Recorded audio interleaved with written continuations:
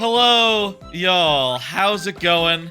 It is Friday, January 23rd, and, how you doing? It has been a week since the last stream, and, it's gonna be another week after this. It's gonna be a hell of a weekend this week, let me say. How y'all doing?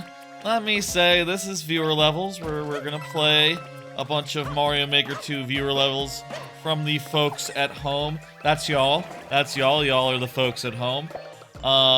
Get ready for that. I will say that this particular viewer level stream will be, as a card that I make appear will make clear. Wow, that guy was able to survive and recover from that, huh? Go figure. I will say that tonight's stream will be the penultimate stream for a bit. Penultimate stream for a bit. Hey, Chard, what's up? I have big plans for February. I want to take a break from Mario Maker, and also I want to play a whole lot of randomizers, so I've planned out my February accordingly and filled it full of 8 randomizers, and that means that pretty soon here, Mario Maker will be on a bit of a break. Just like for a month, which makes it the longest break Mario Maker's had, even including such times as when I went to Japan for 3 weeks, played Mario Maker from Japan during that time, despite being in Japan and all. But like, yeah, no, we'll only have this week and next week until Mario Maker takes a break, and then it'll be back like in March, I think. Yeah, like we'll do some like early week Mario Maker in March. I'm gonna be out of town like the second week of March, so that's why it's gonna be on like Mondays or Tuesdays for a bit. Whichever it says Mondays there. Yeah, like Mondays, maybe Tuesdays. I'll think about it. So basically, what I'm saying is now is the best time to get in some levels, to get in some last stuff, to do some business. I think that's, we're gonna have a fun night. I think we're gonna have a good time. Yeah, we're all gonna make the most of these next 2 weeks, right? Yes, I hope so. We'll see what happens. Spiny says, I got some good stuff for you. Excellent. Can't wait to see. I'm sure Chard, Countess Timpani, 06I, Rock Party, and more who will show up as the night goes on also have good stuff for us. I can't wait. I will say, one thing has been happening over the last few days, over the last, the week, and now going into the weekend, and that is that, folks, there's a big winter storm coming here where I am in, Dallas-Fort Worth. Big winter storm is coming. It seems like it's for, like, all of the South, really, all of the South, the southern U.S. I guess, does like Southern California count as the South? Whenever people say the South, they always mean just like the eastern half of the country, that South. But yeah, that half of the country, that quadrant is really under assault by like winter storms that are going to hit the state with basically a whole day's worth of freezing rain. And, maybe some snow on Sunday as well, and then temperatures are gonna be low, are going to oscillate between freezing and not freezing for, like, maybe the first part of next week, which makes you wonder, like, okay, it's gonna melt maybe on, like, Monday or Tuesday, but is it just gonna refreeze? Who fucking knows? Who can say? What I can say is that this weekend is going to be hellish if you want to go outside. And also, I am worried about the power grid, especially considering that the last time, 4 years ago, there was a really bad winter storm that took out the power grid altogether. But it's been pretty good since then, but, since the last one, AI has just been straining the power grid. So, like,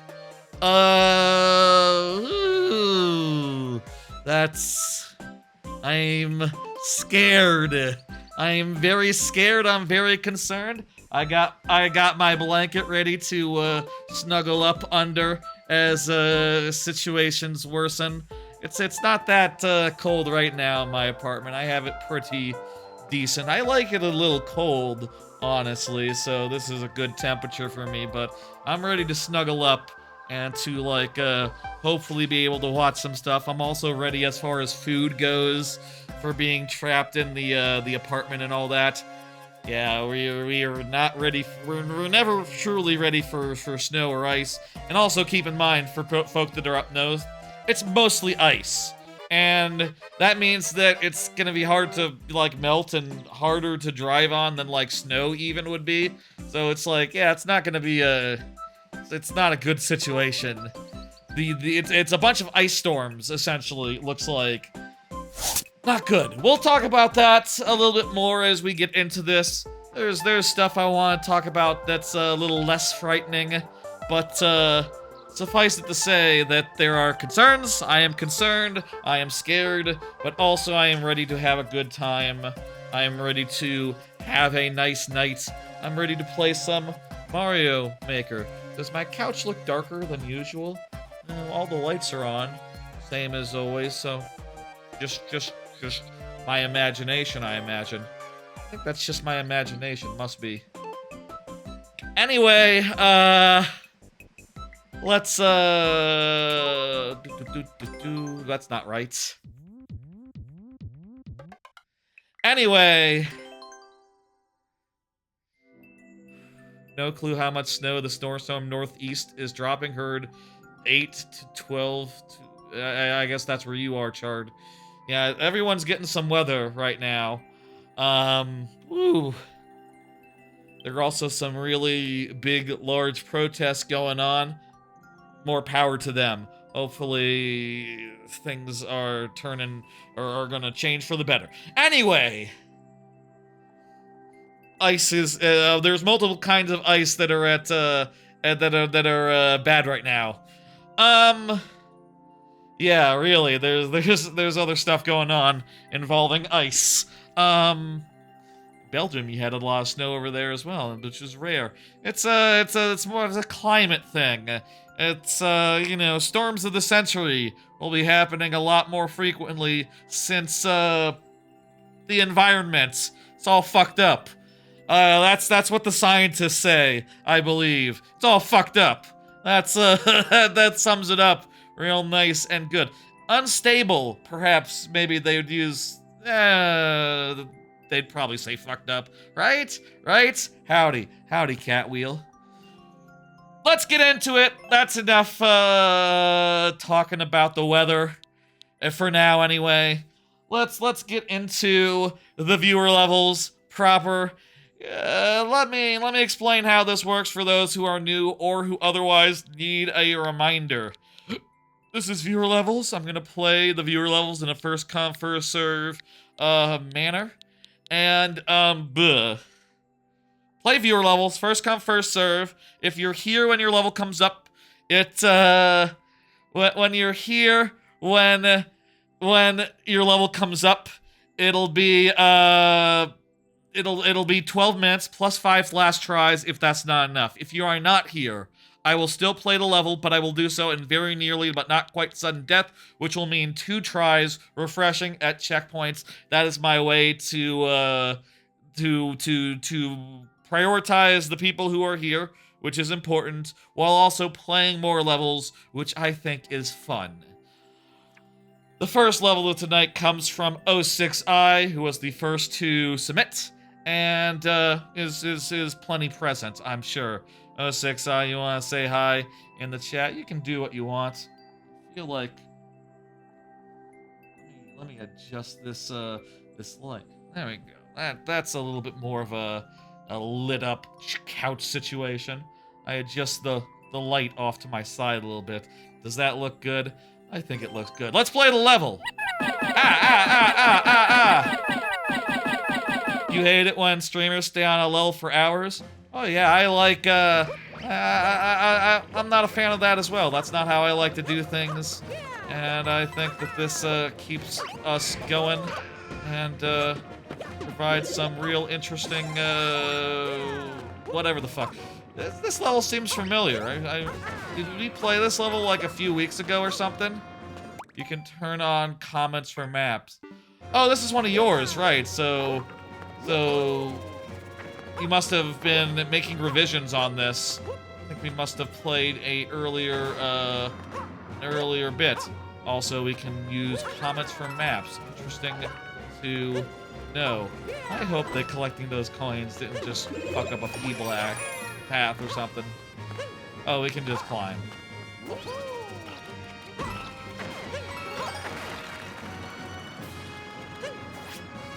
Let's do it. What's the red coins are mandatory here or what? A few months ago, but it's different in structure. Gotcha. Okay. We'll learn how to do this and what we need to do. Mandatory red coins. Okay, so the goal then will be to get every single red coin in the level.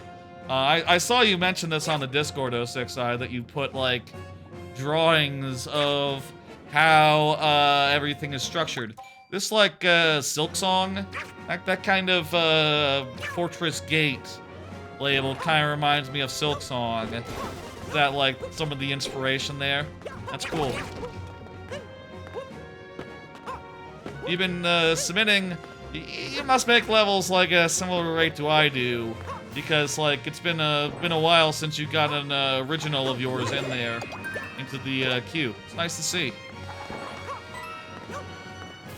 I mean, yeah, very clearly, like if you submit levels once a week, every week for weeks on end, you'll run out of levels soon enough. You know, it makes sense. How the fuck did he do that? Yeah, I don't know how you drew that precisely. It almost looks like you did it on a pixel-by-pixel basis. I think, correct me if I'm wrong, you drew it in, like, paint.net or something, and then just... You have is there a program that lets you do that? Like, transfer it to a gamepad or something?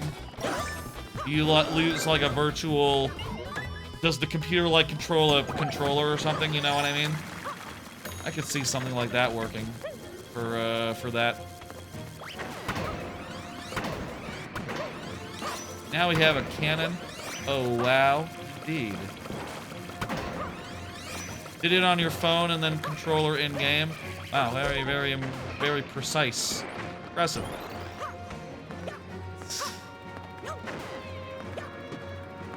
I will say, I do have, like I often do... Oh, fuck. There's no...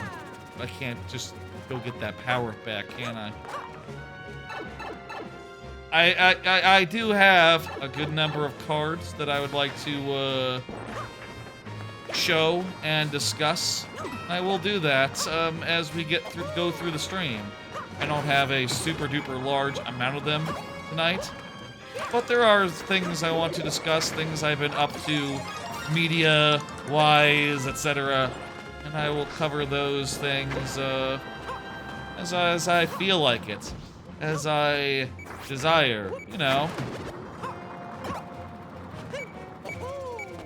I want to go down this way, I think. There are repeating checkpoints to lock in progress with. No wonder.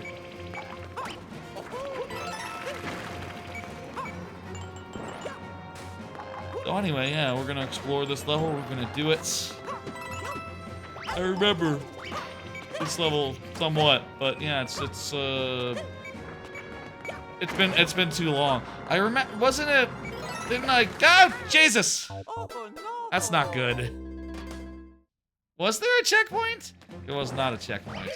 The doors have a checkpoint. Okay. Remember doors. Doors good.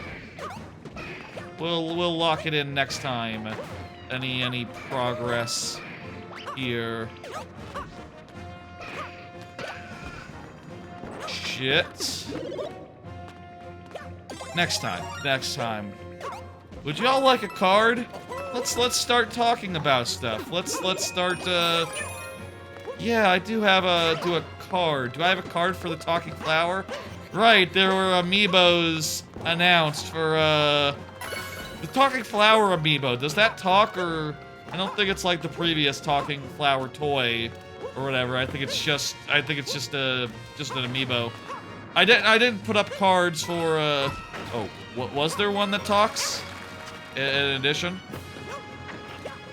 Is that out? The Talking Amiibo? I didn't know the Talking Amiibo was out, honestly, if that's a hit. So, no, I haven't prepared anything for that, but I got other things that are top of my mind. I'll say something pretty exciting happened this week, and that is... Oh, this is not the exciting thing, but I got a new idea for extra heads. Maybe I should have put this later in the stream because, you know, it's harder to explain the heads without showing off the heads, but y'all know, I mentioned earlier that I have a thing where, you know, 5 tries after the timer expires. Well, as you know, longtime viewers know, in the lightning round, that becomes a thing that starts it off. Or, jeez, let me explain better. When we get to the lightning round, we start off in 5 tries left, as you know, and harder levels get 7. Well, I was thinking, maybe it'd be nice for harder levels to get a little more, and trying to work out the particulars there, and how exactly it should work. I've come to the following idea. So, you know the heads now, they come in this form, right? With the 5 main ones on the 2 extra ones that get added. I was thinking, what if I put helmets on the middle 5, and that basically just added an extra life to each individual main head in the middle, which would give us like 12 tries maybe for levels that were like points, you know, a fraction of a percent in difficulty, right? Just the hardest of the hard levels get an extra 5. And I think that'd be fine because they're probably so hard, you know, it's those extra 5 would probably go by real damn quick, as or at least I would expect them to. How would y'all feel about that? Does that sound like a fun idea? Does that sound like it would be easily understandable when if you saw it in practice? I am thinking, right, like, if that would be a good idea, if that would be cool and fun, and also if it would, like, be something that people could understand the first time they see it. You know, I do worry that, like, oh, it might not be obvious. You're not sure what the heads are, Catwheel. They're lives for later on. Eventually, we'll have a limited life situation. In the lightning round, it'll be extra limited. It's a gimmick of the channel that we do every week. You'll have to see. Yeah, perhaps should have had this card towards the end so I could talk about it after the bonus heads. The regular heads have been, like, you know, shown off and all that for people who are new or otherwise don't know. When is the lightning round? Oh, it's usually like an hour or 2 into the stream. Let's say tonight, 7:30. Let's say 7:40. We'll say 7:40, so like a little over an hour from now for tonight's lightning round. But you know, eventually the levels will go a lot faster, and I do think for a lot of levels that's not a problem because, you know, for a lot of more balanced level, a 5 to 7 amount of tries is pretty decent, gives us enough tries to really make a good attempt at it. But I'll say I think it'd be cool to give a few more tries for levels that are so difficult they're not really feasible to do in even 7 tries. And I think 12 would be a good limit as far as like how far we should go with that. And I do worry, not just like, is it obvious when you're watching it live, you know? I also do worry that, you know, when I do short form content and just do like clips out of context for like the YouTube and stuff, I do worry that like if you're seeing that, if I like put the tries left on the shorts, and, you know, make it so that you can understand, like, okay, I have this many tries left. If I actually have more than it seems, is that going to be something that is just confusing in the short form? Do I have to start every level with me saying, like, 12 tries, and then make sure to include that in the short? I don't know, but those are some thoughts I had. Maybe it'd be a good idea just to jam some extra heads, like, in the margins, like, in between the other heads, rather than helmets. But I think that is the direction I want to go, with being a little bit more facilitating of harder levels. I think let's go with that and not like some sort of timer solution. I think that you know, it's been said by chat, by 06i and others, that like, maybe others, I don't know. It's been said that like having extra attempts is the way that the lightning round works. You know, it's not as cool if kind of dilutes it if suddenly some levels also have just like, oh, let's do an extra minute just because, yeah, this is a level where you die 5 times in a row in 10 seconds.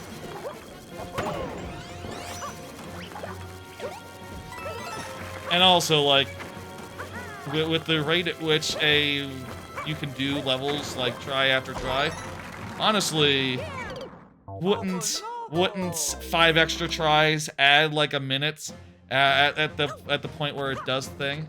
The shorts viewers will figure it out, and they'll ask in the comments it's good engagement. That's true. It is good engagement if people are asking about the gimmick. I don't know, man. Engagement or not, I feel like it's good practice. It's best practice for these things to be self-evident, to be, like, obvious. I know that's not good for engagement, and for metrics, but I would rather things be done right than things be done, like, according to YouTube's whims.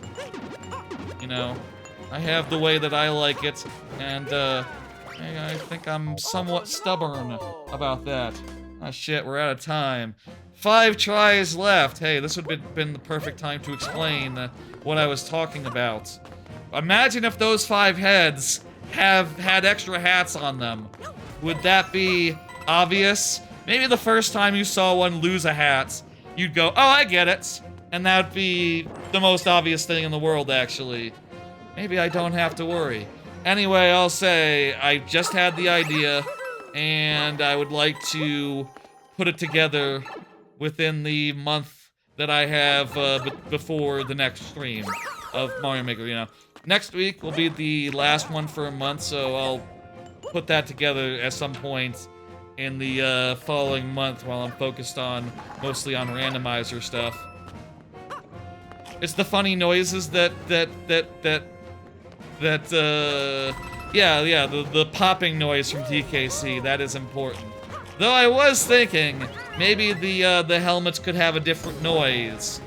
I don't know what would make sense for that, but I was thinking, like, oh, you know, in Donkey Kong Country Returns, Donkey Kong always goes like something when he gets hit or something. Would that be funny if there was just like the random noise of Donkey Kong in pain? How would you feel about that?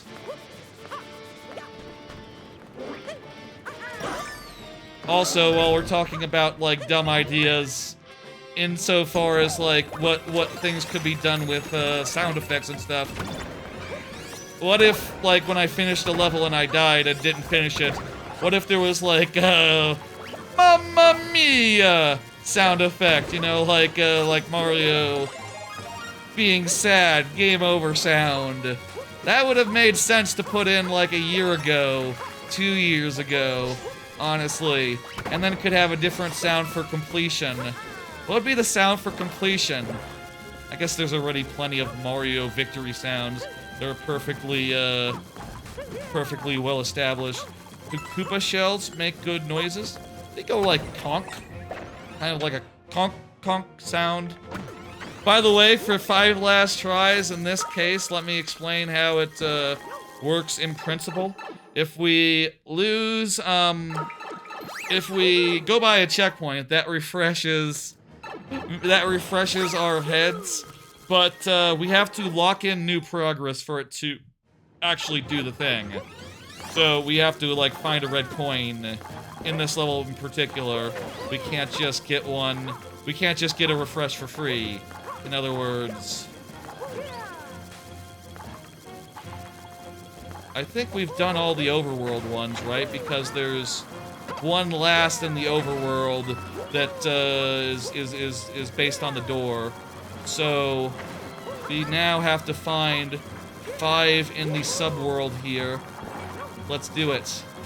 It's taken us this whole time, but I think we will manage it. I think we got this. I think we're good. I say that now. But look, I'm a cat. I have a gun.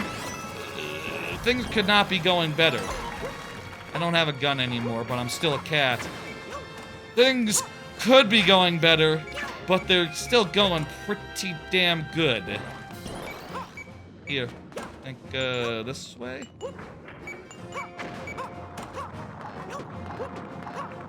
This way is one. Maybe? This is the one we just got, isn't it?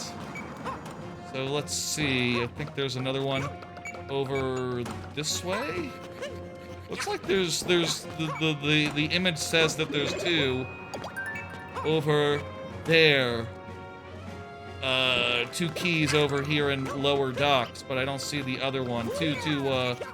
One more in overworld? Okay.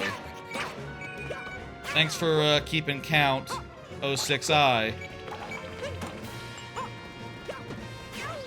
She's not a cat anymore, but I'm still alive. Also can go and cash in the one. Could be on the safe side here. Could absolutely cash in this this coin. Okay, two coins. So there's 2 more left. One more in the underground here that we have to find, and one more on the surface. Do you have any tips, 06I, as far as, like, I don't remember where we haven't looked. If there was any place that I've found already that I've forgotten about in this particular run, I wouldn't mind you saying. I don't mind any amount of backseating from chat in this case. You know, I kind of view it as a thing where, hey, we're all trying to figure out this level together on sub-level, right? Most other... And if anyone knows and wants to help, well, that's your discretion as well.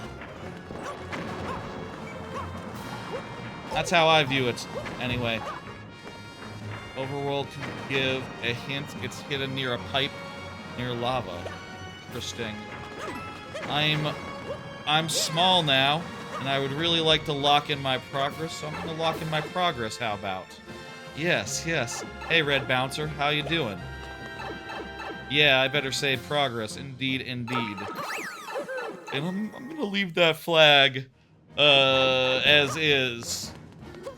I'm gonna leave that flag as is because, I don't need a reason. I don't need to give a reason. I can just say, okay, I haven't been over here. This has got to be it. Indeed. Okay. Okay. Now when I'm coming back to that area, I can hit this checkpoint and do it. We have 160 seconds left. I think we can manage this in 160 seconds. Maybe on the safe... Let's be on the safe side here. Okay, let's not fuck around. What happens if I get to the very end and all of a sudden... Oh, I have 10 seconds left and now I've blown the key. I gotta refresh my timer by doing a thing. Okay, 06I, just one question here. Which of these doors should I take? Which part of the level is it in? That's all I need to, that's all I want to know. Like, is it in the first half, or the second half, or the third half? The second door with 4 blue blocks? Okay. Thank you. I appreciate it. Let's look around and find it. Hidden near lava. So it's gotta be low then. And there's the other door, so we've gone too far. Oh, it has to be to the left then.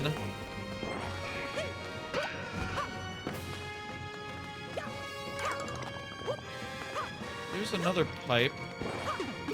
Are you sure that, sure about that, 06I? Because I'm not seeing hidden near lava. I'm not seeing any red coin down there. Yeah? Okay. Where is it then? Couldn't be under these blocks. Well, maybe.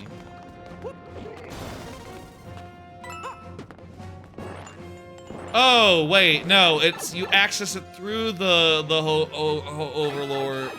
Yeah, I remember this little challenge sequence. Yeah, you go into this room, and then you have to escape lava. This feels a little bit different. I'm glad I saved. Well, I'm always glad that I saved, but, you know. Okay, we just have to get through that escape sequence. Right, okay. I remember that from a previous iteration of the, level. Red coins save with checkpoints since when? I'm not sure. Did they have red coins? I think they did have red coins in the original Mario Maker. Did they save in Mario Maker 1? I don't exactly 100% remember, honestly, if that was the case. In my head, they've always saved, but maybe that was a thing that happened only recently. You know what I'll say? We did. One of those lives was a refresh to the was me refreshing the lives. I'll refreshing the timer. I'll say we've only had 2 attempts on this thing so far. Let's be honest here. I'm gonna get this mushroom just to have a little bit of safety. Should I go get an acorn as well? The lives cope is crazy. I think it's fair. Really, the resetting a timer life, that was really part of the previous refresh, honestly. Oh, glad I got that mushroom.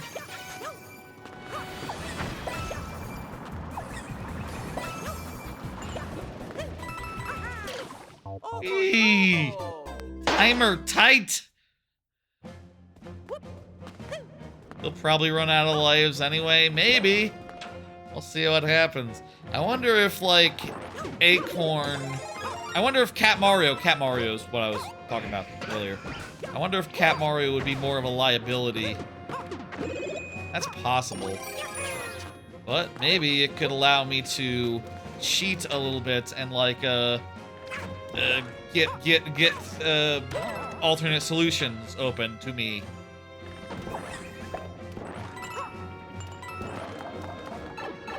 Let's do it. Here we go. Attempt number 4.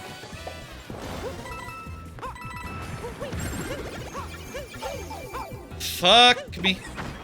Yeah, my cat climbed a little bit, and as a result, it hit spikes. Fortunately, this time I'm way ahead of the clock, so I was able to get the coin and get into the pipe easy. Okay, good. We did it. We would have been fine in either way, no matter how I figured the life situation. I'll just grab a checkpoint and lock in this progress, which, you know what, does refresh. But also, I think if I don't get it on this time, this key would go away, no? So this key would be done. But fortunately, that is the end, so we are done.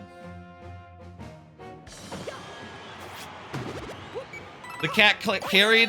The cat sort of got destroyed instantly, but it did give us the, It did help in our head. I don't know. We did that a little bit faster, and that was the difference. Thank you, 06I, for all that you do. I agree with Joden there. That's a true statement. I usually keep comments off. Maybe I should leave them on, I say as I turn them off. Wait, what? I have to turn them off. in-game, I guess. That was a really good level, 06i. Thank you for the code. Thank you for the thing. Good work. Those comments appear when you finish the level. When you have the comments on, yes, but not when you have the comments off. I usually have them off, so I don't usually see them. How many hours do you have in Mario Maker 2? Oh, it's like 2,000 something. Yeah, 2,500. Saw that the other day when they did the Nintendo lifetime Switch statistics. It is my most played game for a lot of reasons. Streaming it once per week is a big thing. Yeah, Windswept did get updated. That's true. We're gonna talk about that in a bit. Not right now, but you know, hey. Let me hit complete. There we go. And bring out Countess Timpani's level. Countess Timpani just said GG. Excellent. Let's go ahead and punch that in and get rid of the tries left. Imagine if those guys had hats. Would that be cool? I think it would be cool. I don't know. I don't know what hats even. Like a bullet hat, like a bullet box, like maybe a wing cap for 64 Mario. I think that'd be cool. Would that one be obvious? Maybe obvious in the presence of all the others. Yeah, put a bullet hat over Teach's typing Mario, I guess. And what if there was a flood behind Sunshine Mario? That'd be fun. I don't know what Paper Mario would get for power-ups. For a power-up. Maybe in Paper Mario, there's like the thing where some enemies are like carrying a life shroom. Paper Mario could like have a life shroom like in the corner of his thing. Hammer or a sticker or something.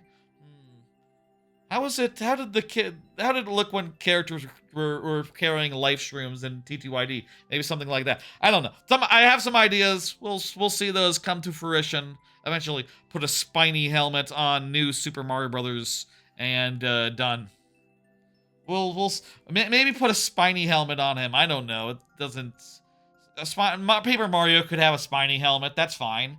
If it's a paper spiny, it'd work just good. Anyway, let's get them out of there. Countess Timpani is here. Excellent. Yeah, that's something I want to do by the next time.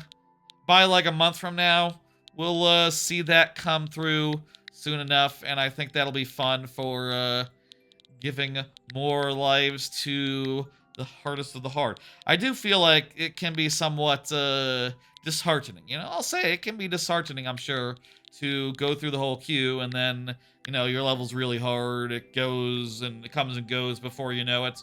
I understand that's it can be disheartening, but like also, what are you gonna do? You know, the lightning round keeps things moving, makes things move faster, and makes it so you could get back into queue and have your levels sooner rather than later. But you know, I definitely understand people who are put out by that, and I would like to just, you know, be a little nice about it. In a way, I would like to add a little bit more give for that, and I think it'd be cool. Oh no. Oh no, this is the one where I remember this. You're submitting this one again. Hey, Countess Timpani. This is a level where you have to defend these P blocks for like minutes on end while going back and forth, and if you miss one, you're done. Also, if you don't, like, walk back and forth with perfect precision, and just to be clear, there's not like a safe zone at the middle, right? You can't just be really nice if you could just, like, get right into the middle and, like, you know, be safe from the potobos. No, there's no safe spot for the potobos. You just have to... I'm impressed that you finished this. Honestly. I think for my money, the best way to do it is to focus the eyes on the Potobos and just rely on the audio cue for when to hit the A button to jump. Or the B button, really. That's my opinion. I'd be surprised. I'll be surprised when this gets cleared, honestly. Good luck to the 0% people. I think this is one that if you submitted this to me every week, I would never finish it. It's an evil level. By the way, how long do you have to survive in this? Does it say in the thing? 500 seconds. We could do about 10. Here's a question, Timpani. Have you seen people doing this? How far? What's like the farthest you've seen someone get? Has someone gotten to like 200 seconds? Has someone gotten to like 100? Hey, Baker boy. What's up?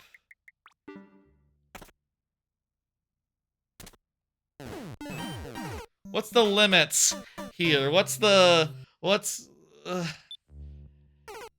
Longest you've seen is probably 70 to 100 seconds. It's been a while.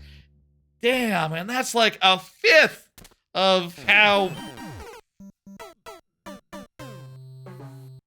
far you actually have to go. How about a card? How do y'all feel about a card so we have something to talk about for the next 8.5 minutes? Kind of hard to believe it's been 10 months since you published this. Impressive that you did it at all. That's damned impressive. A lot of people have tried, apparently. Hey, did y'all see Donkey Kong Country Returns got a Switch 2 update? Dixie Kong, Dixie Kong, Dixie Kong. Dixie Kong is in the game now. Dixie Kong is in the game now. That's like the big main addition that they've made to Donkey Kong Country Returns. And honestly, I probably said it at the time when I was playing Donkey Kong Returns HD. I probably said, like, man, I really miss Dixie Kong from Tropical Freeze. And lo and behold, they did it. They wait, you can just go, well, if you go back, you die. They actually did it. They actually put Dixie Kong into into Returns, and she works basically exactly the same as in Tropical Freeze, though of course there's no swimming, so she doesn't have a swimming mechanic, but you know, that's obvious. There's a few weird caveats, I'll say, like for instance, there's no pre-rendered cutscenes for Dixie. So, like, if you get to Tiki Tong, apparently, with Dixie, there's, like, a forced cutscene where Diddy Kong swaps in, because only Diddy Kong can fight Tiki Tong, which is kind of dumb in a fun way. Also, I would say a shame, because, man, I feel like Dixie Kong would be really good against Tiki Tong. Tiki Tong's kind of an annoying boss, but, whatever. Over the last couple days, since that update came out, I replayed Returns, pretty much did every level, going through it any percent style, and then I stopped right at Tiki Tong and went, okay, I guess I'll just play, you know, the K levels now. I didn't unlock those, so I might as well do that now. And, you know, they're also fun, the K levels and all that.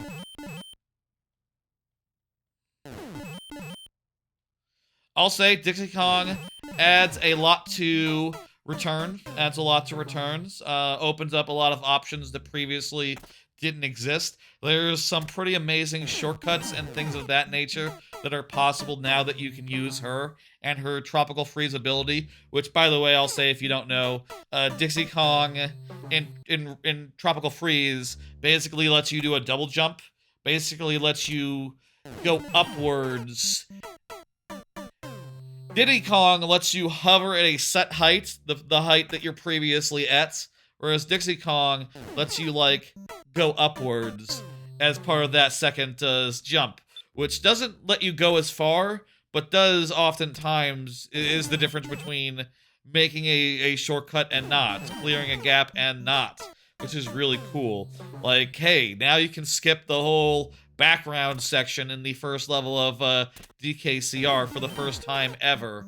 There's other big, huge skips that are pretty amazing as well, that for a casual player like myself, as far as I'm aware, is the first time you've been able to do some such skips. Though maybe speedrunners had a way before, I wouldn't know. There was one level in particular where the time save seemed pretty fucking good. Obviously, first level with the whole you go to the background bit, that whole bit is shortcutted. But there was another one. I'm trying to think. Did I save a video or something when I did that? Let me see. I'm trying to remember. No, this isn't it. This is just... Oh, this is just a weird thing. I lost Dixie Kong and then, I lost Dixie Kong and then threw a Kong barrel and no Dixie Kong. That was weird. Probably just an existing glitch. I don't remember. There's some other level where there was huge time saving unlocked by Dixie Kong, as far as I can tell, in my casual experience. Oh, right! The level with the seesaws in the prehistory, in Cliffside, where you're supposed to, like... You got some teeter-totters that are, like, this way and that way, and you're supposed to, like, navigate over to this side and make it go the other way before you get to the barrel, and now you can just sort of, you don't have to do that anymore, because Dixie Kong can go high enough to reach the barrel, without lowering the teeter-totters. That's, perhaps, I think, really the biggest time save that, Dixie Kong has unlocked, but that's as far as my dumbass knows, who only played the levels once. I think Dixie Kong in Returns, I'm sure it's gonna be a big thing for the Returns HD community. I'm sure it's gonna mean big implications as far as speedrunning goes. I will say, the way that the barrel works, if you're wondering, is that the barrel in the basic roads will swap between Diddy and Dixie and does it on a set interval. It is not like it's not like Tropical Freeze, where if you ground pound in front of it, it'll switch like faster. The loading screens are faster as well. There's other differences. Let me go through other differences. 1, loads faster. 2, looks nicer. And 3, they've added a double speed time attack mode, which I'll say, I tried out that on the first world. I think that the problems of time attack in that game extend to that mode. If you don't know, time attack in Returns, when you die, you have to, like, go back to the start. Or rather, it just loads you up at a checkpoint with the timer being where it was originally, not any less for, not reset or anything. Which is really annoying, considering, like, oh, well, it's a time trial. If I want a good time, I have to also, after I load back in, hit restart, which is another load. So, you know, even with faster load screens, you are still sitting through double loads to do time trials, which I think is just a real major fucking oversight. What the hell were they thinking with that in the first place in the original game? But, you know, the fact that they didn't fix it for HD remains, I think, one of the blotches on HD. I'll say that double speed mode, we got through 19 seconds there. That's probably about as good as we've done. Fuck. I'll say the double speed mode, I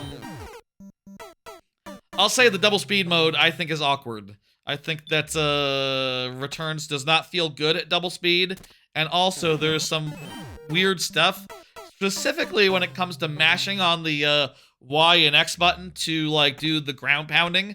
It doesn't work at double speed mode as well. You know, you start, like, mashing like this, and Donkey Kong just goes, because you're not mashing fast enough for the purposes of you gotta mash twice as fast to roll reliably or to ground pound at max speed in double speed mode, which is just dead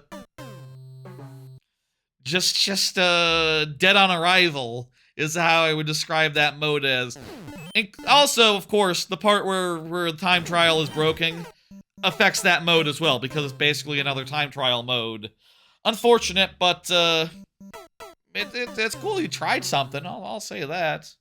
Just wasn't good.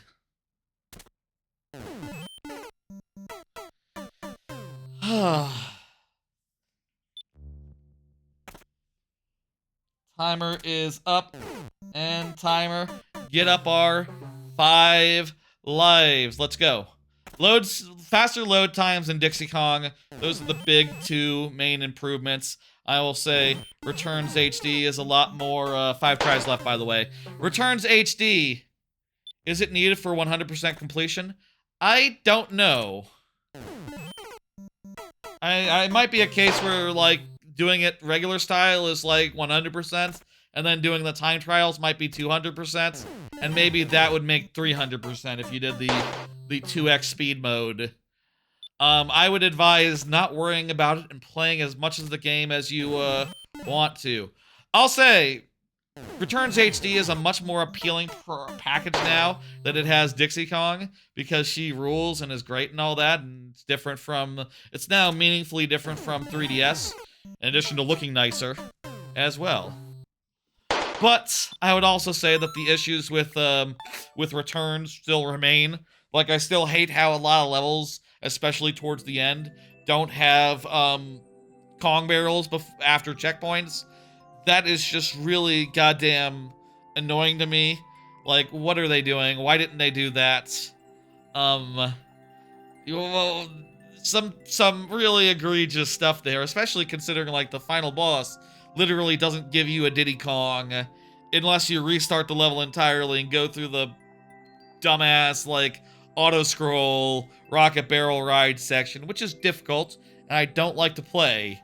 So, you know, yeah. I think there's a lot of great things about Returns, and it has a lot of great levels, but I will say I do find its rough edges to be really irritating, to the point where I think on Backlogged, I currently have it as like a 4 out of 5. Maybe it's more like a 5 out of 5, because there is a lot of that game that I do love, but, you know, it's no Tropical Freeze. It's no, it's not on the level of the original games, even. You remember being able to beat the whole game and then the final boss fucked you over? How do you mean? Like, you were able to beat most of the game other than the final boss? You had to use the Kong guide thing? That's another thing. I hate the pig. I hate when you die like 5 times, and all of a sudden the pig is just going like, bling, bling, bling, bling, bling, bling, use me, bling, bling, bling, hey, hey, hey, dumbass, I'm right here, and it just feels like the pig is taunting me every time, which just makes me want to go faster to get away from the pig, and encourages me to make mistakes, even more mistakes, and that just is a deadly cycle there.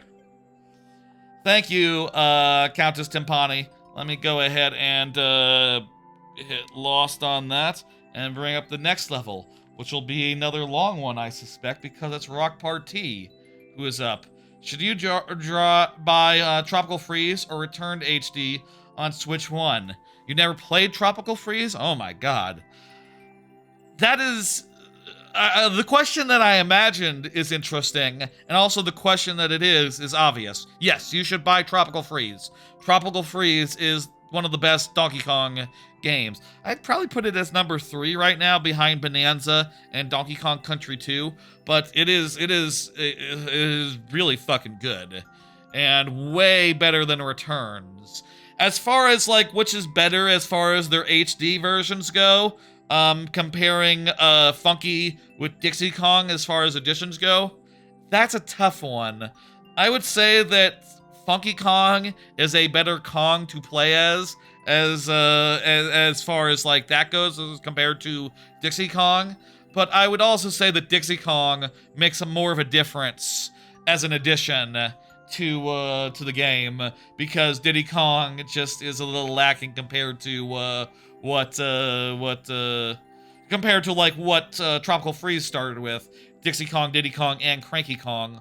You know, the later two have really good abilities. Honestly, kind of wish they could have added Cranky Kong as well. That would have been nice. I think that would have been cool. But and Funky Kong, you know. Hell, I'll say if they had added like all of them, Funky Kong, Cranky Kong, the whole nine, like I think that'd be even better. And I think that'd be like you know, I think that'd be something that would be worth lauding, worth shouting out, etc.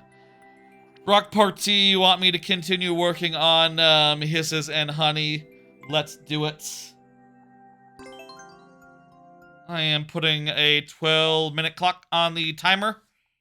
It's about 7 o'clock, so we got 40 minutes left in the this part of the stream, non-lightning round wise, and I'll do another card, as this is a level that we played many times before, and we basically know what to do.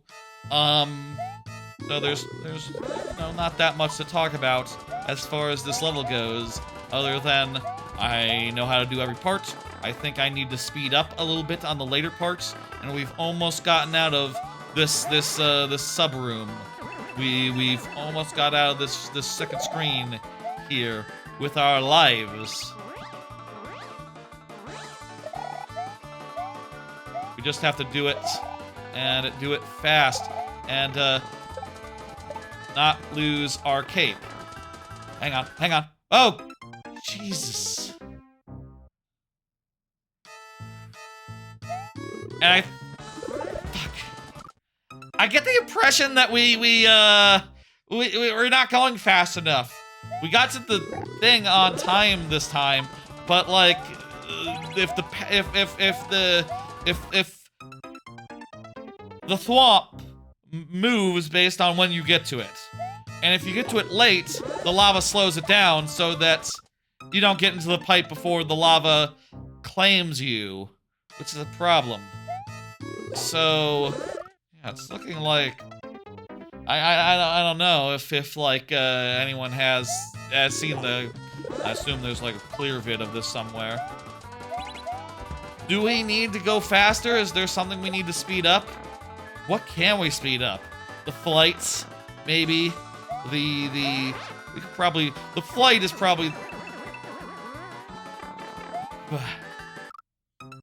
The flight's probably the main thing we can speed up, like the flight under the spikes.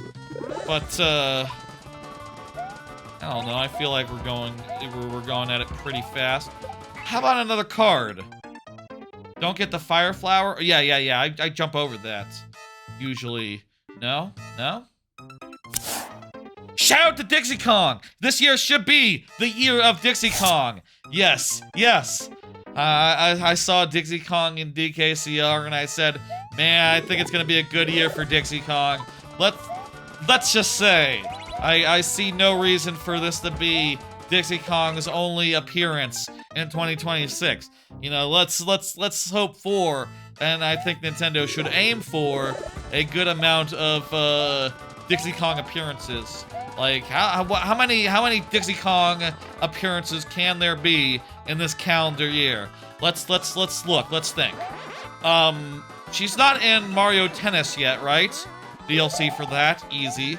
DLC for Mario Kart, also easy.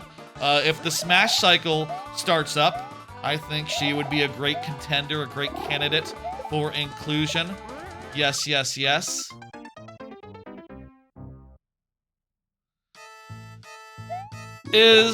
the Donkey Kong Land games on Game Boy Online yet?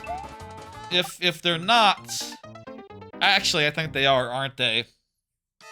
Well, could put the Game Boy Advance ports on Game Boy Advance Online, and also could put King of Swing and not Jungle Climber, that's on DS, but King of Swing could absolutely come. I think in King of Swing, she's only in the multiplayer mode, which it would now be easier to play than ever, since, you know, there's Game Boy Advance Online has online play, Classics Collection, as called, which would mean Dixie Kong is playable status. Are the Game Boy games worth playing? Sure. Yes, I think so. They're pretty good. I need to play them on stream at some point. That would really be helpful for, that's something we should do this year. The Game Boy, and the Game Boy, the Donkey Kong Land series with a, life-switching, gimmick. That should be something that we see sometime this year. Look for that, I don't know when. We'll see. Maybe, we'll see what I'm up to over the summer. We need some big streams for the summer after all. That could be one of them. I do want to do a stream where I play through as much of Space Station Silicon Valley as I possibly can, using cheat codes to unlock all the levels so I can at least try every level and go, okay, I can't beat that one, but I can beat the next two. And, I'm curious to see, like, how many I could manage to do. How many are, doable. There's a lot of that, of Space Station Silicon Valley I was never able to finish. That's an aside for another time, though. I also, at some point, should play... I feel like I've had on the back of my, agenda, back of my list of just, like, I should do a stream where I play that fucking Rugrats board game for the N64. I'm not sure if anyone other than me remembers that game, or thinks it's, like, worth spending time on, but I remember kind of liking it. You know, when I was 11 or 12 or whatever, when I was a kid. I didn't dislike it. But a lot of that was probably because I was, like, you know, preteen, you know? I was young as fuck when the N64 was a thing. My N64 broke when I was 14, so, you know, that's an upper bound to, like, when that period could be. They are a neat novelty. You are better off with the SNES games, that is true.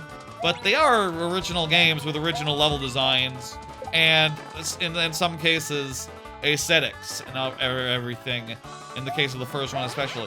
They are janky, but they're cool. I think that the land games are better than the Game Boy Color remake of Donkey Kong Country. I'll say that much.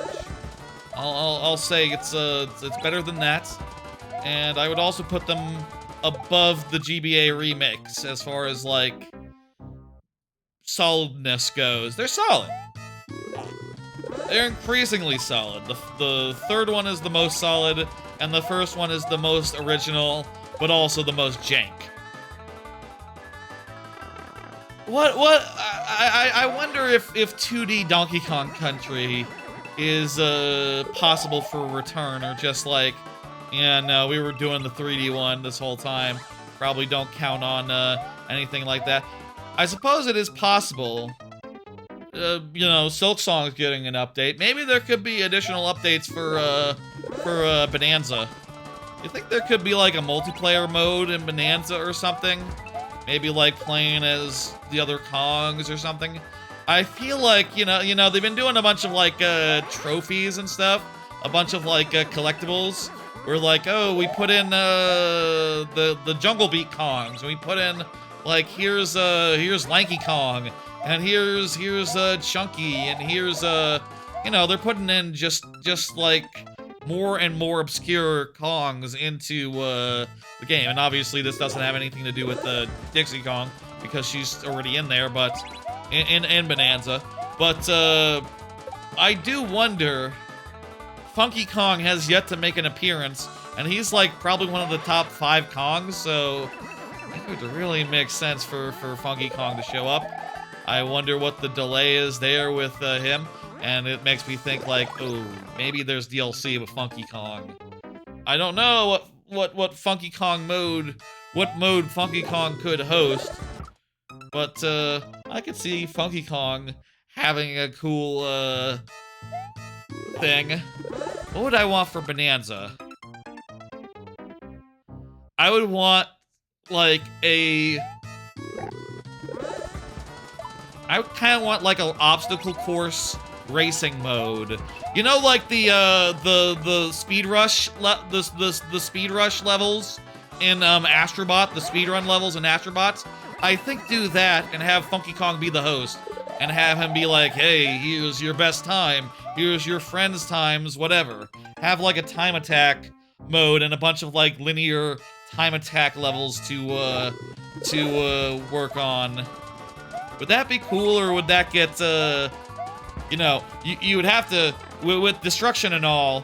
There could be a lot of different routes through the levels, but perhaps if once you figured out the best one, it would just get a little road of like, okay, I'm gonna dig a hole right here, I'm gonna dig a hole here, and then yeah, holes.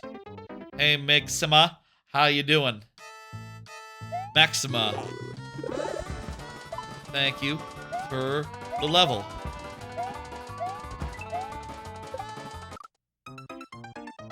Ugh.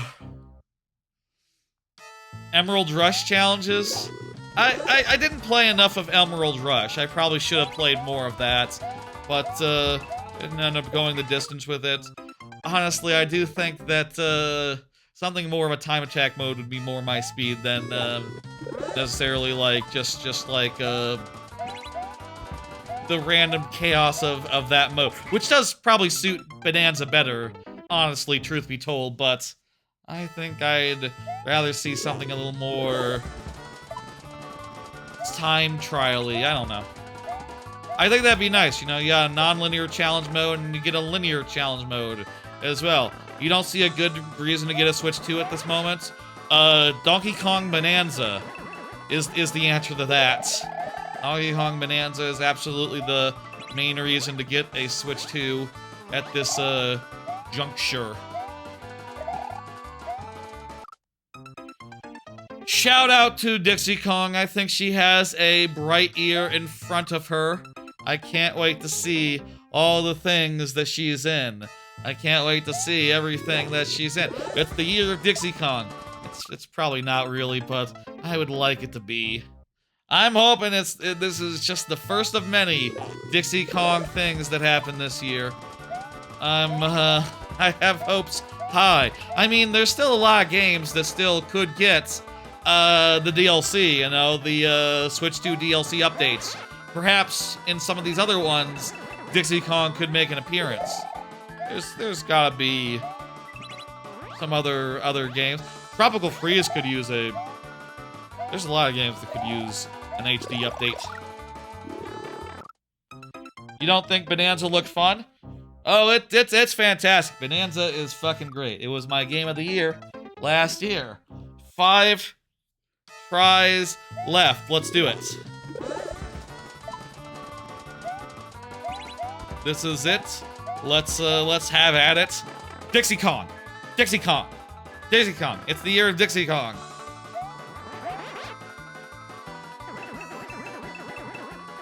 I don't know if that's true. I hope it's true. There should be more years. They should do more years. I'll say that much. Jokes aside. They should do more years. You know, there was the year of Luigi. That was a good year. Year of Luigi was. They should do a year of Dixie Kong. This should be, by rights, a year of Dixie Kong. Isn't it the 30th anniversary of Donkey Kong Country 3? Dixie Kong's game? Also, DKC2 just turned 30 as well. The game that Dixie Kong appeared in for the first time. This should be the year of Dixie Kong. Last time they did that, they almost went bankrupt. That was because of the Wii U. That wasn't because of Luigi. Don't blame Luigi, everyone. This is not his fault. He did everything he could. Really. Believe him. Believe me. It was the worst performing year for Nintendo? That might be true. I'd believe that. It still was a good idea, though. And, like, it did result in some fantastic stuff. There was a new Luigi U, which was a fun thing.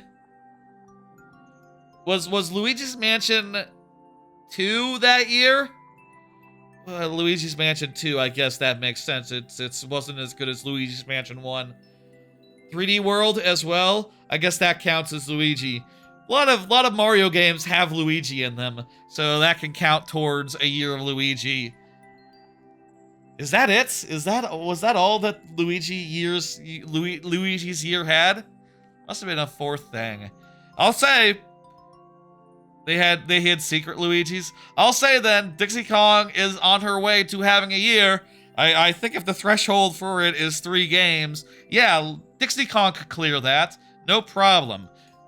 Make it happen, Nintendo. And you probably needed to plan to make it happen like a couple years ago. I hope you did that. You love Luigi's Mansion 2 so much? Wow, okay. You can see the flaws though. It's an okay game. It just, bespoke ghosts beat arena room ghosts every time, I think. That's just a pacing thing for me, I think, with Luigi's Mansion 2. Just very easy to burn out on that game when it's monotonous and the levels go on for so long and oh, it's just another mansion to do. Okay. Let me hit dismiss. Thank you, Rock Party, as usual. Feel free to get back in there if you please. Here we go. Next level up is Spiny2, who was in the YouTube chat. Spiny2, who was just saying that they love Luigi's Mansion 2. Interesting. Very good. Let's do another card. Hey! What are other games that are likely to get unexpected Switch 2 updates? There's some that we know are coming, some that we expect are coming because they've announced. I think in particular it's worth noting that it's Spinny, not Spiny, by the way. Okay, gotcha. Spiny is an enemy in Mario, so it would make sense for my head for it to be Spiny, but Spinny, okay. There's Wonder coming up next month or March or something. I don't know, but it's like multiplayer focused. I'm not sure if that one's going to be that exciting, but I am very curious like what other games could get return style patches out of nowhere with an okay amount of new stuff for free or for a decent, if they want to charge money for like some of these, honestly, if they have more stuff than Returns does, I think that's fine. I think Tropical Freeze would be an obvious one. Paper Mario 1000 Year Door remake would be a really cool one, I think. I think that game is lovely already, but like if it got even more graphical prowess, I think that'd be quite nice. Luigi's Mansion 3, I could see that. Yeah, that would make sense with what we were just talking about. People really like that game, yeah. I think that any game that's already getting a sequel on Switch 2, like Tennis, is out, so I wouldn't expect to see Tennis. Mario Maker 2, I think at this point, feels pretty likely to me. I would also bet on Tropical Freeze. What else is good? Let me just look. Okay, let's just scroll back real fast and see which of these need Switch 2 additions. Just real fast here. A lot of them already have it, of course, but Hollow Knight already just got one recently. That was real nice. I would say Minecraft really needs a Switch 2 update. That goes without saying, though. 3D All-Stars, that's not going to ever get updated. 1000 Year Door would be on my list of ones I want. Did you Deluxe get in there?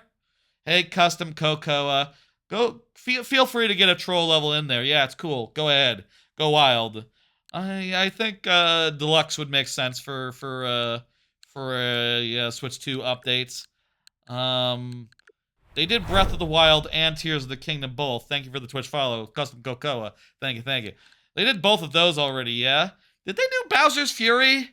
Did they do Bowser's Fury as a Switch 2 update? I suppose for me, it's just hard to remember which things already got Switch 2 updates. Yeah, they did? Okay. Did they do Mario Kart 8? I feel like they didn't do Mario Kart 8 because they already, did a new one, but they could slip in an update for that, and I think a lot of people would really like it. Did they do Dread? Oh, they gotta do Dread if they haven't. Dread needs an update. Best-selling game doesn't even get 4K update. Yeah. They could charge $5 for a Deluxe 8 upgrade, and they'd print money probably. That's true. I mean, I don't know if I'd buy it. I really do like World, and I think I'll probably play that when I want Mario Kart in the future. But I maybe would update it as well. They got Dread. I think Dread has to get an update. I would really like it if Ultimate got an update, but I'm thinking they'll just do Ultimates HD. I think they'll just do a new Ultimate, and they'll add a bunch of characters to it. I don't think they're going to do Mario Kart World on Smash Brothers. I think Smash Ultimate, they're just going to let it ride, and they're going to just start adding new characters to it, and new stages and all that. That is my bet with Ultimate. And, you think that extends the original Ultimate, or do you think you have to buy a new copy to get the new stuff? I think they do Ultimate too. I think it's like a semi-sequel to Ultimate, but you do have to buy a new copy, but they're going to do enough work to, like, make it justifiable. There's going to be a new subspace emissary. There's going to be, reworks to a lot of the characters, but it is still going to be the same game at its basis, which means that every character that was in Ultimate is back again. I'm going to say that's the case. I'm going to say that's going to happen. I want it to be a separate copy, honestly. I want them to put in a new game's work for Ultimate and polish up some of the things that were bad about it with online or whatever. But, I feel like I don't want to roll the dice on a new edition in case they fuck it up entirely. And also, like, hey, the year of Dixie Kong wise, Dixie Kong for Smash Brothers, ooh, that just makes sense. That just makes too much sense, I think. Pikmin got an update already. Odyssey updated, and I don't got anything else on this system that's currently installed that would be an obvious thing. That's like Nintendo and all. I did have to delete some stuff, I guess, to, like, make room. Yeah. Metroid Dread is my biggest request and my biggest one that I want. But also, like, Mario Maker 2 and Tropical Freeze, and there's some obvious ones as well that I said earlier. Those ones I also really want. I feel like with Mario Maker 2, they're more likely to just do Mario Maker 3, and like I said, honestly, that's what I want. I want Mario Maker 3 more than I want Mario Maker 2 updated, but I also want it to be this year if it is 3, because it'd get pretty wacky if they just, leave it on the back burner for that long. Let's do the level. Yeah, I know you can archive games. I just like my games collection to be the ones that are currently installed. Try to find the 3 hidden coins. Well, there's one right here. Oh, well, these aren't hidden coins. These are just... I thought that was a hidden coin. It's not. Anyway, it's cool that they are just bringing those out, like, unexpectedly. Really makes me think that they probably have a lot more games than you would think going for Switch 2 updates. And, I guess let's shit, I guess, when is a Direct usually? In a year? Do we usually have a February Direct? Are we probably going to get a February Direct pretty soon here? Is that what's typically, is that what's typical? Or would, like, an early January Direct be possible? What time are Directs usually in the year? Chat, do you know? I would love y'all to tell me, because I do not know, and I would like to know. Thank you. Someone check that. Invulnerability. Frames are good. Okay, there's the end. I only found one of the 3. We did get through, though. Spinny, thank you for the level. Let's just go ahead and end it and keep things moving. Thank you, thank you. We found one of them. I'll take that. They seem to be making space for the... Not the 3 red coins? Wait, different hidden coins? Oh, I didn't know there were different hidden coins. The red coins are for 1 big coin? Okay. That's news to me. Okay. Be more... Oh, it says right there on the description there are 3 big coins hidden. I was about to say be more precise, but that's on me for not reading descriptions. I should read descriptions more. Gotcha. Yeah, I guess we'll find out at the next Direct, like, you know, what is the big game for this year? What is the big game for this summer? Other than, you know, Rhythm Heaven and stuff. What do they have up their sleeve, Nintendo? They usually have stuff up their sleeve. I'm curious if they're going to be able to, like, maintain the pace of releases now that they're on a 4K system, now that they're, you know, on the same playing level as the other consoles and the other developers who, you know, a lot of studios now make a game every, like, 10 years, which, probably a lot of that is because 4K assets are like 4 times as big as like 1080p assets, right? Development times are ballooning with better and better hardware. So I'm curious to see if they can keep up the pace and also what we have, what we'll be seeing from the next Direct. I guess we'll find out more about Fire Emblem and stuff. I guess Pokemon Wind and Rave. Yeah, that's what the rumored next generation Pokemon is called. Yeah, that'll be this year. Yeah, and Fire Emblem will also be this year. Okay, they got some bangers coming. They got some stuff in the pipeline. Let me hit complete Spinny. Here you go.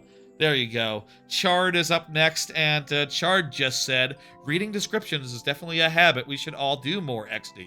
Thank you. Another gen of Pokemon games. Oh, I think Pokemon games are fun. I like them.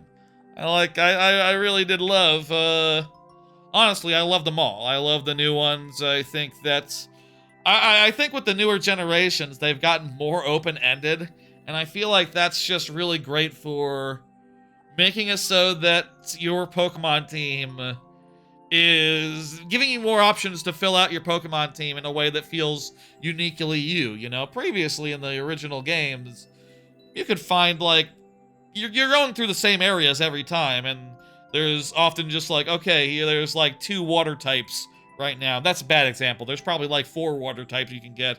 But still, it's like, okay, well, pick one of the 4. Pick a steel type. Okay, you got like 2 options right now in the early mid game. So if you want to steal, it's gonna be like that one or that one.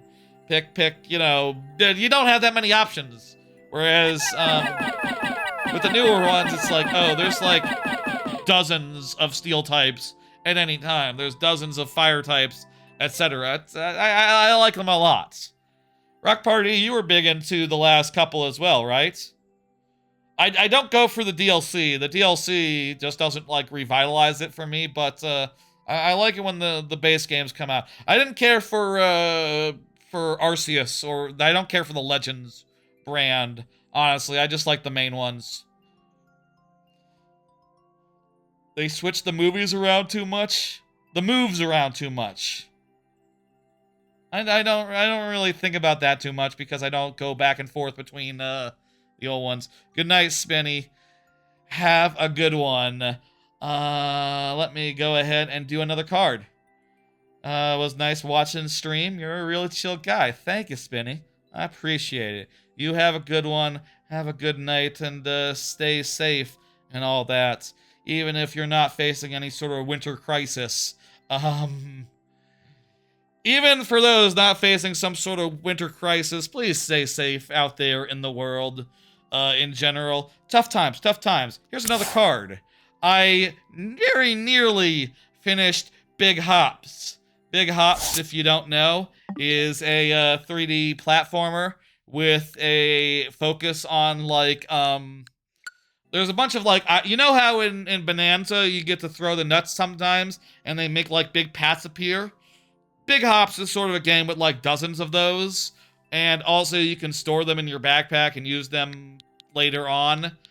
I do think it's a game that feels really great to play, and the nut system does add a lot to like traversal and stuff, but also I do find to be, I think that it feels like a platformer that took a lot from Breath of the Wild, right? In terms of like, oh, it's sort of a platformer, and also it's sort of a, what do they call those games? Like immersive sims? It's sort of like an immersive sim and a 3D platformer mixed up. But at the same time, it is very linear. Like, pretty much at all times, you have one place you can go, and at most, it's like, okay, there's 3 places you can go, but they're also, each of them is like a linear little platforming challenges that's pretty locked down and pretty fixed in place. And I think that's kind of a shame, you know, with its systems and with its game feel and with its open-ended like design, the Breath of the Wild style like tools sort of demand. Wait, did we finish this one? I thought we finished this one. Didn't we finish this one last time? I think we finished this one last time. No, that's not a filled flag. I guess we just got pretty far in it. Okay, let's put the timer on and do it. I think that game really needed it to be more of a collectathon. You know, a non-linear sort of game, a non-linear platformer type situation where you just sort of ran around a world, used items in creative ways, and like, you know, collected things at your whim, at your mercy. And we got close, but lost shell on the way back. Gotcha, okay, we won't do that this time. I think that game is really cool, and I do intend to finish it. I will say I ran into an error where my game crashed at the very end of the game. It's a little unstable, Big Hops is, let me say. But, like, that's not my main problem with it. But I will say, I got to the end, it crashed, and then, like, since I got to the end, it's been crashing, like, constantly. And every time I load it up, it just crashes again. So I can't actually play it right now. I can't actually get back in there and like finish off the final sequence, which is kind of a bummer. But I will say I did at the Luckshot Games on Blue Sky, and dude replied and said like, patches in the works, that should be fixed next patch, which is good. I'll honestly, I've been enjoying it enough where I think I will go back and finish it. It is somewhere between a 4 out of 5 and a 3 out of 5 for me. A lot of the game just kind of like wears out its welcome in a lot of places. You know, when it comes to just like, oh yeah, you're just all these linear platforming bits where there's no fast travel, there's no, sometimes you'll just fall and it feels a little bit like a getting over it style game, despite just being a regular 3D platformer. Yeah, I appreciated that reply as well. That definitely made me feel better about like, okay, well, I guess let's not write it off so much. You know, like, okay, well, they're working on it, they're improving it, they know.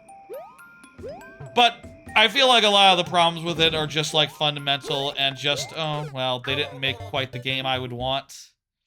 Whatever. I still have been enjoying it this last week.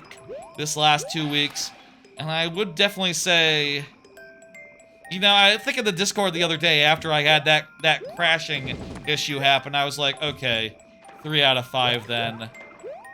I wasn't really caring for the last part anyway, so whatever. And that sort of like, you know, was just a bad note to end on, I guess, but assuming it gets patched and I'm able to like go the distance, honestly, I do think there's enough good about it that makes it a 4 out of 5, you know? I would say,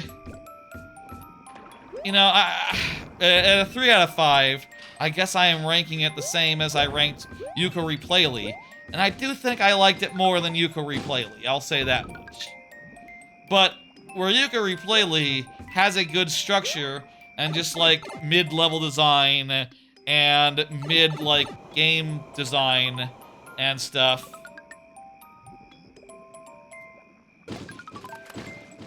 Big Hops is a game that feels great to play, but you know, has other shortcomings.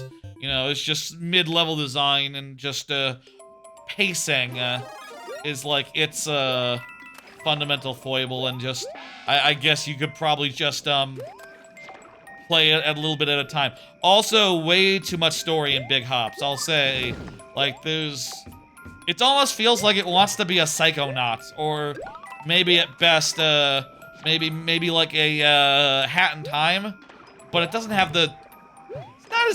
It's not as well written as Hat in Time, and honestly, like between reading every story thing that happens and just mashing the button, I just mashed the button to get through the game, and I think that's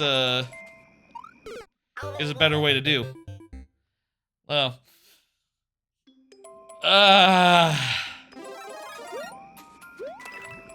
so yeah, Big Hops. I have a lot of mixed feelings on it, but ultimately I would say I feel like as much as parts of it bum me out and like burn me out and make me want to say, like, I don't know, 3 out of 5, part of me also wants to recommend it. Part of me wants to also say, like, well, it's a 3D platformer that feels good to play, and even if parts do overstay their welcome, it did feel good to play, it was neat, and it isn't a genre where I feel like there aren't enough indie games, so honestly, truth be told, when I say I'm hovering between 4 out of 5, honestly, I could go either way with it. Honestly, I'm not sure which way I should go, but mixed feelings. Part of me wants to recommend it, part of me wants to go.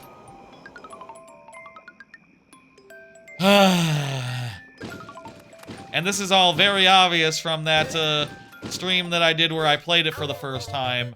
Like, by the end of that stream, I was just like, ugh. Also, I did look at what the demo was. The demo was just a tutorial area, which that seems wild. If like people were thinking it was gonna be like fantastic based on that tutorial area. I mean, that was just the basics. That was just like, hey, throw in nuts. Here's a backpack. Okay, demo over. Like, you don't even get to use the backpack to like subvert the will of the game designers. And also to be clear, the game doesn't let you do that much. And that's probably one of the bad things about it. Just like, oh, it promises to be a non-linear good time where like, oh, if I want, I can just throw out this nut and make a vine and skip this whole section, but you very quickly run out of vines once you leave the area that has vines. And then you're just like, okay, well, I guess I'm solving these puzzles with the items that are available in this area. And it's not like I can fast travel to another zone and go get some nuts. Like, no, if you don't have nuts, you're just shit out of luck. That's just... Oh, no! Yeah. Hey, Gamer Battery, how you doing?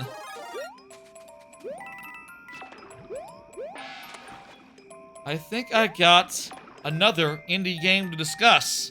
So let's just pull that card and talk about it.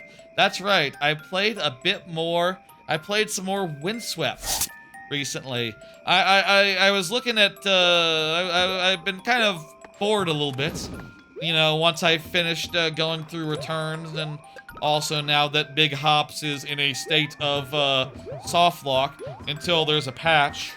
Been a little bored, so I was sort of like poking around trying to think like, what should I play? Should I go back to play some more of I was replaying a bunch of games before games started coming out. I could go back to like Sea of Stars or something, continue replaying that. But I went back to I went back to gamer battery. You can call me 9 volts. Oh, I see. That's your avatar. There's a little 9 volt there. Okay, cool. I went back to Windswept, which, if you don't know, is a really great 2D Donkey Kong Country-like platformer that came out last year. I need to save my dry bones there. I need to save my bad bones. It's a Donkey Kong Country type platformer that's basically like if you combined Donkey Kong Country and Celeste. I'll say it does get a bit difficult, and turns out they just did a patch for it looks like a patch went through for Windswept that I was kind of hoping would happen, and with that Switch 2 patch now being in there, you can now resume from checkpoints after turning the game off and on again, which is really fantastic. You know, obviously that's not something that Donkey Kong Country does, nor does it need to do that because the levels of DKC are not that hard or long.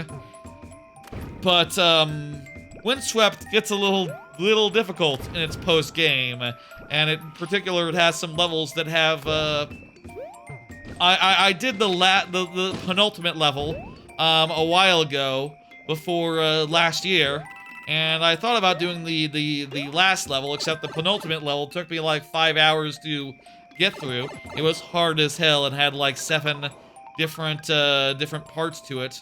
Kind of ridiculous, honestly.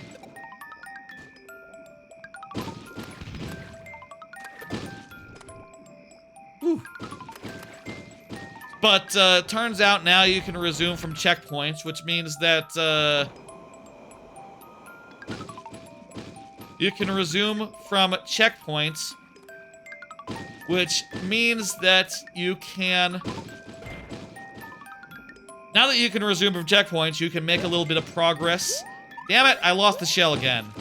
Okay, we're getting there.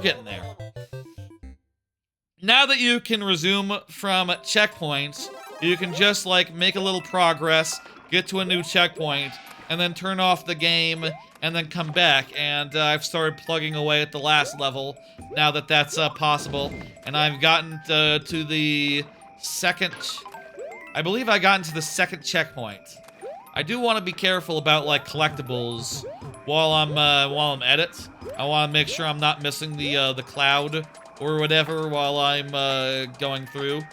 So I probably need to... Hey, 06i, did you do that level? Did you get to Windswept EX? Did you do that? Do you know where the cloud is on that? If you know, I would love to hear, because I did find a video that has like spoilers for it, but you know, I don't necessarily want to watch. I don't want to necessarily watch and see like what's ahead in the level if I can't help it, but also I don't want to miss. I don't want to complete a section and find out like, oh fuck, you know, I need to play the level again to get to that point.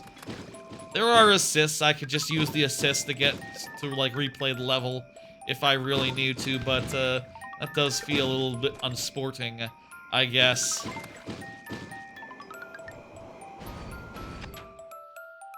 I want to do that. I want to finish that game off.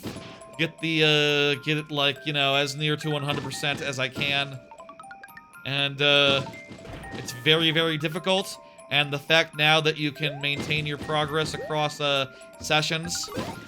Oh, come on. Hey, Dino, how you doing?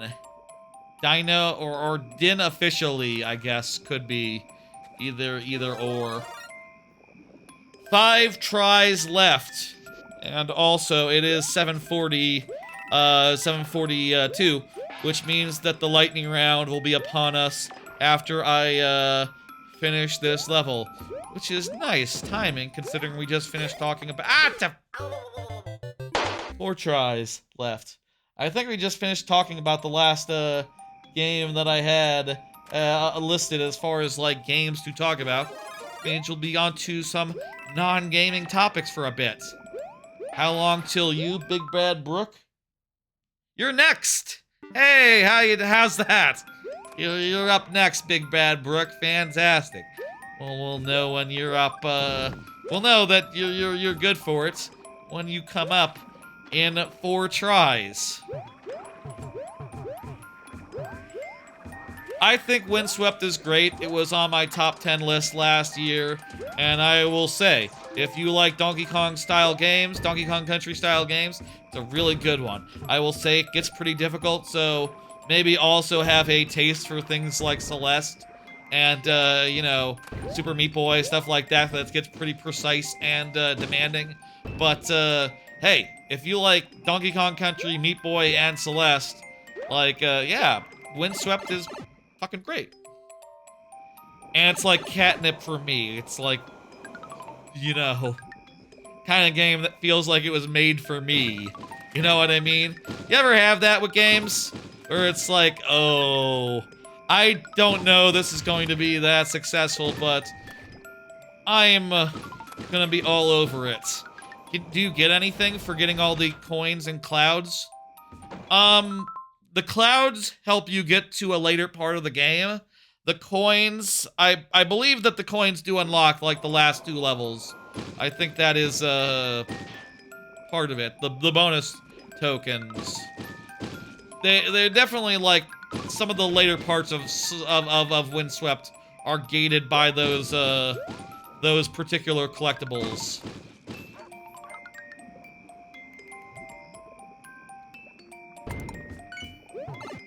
Alright, now we just gotta get back in 4 tries. Let's go.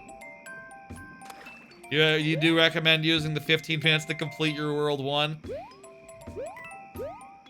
Tell you what, let's do 8 o'clock for, we'll do 1 more level before the lightning round. I'm feeling pretty generous. I'm feeling pretty good. And I feel like we got a lot of cards left, so no, I'm not in that much of a hurry. Let's just do 1 more. I think that's nice. That'd be nice to do. What is that? Feathered Dexter. That seems to be some sort of link. I'm going to deny that, but do explain why you wanted to post a link to. It looks like some sort of Mario Maker site. What exactly is that? Can you explain? If you can explain, I wouldn't mind. If there's like a reason why it should appear in chat, let me know. But yeah. What are we doing here?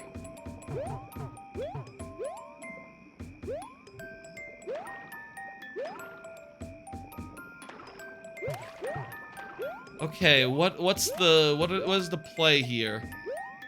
With this, I can get a bomb. I see. I understand. I can trigger the bomb, and then I ride this guy over, and we go into the door. Yeah.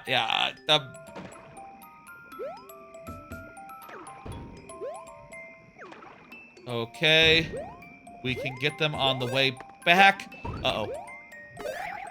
Uh-oh. No! That was so close! I feel like I could have definitely salvaged that. I could have definitely salvaged that if I had just spin jumped a little bit better.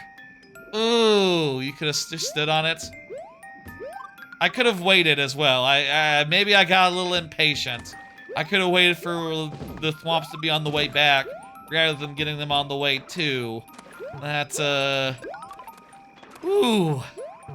We still have 3 tries left. Let's make them count. We'll do 1 more level.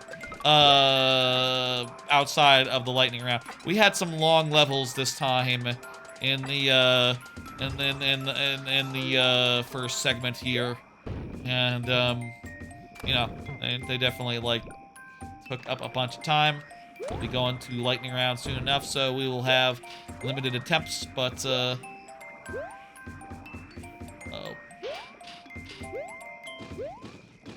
Hey, saved it. Yeah. I will also say I got a good amount of cards left. Mostly about, things other than games I've been playing, so that'll be nice.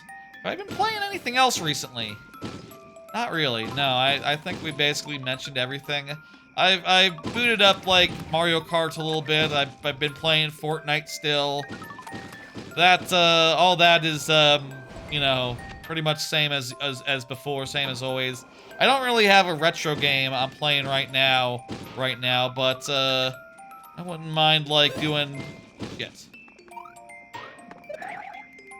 Okay, that's that tried. Wouldn't mind doing like Banjo-Tooie or something. I just finished Banjo-Kazooie on my AYN Thor. I wouldn't mind doing Tooie as well. Now that I've done Kazooie, I don't know. It'd be cool if I could do like the whole series, but you know, it's not like Nuts and Bolts runs on an AYN Thor yet. Hey, someday, eventually. Here's hoping. That'd be man, I would like to do Nuts and Bolts again, but on a handheld. That'd be lovely.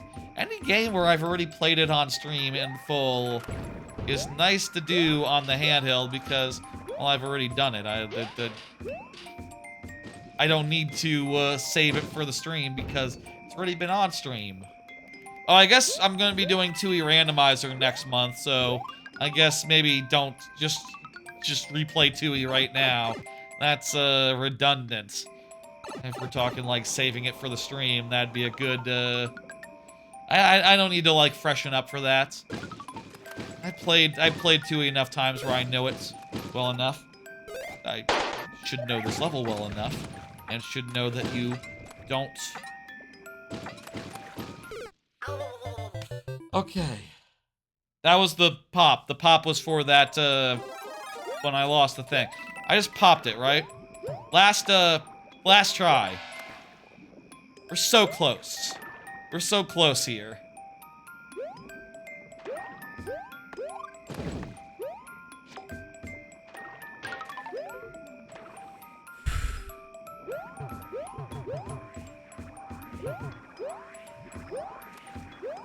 Let's see now.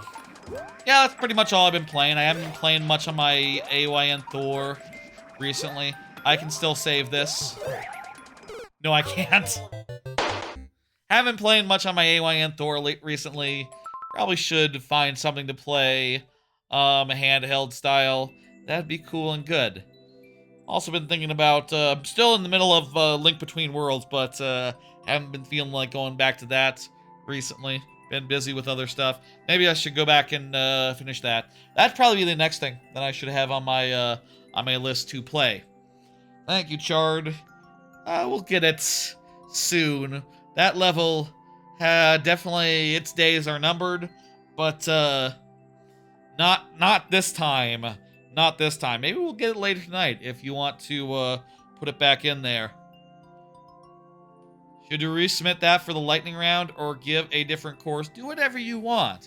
If you want to see that again later on, lightning round is fine. You know, hey. But if you want me to play a different level, it's up to you. Big Bad Brock is here, has confirmed. Like I said, let's just do this one. I think we're not in any great hurry tonight. Let's just do it nice and good. And after this level, it'll be the lightning round. Yeah.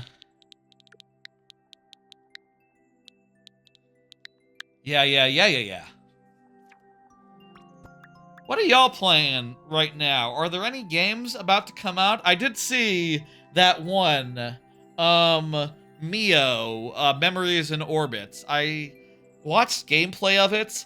It didn't look that exciting to me. I don't know. It kind of made me sleepy. So I don't know if it didn't speak to me from what I saw, so I didn't get it.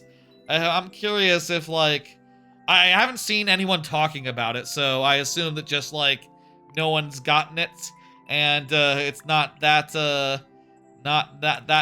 hot of a thing. Next level in your super world? Okay. This is 1-1. Do we really need 12 minutes for this?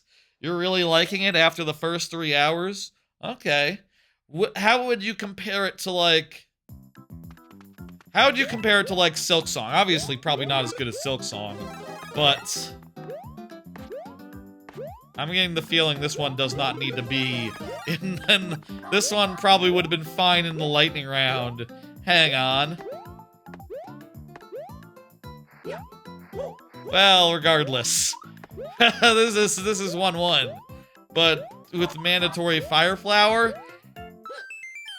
it's like a slightly harder 1-1. Okay, we did it. Good. Okay. Cool. Thank you. Oh, you mean for the whole of World 1? I'm sorry to say, that's not how it works. We do them one level at a time. Feel free to get back in there, and you'll be back up when you're back up, but, yeah. Okay. Tell you what. Okay, I'm feeling generous. I'm feeling generous here, people. I'm in a giving mood. Let's have the lightning round start at 8 o'clock. It's not 8 o'clock yet, which means that we have one more level outside the lightning round. Let's make it a good one. Let's make this one that's, yeah. I'm hitting complete. Thank you, Big Bad Brock. Feel free to get back in there, and we'll go on to 2-2. Yours is short. Oh, maybe yours would also be just fine in the lightning round. Still, let's just do one more non-lightning round style. It doesn't have a dash, so it's kind of walk heavy. I can see that. Yeah. So you're really liking it though, regardless of that. What game would you compare it to, Mio? Would you say it's as good as like the Prince of Persia Metroidvania? Would you say it's like up there with an Ori 2 or an Ori 1? How are you feeling about that? It kind of looks a little mid to me. But I don't know. I haven't played it. It kind of reminds me of that Pac-Man Metroidvania from last year, where I got that. I played about a couple hours of it, and I was just like, yeah, this is a game that I would rather sleep. I would rather have a nap instead of playing, actually, which isn't a good sign. It was kind of boring, kind of mid. It's an extremely pretty game with great platforming. Oh, it has great platforming in it. I didn't see any of that from the gameplay that I saw. Interesting. So it does. What kind of platforming is it? Is there like, I don't know. Are there like bespoke? I don't know what even to compare it to. The boss runbacks usually don't have platforming. It's kind of a shame. Let's do this one. I guess another 1-1. Hey. 2 1-1s in a row. You're trying to add one of your levels, but it's not showing in queue 9 volts. That's weird. YouTube chat, YouTube chat sometimes eats messages. Can you try, just, pasting the code? Or try using not dashes instead of using spaces. Try changing it up a little bit and seeing if that helps. You could also add words outside of the code. I don't know why YouTube chat's doing that. I will say Twitch chat doesn't eat codes for what it's worth. You know, I can submit it on your behalf if you can get me the code. Gamer battery, 9 volts. As you want me to call you, which I will try to remember. You use like a grappling hook and strike stuff to regain grappling hook energy. Oh, that sounds cool. It's like set in orbit, right? So is there like a I can see the 1-1 inspiration here. Yeah, this is totally like a remixed. It kind of feels like a remixed 1-1. That's true. Like, some of these parts are right out of 1-1. Except, there's not as many there's less blocks and more just like, the pyramids, the stairs, and, pipes. Cool. Cool. Pretty nice, basis for a 1-1. It'd be cool if, like, the rest of the super world was like, If the rest of the super world was like a bunch of other levels of Mario Maker, or sorry, of Mario Bros. 1 that were like similarly remixed, a little bit wackily, a little bit like, okay, I guess. Yeah, it kind of reminded me. The grappling hook is amazing. If it had faster movement option, it'd be better though. Gotcha. That's okay. Well, maybe, is there anything coming out soon? I could still get it. I don't know. Nothing else is really going on. Nothing else is really grabbing me. I'll think about it. I don't know. We'll see how February is looking. You're welcome, Catwheel. It is 8 o'clock. That is more than enough non-lightning round then. You also have a Twitch account? Yeah, okay. Try that, Gamer Battery. Thank you. You go ahead and get logged into that. I don't think anyone has submitted after you, so you should be, basically where you would be now, but I can adjust your position if it takes you a bit to get in there. There you go, Mr. That you? Mr. Arduino Award. I've seen Mr. Arduino Award before. That's a regular viewer, so I'm assuming not you, but figure it out. Thank you.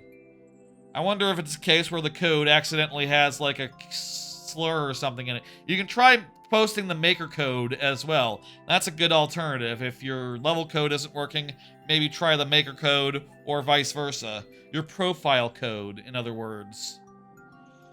Or the code of another level if you can't find that, I guess. I don't know. I'm hitting complete.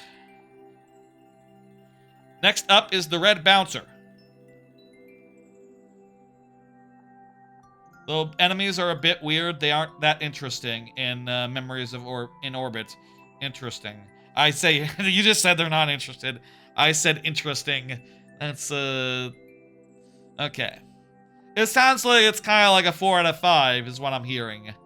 It sounds like it's kind of a 4 out of 5, which, hey, I've been playing my own 4 out of 5 recently. Big hops, so, that's fine and good. Sometimes a 4 out of 5 is just what the doctor ordered when there's nothing else out. Folks, do you know what time it is? That's right.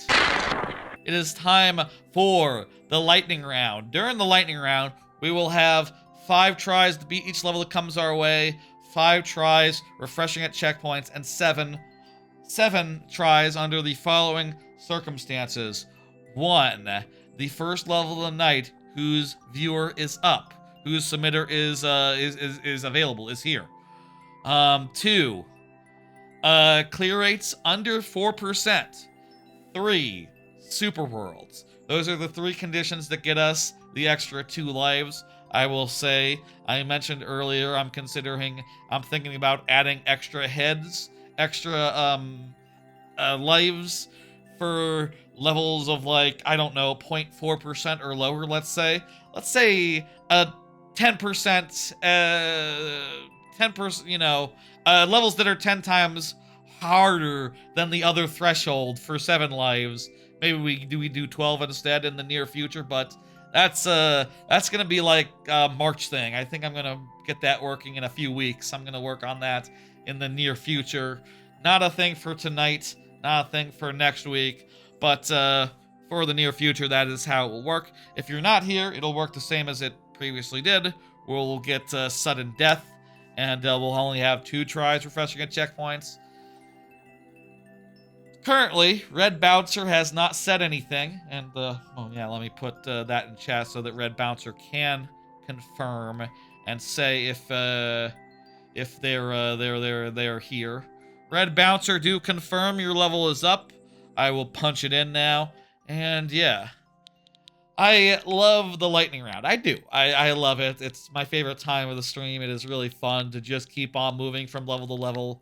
I really love how it keeps things moving and keeps us from spending too much time with any one level. I will say, though, I do know that for those with really, really, really hard levels, it can be disheartening to see your level get played for 2 seconds and then, it's just, there's a thwomp at the start that kills you repeatedly. Oh, well... What are we going to do? What am I going to do? This code doesn't seem to work. I think I entered it correctly. RQ3 PCF 9HG. Yeah, there's nothing wrong with what I've entered. So I'm gonna take a drink of my water, and I guess if Red Bouncer isn't here,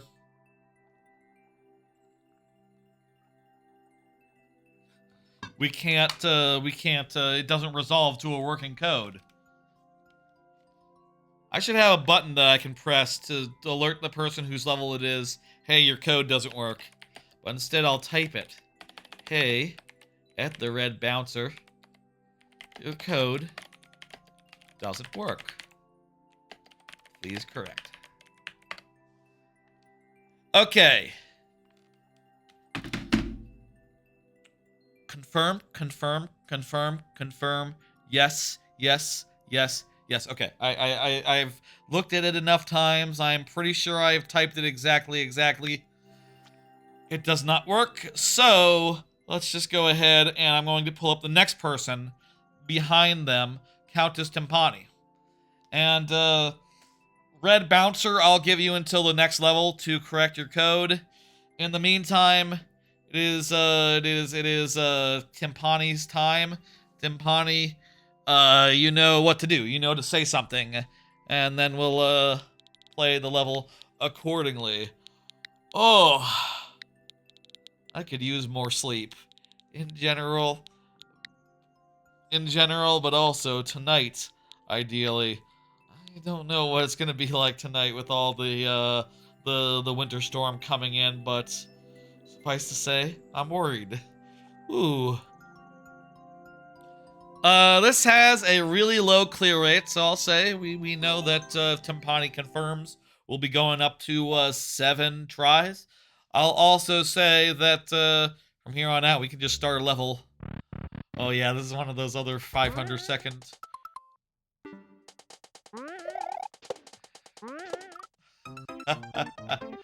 This is one of those other 500-second levels where you have to survive for 500 seconds. In this case, you have to go over and land on the muncher on the other side. Well, Timpani, if you aren't here, that's all we can do. For sudden death wise, do confirm though, and I'll do 5 more attempts. I think though, I will say, this I think would meet the criteria for 5 extra tries in the near future, but that's in the near future. Let's keep it in the present. I don't got that working yet. I need to rig that up. I need to decide on the heads. I need to get that working as far as my my Stream Deck hotkey situation goes. I have to figure out how to somehow fit 5 extra lives onto this already full hotkey situation. I think I need to somehow make it so that the middle ones serve double duty and eliminate one head, and then on the second press eliminate the second head. You know, the helmet and then the non-helmet. And if there is no helmet, maybe I just double tap from now on whenever I'm doing like regular heads. That, I feel like that'd be weird, but what else am I gonna do? I don't think there's a way to rig it such that it'd be cool if there was a way to like program that. Hey, Timpani, there you go. 5 tries left. Let's do it. That level got cleared too? Wow! Says Timpani. Right, you said that 0%, the 0%, Team 0% was coming for your crap. Yeah. We got 4 more tries here. And again, let's see if we can at least demonstrate what you're supposed to do here. It's so hard! You jump on the chain shop. It's hard even jumping on the chain chomp one time, let alone 500 times. You jump on the chain chomp, and then you go over, and then you land on the other side, and you keep it going for 500 seconds. Yeah, I can't believe you were able to clear this, and also I'm shocked that someone was able to do it. I can't even do it once! I can't even get to the 10-second mark, let alone the 500-second mark. What's the world record? 8 minutes. Yeah, you have to do it for 8 minutes. 8 minutes! Hey, thanks for the Twitch follow. 9 volt. That's probably 9 volt from the YouTube side. I see you got logged in there. Very nice. Ah! Congratulations to Moosh for putting in the 8 minutes and doing how many jumps is that? How many times do you have to cross over? Like it's 500 seconds. Blah. Blah. It's sort of like that. Like probably like one jump every second or two. That's gotta be at least like 300 jumps. 300, maybe even 500. Maybe it's like a whole thing. I don't. It's tough. A lot. That's definitely true. Clear rate's really high, honestly, for that. That one dude. Goddamn. Thank you for the level. 9 volts. Appreciate it. Let me go ahead and hit dismiss on Timpani there. And hey, 9 volt. Hell yeah. And I'll say Red Bouncer did not correct the code, I don't think, while we played that level. Okay. Given that, I'm going to have to dismiss it, and you can submit a different code if you get back here and do stuff and submit another one. Meanwhile, it is time for Maxima, I believe on the YouTube side, if I'm not mistaken. Go ahead and say, hello, Maxima. I'll put up the sudden death until such time as Maxima confirms. Meanwhile, I got another card, and this is actually one of the bigger things that I've been up to this week. I listened to / read the latest Dresden Files novel, the 18th book, entitled 12 Months. It just came out. It just came out on like Tuesday, and I was basically listening to it nonstop until I finished because I really like the Dresden Files series, and I've read all the books previously. I've reread them a couple times, which is sort of a nightmare marathon to do, let me say. Like, there's now 18 of them, even if you're not listening to side stuff, which I do think at this point it's like with MHA, where like when I was rewatching MHA recently, I skipped all the OVAs and all that. Same sort of case where really you gotta focus on the main books.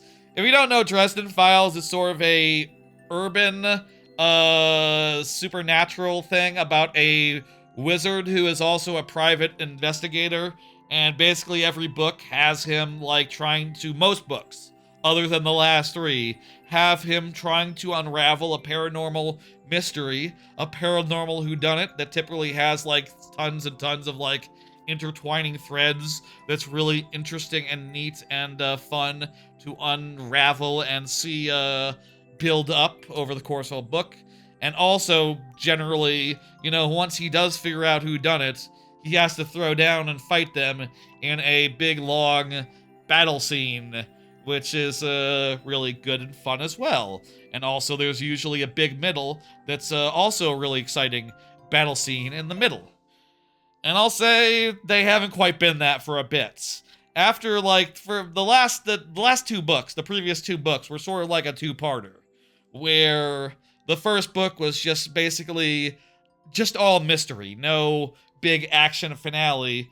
And the book after that, Battlegrounds, was sort of just like a whole book of action scene, right? Just a whole book of like, oh, paranormal war has suddenly come to Chicago, and it's just fighting, which I found to be a little bit, you know, I feel like it's interesting insofar as like, oh yeah, you got your like your Sherlock who can actually fight and do action stuff as well.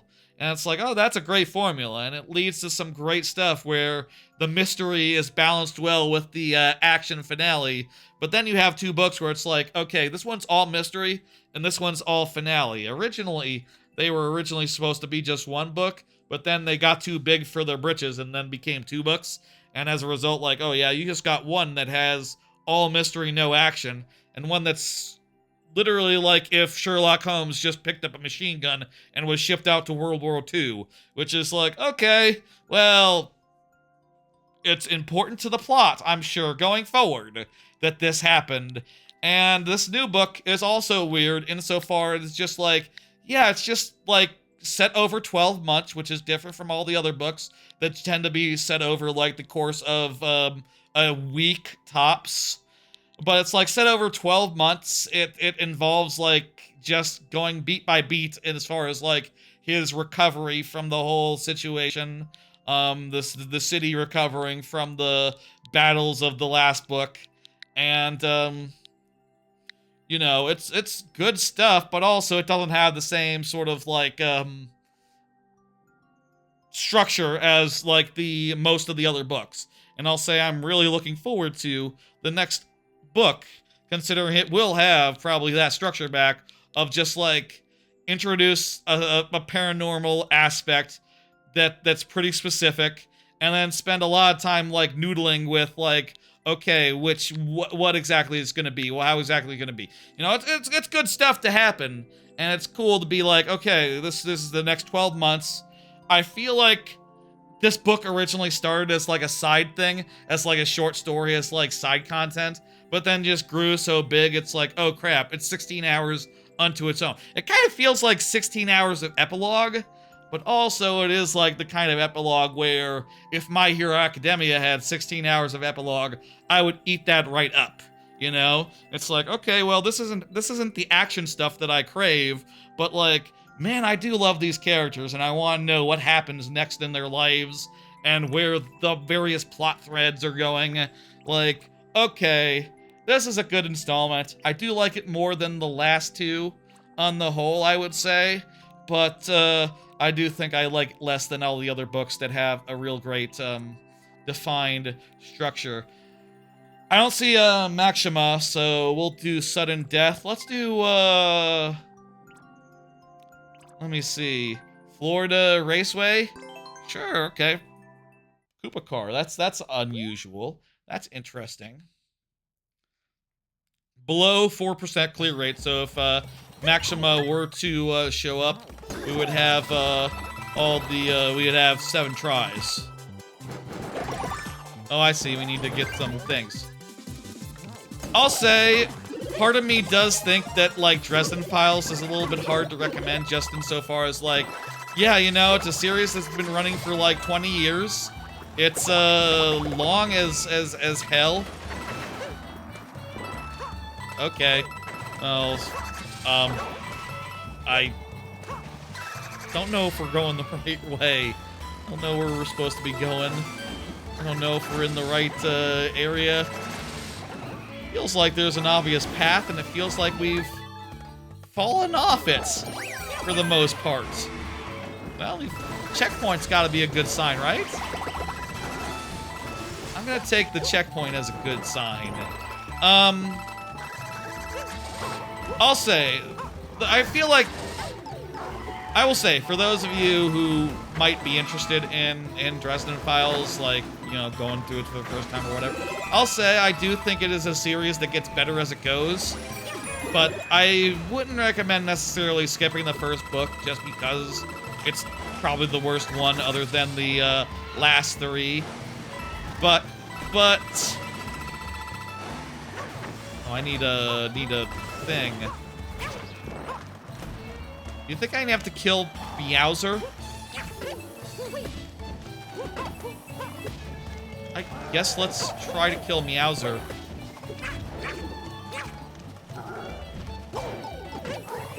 I think one of the best examples for like what Dresden Files can be is actually the second book. You know, the second book is Full Moon, and it is just one of the best examples of like how to structure a urban fantasy story, I think. Insofar as just like at the start of the book, you find out the basic theme of the book, like, oh, it's werewolves. And then there's a great scene of exposition where like Harry Dresden talks to his magic skull, spirit companion, spirit advisor. And his spirit advisor tells him about like, okay, here's 6 types of werewolves that exist in the world. And it's like, okay, this is interesting stuff. And also, as you go through the novel and 7 types of werewolves show up, you're pretty much equipped to deal with all of them showing up and going like, okay, but which one did it? Is it the guys that can turn into wolves at will? Is it the guys who turn into wolves wearing belts? Is it the loup-garou? Is it the lycanthropes? Or is it whatever her deal is? Like, there's so much going on here, and it's all tightly plotted. It's all like based on a theme, you know, and thoroughly explores that theme really well. You know, like as far as like what sort of the best books, it's like, well, I think they get better as they go, but definitely a highlight there would be the Denarian ones, like the 5th one and 10th and 15th. The one where the necromancers come to play, that one's real fucking fun. And what else is like worth mentioning? I like the one where it's the succubuses and Harry Dresden has to solve a crime taking place to porn stars. That's a fun one. That's a good one. That's just a great premise, and some really cool stuff happens in that one. Cool stuff happens across that whole series, I'll say. Definitely worth checking out, I guess, if you have the free time to read books. I don't read that many books these days. I don't know. I'm lucky to have gotten into it when I did, and that like Day 9 did a video about it way back when, which got me interested. Otherwise, I probably never would have heard about it, and definitely never would have read them. Nor would have read the Codex Alera books, which are also by Jim Butcher, which I like a lot. Don't care for the Aeronauts Windglass series, or whatever that's called, the Cinder Spires. I didn't like those as much. Those, I didn't finish the second book of that. I don't care for those, unfortunately. Thank you, Maxima. We were able to get through first try. Very nice. And we nearly doubled, we literally doubled the clear rate there, just by clearing it in one go. Thank you. Custom Coco, go ahead and confirm.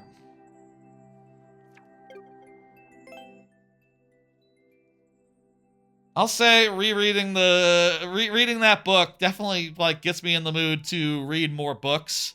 I kind of could go for a reread of that series, but that would probably take weeks, so I probably won't do it.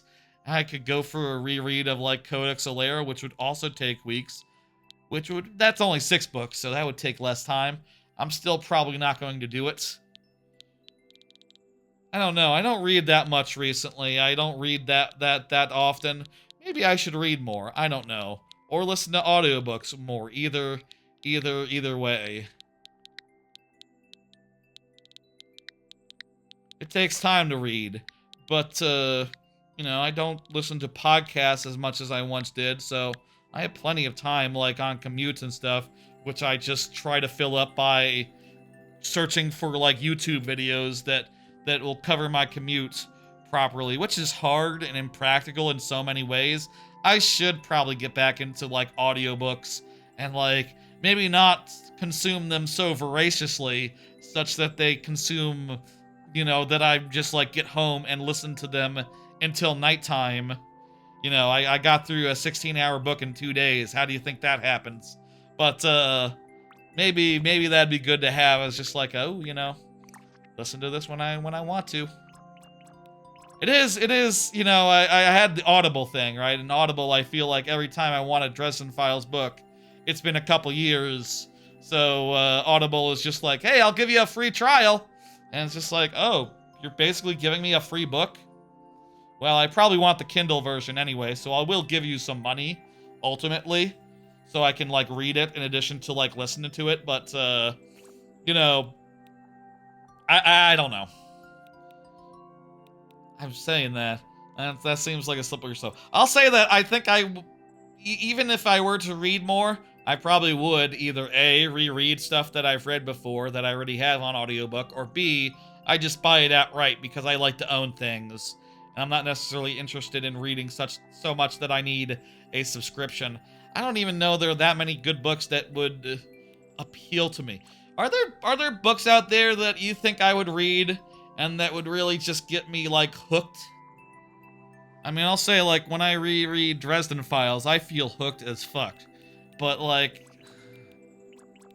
part of me, like, feels that feeling and goes like, oh, this is a drug I want to have in moderation. I'm not necessarily looking for new drugs, I guess, as far as books go. That's a weird way to see books. I'll admit, that's a weird way to see books. Let's do the Super World. And Coco hasn't confirmed yet, so we'll do that. That's a weird way to look at books. Reading is good. I'm pretty sure it's been established that reading is good. People like to read. You should read. Kids today. There are plenty of books kids should be reading that I know are good. And honestly, if we're just talking like rereads, like, yeah, man, when was the last time I read Hitchhiker's Guide in full? I say in full. They even made that complicated recently because, like, 10 years ago, they came out with a new one. The, like, son of Hitchhiker. The son of Hitchhiker. So, like, not the real Hitchhiker, but, like, or was it the son of Hitchhiker? Or was it Hitchhiker's Friend? I think it might have been Hitchhiker's Friend, actually. I'm not sure who wrote those books, but, the new books, but I don't think they're necessarily as highly regarded as, yeah, that is a nice ground tile set. That's true. I do like that, good looking out. We almost went through that whole stage without mentioning that it had a tile set thing going on with the ground. I don't know. Books! Maybe we should all read more, I guess is what I'm driving at. I could go for Hitchhiker's Guide. I could go for, there's a lot of franchises I could go for a reread of. You like the Captain Underpants series as for a kid's first chapter book? I mean, when I say kids, I just mean that, like, young people today, they're supposed to be kind of illiterate. That's sort of what people are talking about, people are saying. I'm not necessarily saying, like, a 5-year-old. I'm just saying, like, teenagers even. I don't think teenagers read as much as I did. And I didn't read that much. I read, like, well, I read Harry Potter. Don't go for that one anymore. That one's done. That one's run its course. Controversy noted. I read Hitchhiker's Guide. I read, what was it? The Hunger Games. I like the Hunger Games books. The first 2 are the best ones. And then there's a third one. I haven't read the new ones, the new Hunger Games. There's like new Hunger Games now by that same author. What else did I read? Thank you, Custom Cocoa, for the level. We were able to get through it. I will say, I did read Captain Underpants as a kid. Let me say, Captain Underpants was cool. That I can confirm that was the case, yes. Calvin and Hobbes, there's some good cartoons. The comic, not like comic books, but like comic compilations, like newspaper comics that I read a good amount of back in the day. Like, did I ever have Foxtrot compilation books? I don't know if I had compilation books of Foxtrot. I definitely had a few Garfield compilation books, and like all the Calvin and Hobbes I could get my goddamn hands on. I've read The Storm Before the Storm, the various books by Mike Duncan, the History of Rome and Revolutions podcast dude. I read those books. Those 2 books that he wrote. Jim Butcher's, most of Jim Butcher's stuff I love a lot. I've listened to Dan Reichert's Dumbass books and his Anxiety as an Ally book. I read that one as well. Yeah, that's definitely something I've read. I've never read Jurassic Park, but I bought it. I have it on my my Kindle thing here. I love the Martian movie. I never read the original blog. That was interesting though. The movie was. Really, I don't have that many other books, unfortunately, in my collection. Douglas Adams, Hunger Games. Those 2 are big for me. And then, yeah, Harry Potter was big for me as a kid. Less big now. Dirk Gently's pretty good. Dirk Gently, for 13-year-olds, you would go with Hatchet. I don't know what Hatchet is. Is that like Ringworld? Spinny, you're up, by the way. Spinny 2. Go ahead and confirm in chat. I think Spinny might have went to bed, actually. I think we might be going sudden death style for this one. Either way. I guess if you don't want to pay money for books, you can always go to your local library and get a library card. Do y'all have library cards? I don't know. I don't mind buying things. Don't they have it so that you can get, like, library stuff on your Kindle now? Like, you don't actually have to go to the library? That's so weird. But, you know, hey, it's nice if you don't want to spend a bunch of money, I guess. Libraries are pretty cool. I don't know. You don't pay money for them, right? You just get a library card and it's free. And you just have to take one thing and bring it back. That's pretty dope. Yeah, no.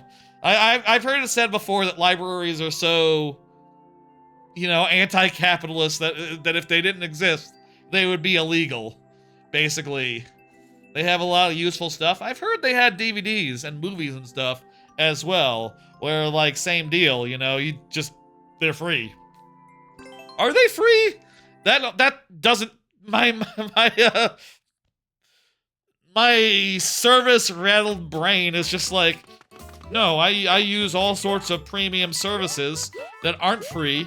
The only ones that are, you know, the only services that I know of, like, in a casual existence that aren't free are shady. Well, that's not true.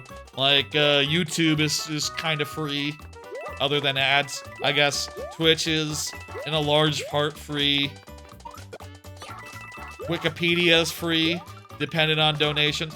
There's some free stuff in my life, but you know what I mean, right? As far as, like, media goes, it doesn't compute. It seems like, oh wow, they wouldn't allow you to do that. Hatchet is about a boy trying to survive in the woods after a plane crash, and the only thing he has is his hatchet. Wow, okay. That does sound like something kids would enjoy, yeah. I remember... God, here's a random thing I remember from my childhood. I don't remember the context or why I was reading it, whether it was a school thing or just like a random book my parents picked out or something. But I remember there was some book about kids just like surviving in the mall, like living in the mall for some reason. Maybe they were like runaways or something. I have no idea what it was, but I remember just like a description of like bathing in like the wishing fountain or whatever, or like going in there and fishing out quarters or whatever, you know, the money that the people throw into those fountains. That's like a memory that is very vague that I have. I have no idea what the context is as far as like, what the fuck book was that? Is that a thing that people know about, or is that just a random thing that I encountered and then forgot about? There's a lot of things in this world, I guess, as far as that goes. No. I think I read, like, one of some of the Halo books. I don't know if those really impressed me.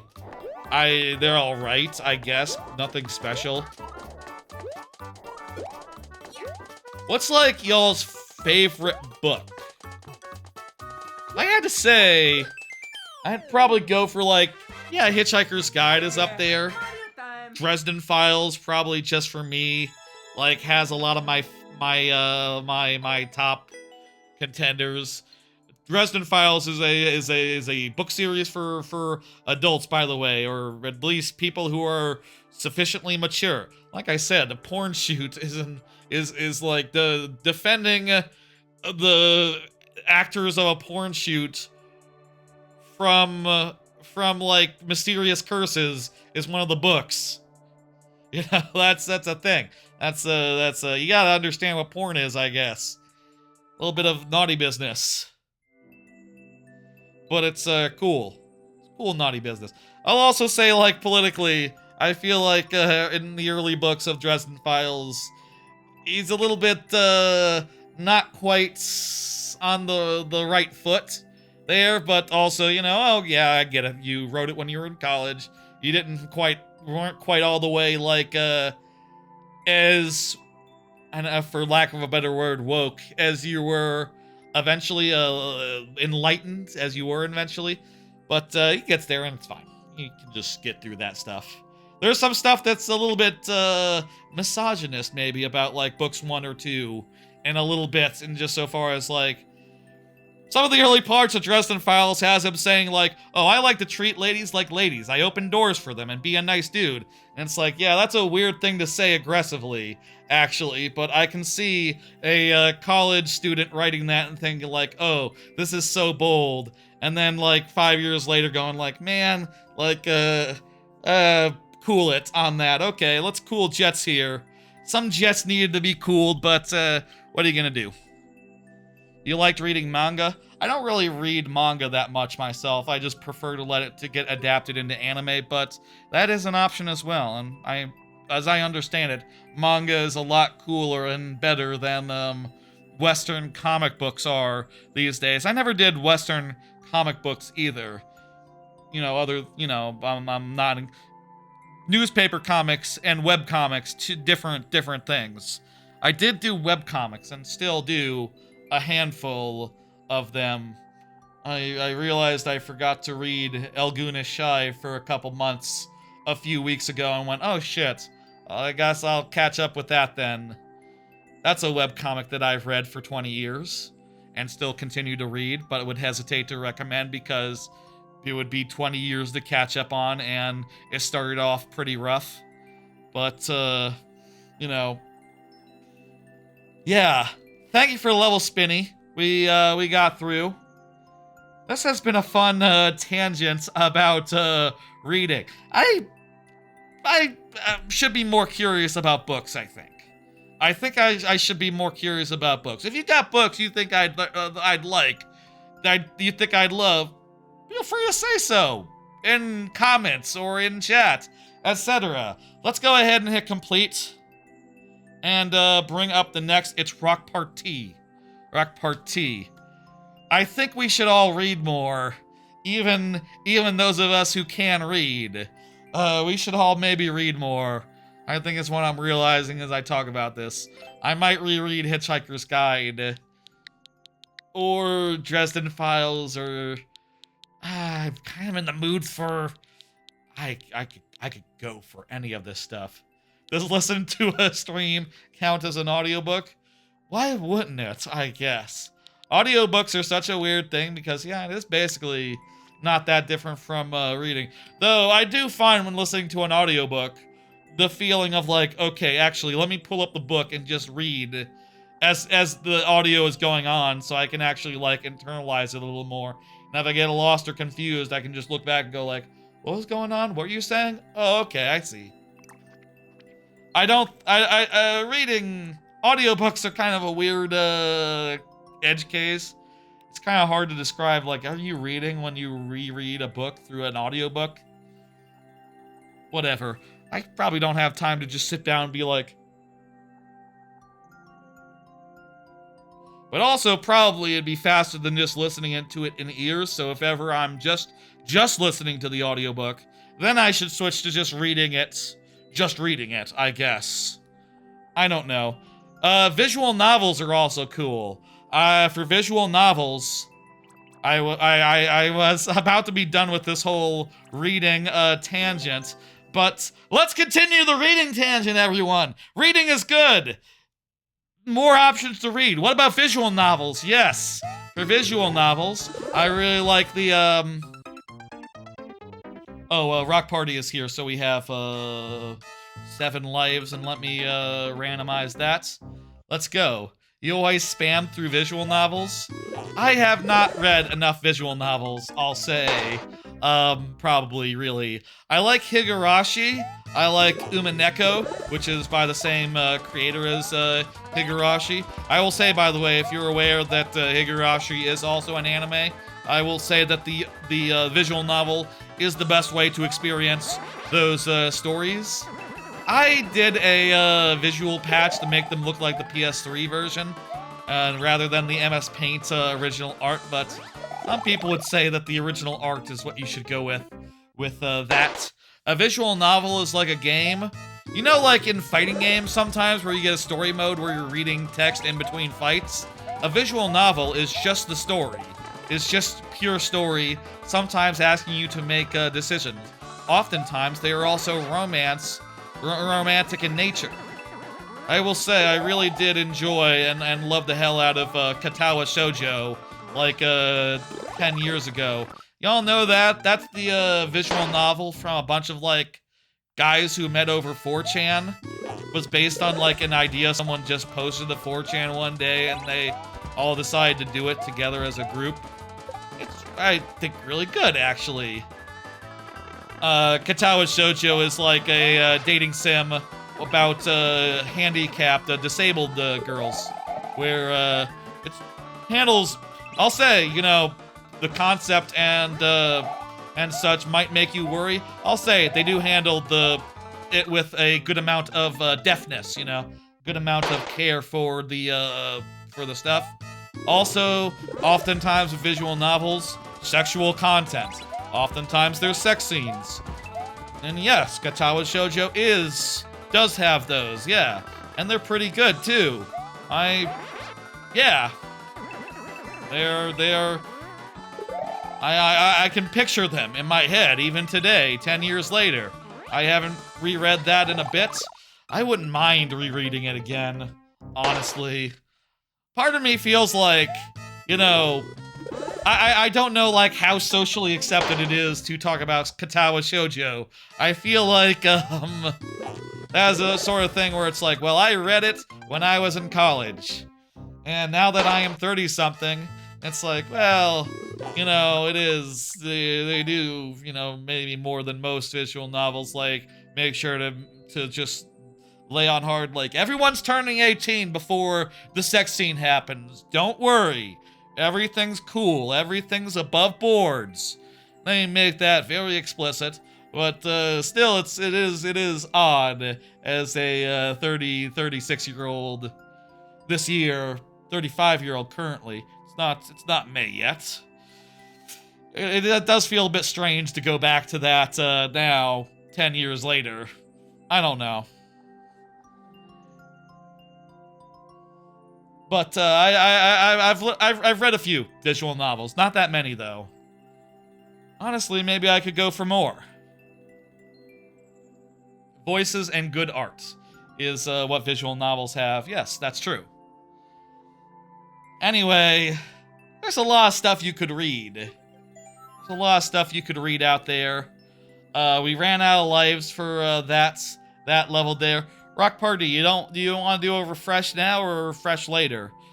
The queue's not closed yet, so we'll just I assume you'll get in one later then, if you care for. Larry's Castle, as you knew. You watched the remix of Higurashi? Oh yeah, I watched Higurashi Go. That was actually my my introduction to Higurashi. I watched Go, then I read the visual novels, then Sotsu came out. By the time I had finished going through 1 through 8 Yes. That's how I got into Higurashi, through the new series. I didn't watch the original though. You've only watched the original. Gotcha. Well, for the original stuff, as I understand it, the visual novels are a lot more in depth and a lot better. They are really, really long though. Let me say, they are really, really long. It has been said before that Umineko is longer than the Bible. Worth noting. But I'd rather read Umineko than the Bible. Let me hit dismiss then and bring up the next level.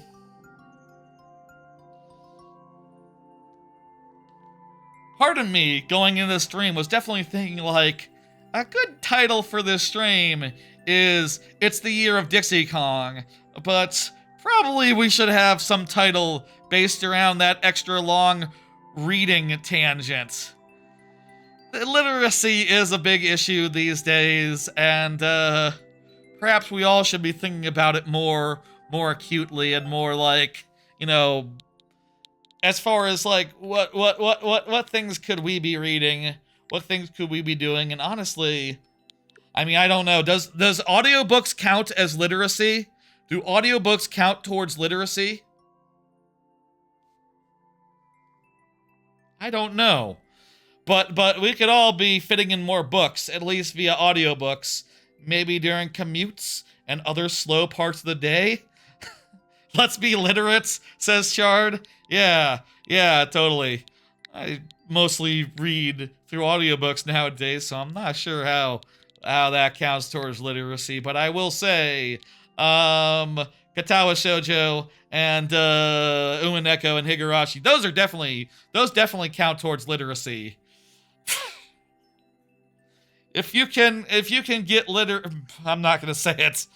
I was about to get a little blue with it and go like, you know, there's some forms of literacy that are I don't know how I was gonna do it without just saying like, you know, without just explicitly. Anyway, there was no good way out of that thing I was about to say. You prefer reading news over videos, if that counts? Mostly, if I read news, it's like over Blue Sky or something, you know, stuff like that. Short form. I guess that's short form news, short form writing. Dino, I think Dino has not chatted in a bit, so let me go ahead and do a confirmie here in the thing. Jesus. Meanwhile, we gotta stop talking about reading. Reading is done. No more reading. Now let's read what the next card has to say. I watched the first episode of A Night in the Seven Kingdoms. I just didn't realize that this was starting last weekend, and I was quite surprised to see it, and quite happy, and I really enjoyed the first episode of Dunk and Egg, the Adventures of Dunk and Egg. And if you don't know, it's a Game of Thrones spin-off where the idea is it's just about a knight who's just running around, a hedge knight, as they call him. Just like an impoverished knight running around trying to become a knight and get some respect. And he's just sort of a doofy dude who is just running around being weird. And he's very tall. And he has a very bald squire. You know, it's Dunk and Egg. There's Dunk and there's Egg. And, yeah, it seems really cool. I like how just, like, personal it is. How just, like, low to the ground it is. And how much it is just about, like, a weird guy being kind of weird in a society that generally doesn't like to think about weird guys that much, you know? Doesn't like to think about the little people. The small folk. Whatever the fuck they're called. It's good! I like it a lot. There's the scene in the episode where the dude is shitting right at the start. That's a spoiler? Is the shit a spoiler? I feel like news outlets and reviews have been talking about it. I will say, I did not mind the Dunkeria. I didn't come up with that. post Game of Thrones podcaster. I saw one of them use the word Dunkeria in their Discord. The PGOT Family of Podcasts. I like those podcasts a lot. Honestly, I've been kind of behind on Chance Ball for a while, but I made sure to listen to the new, I've been behind on all my podcasts for a while, honestly.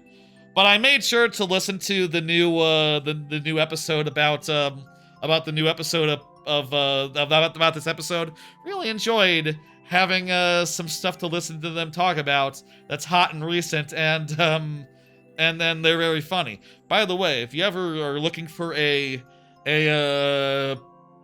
Game of Thrones podcast, a JoJo's Bizarre Adventure podcast, a sports anime podcast, or they have some premium podcasts where they watch movies and stuff. If you're ever looking for some good podcast stuff, PGOT Family of Podcasts, that's one of my favorites. I need to catch up on Chance Ball. I need to also stop holding myself to actually watching the things before I listen to the shows, because it's hard to find time to actually watch the shows that they're watching, because that will just put me like months behind if I wait for me to catch up on what's that Ping Pong. I need to watch Ping Pong, I guess, to listen to the next like a season or two ago of Chance Ball. It's like been 3 seasons at this point. I'm really behind. But really enjoyed listening to their podcast. Really enjoyed the last episode of PGOT. It's very funny stuff. They do funny voices sometimes, and also have a very good critical breakdown of like PGOT that's also very funny at the same time, while having good opinions about it. They were some of the first that realized that PGOT, their Game of Thrones, the show, was bad. And also they realized very quickly, like, wait, the new one is good, of House of the Dragon. Very funny. I enjoy their podcast a lot. I'll say this seems cool. Bunch of little Yoshi puzzles. I'm on it. Individual rooms. Let's go. I see what we do here. Let's do it. I will say, if you're curious, I have not read the Game of Thrones books. It does sound like they're a better way to experience the material than the show, for what it's worth, but it's fine. I kind of feel like they sound really long. They sound really long, really mercilessly long. But, should I listen to how long are the audiobooks for the Game of Thrones series? Would it be... I've heard that they're good, and I like hearing that they're good and hearing the ways in which they're good secondhand. It feels pretty convenient to just be able to go like, okay, that sounds better. I will imagine the book. I will imagine, like, what if the show was the book?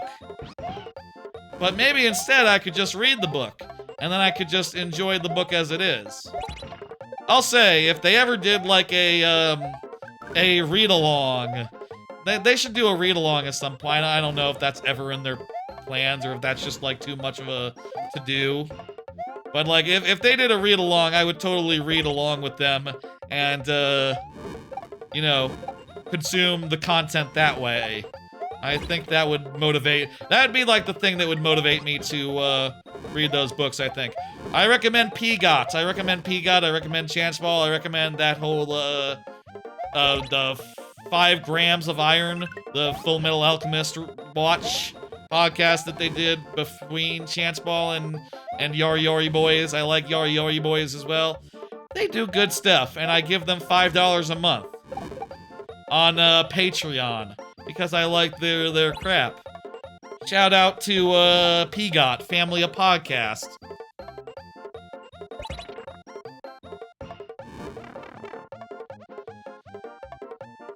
Anyway, really enjoying the new, having some new Game of Thrones podcasts or podcast and show. and I really like how they're good. I really like how the show is good. The Dancing Storm seems like a cool customer. Yeah. Yeah, they did a Full Metal Alchemist Brotherhood watch podcast, like a one-off thing that, lasted for there's not that much FMAB.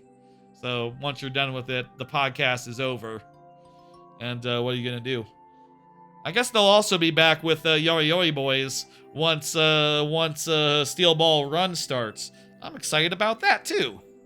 Some good things ahead for PGOT Family of Podcasts. Let's go.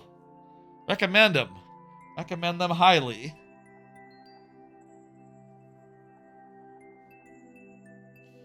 It also might be a thing where there's like 10 years of podcasts to catch up on.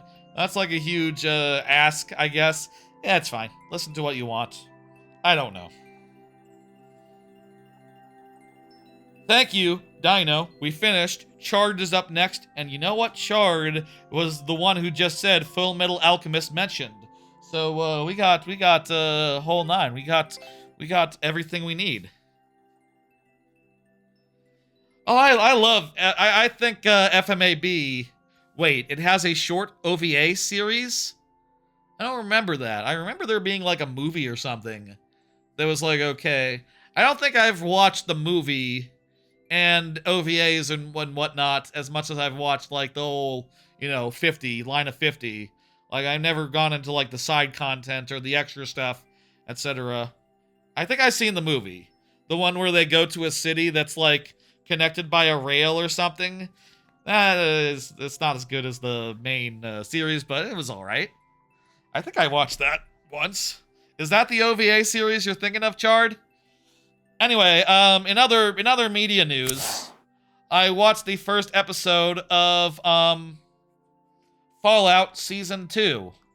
I haven't yet started in on Fallout Season 2, and since I watched Fallout Season 1 with my folks, I watched the first episode of it when I was over at my folks' place last weekend, hanging out and, having a family dinner and all that. We watched the thing and, enjoyed it. It was a good first episode.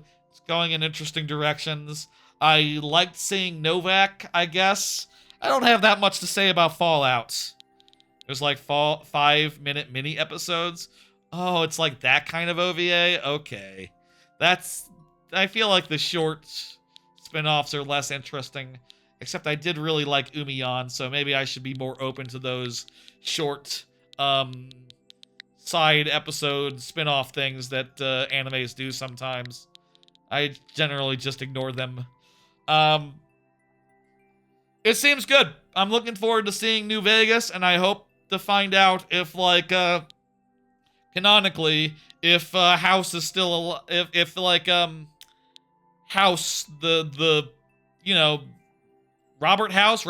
Robert House. Yes, I said House, and I just thought in my head, like, oh, people are gonna think I'm talking about Dr. House. They're gonna think I'm talking about Gregory House. No, Robert House, the guy who runs New Vegas in New Vegas. I want to find out what's up with him, and I'm looking forward to see, like, my parents, like, meet him and find out, like, oh, he's a cool dude. And also, I hope to find out, like, what's going on with, like, Caesar's Legion. Is Caesar's Legion still going? That'd be cool. I think it'd be cool if they were still running around being a threat. I gotta imagine they're still running around being a threat. It'd be sad if they too met their maker, in between the Fallout games and the Fallout TV show.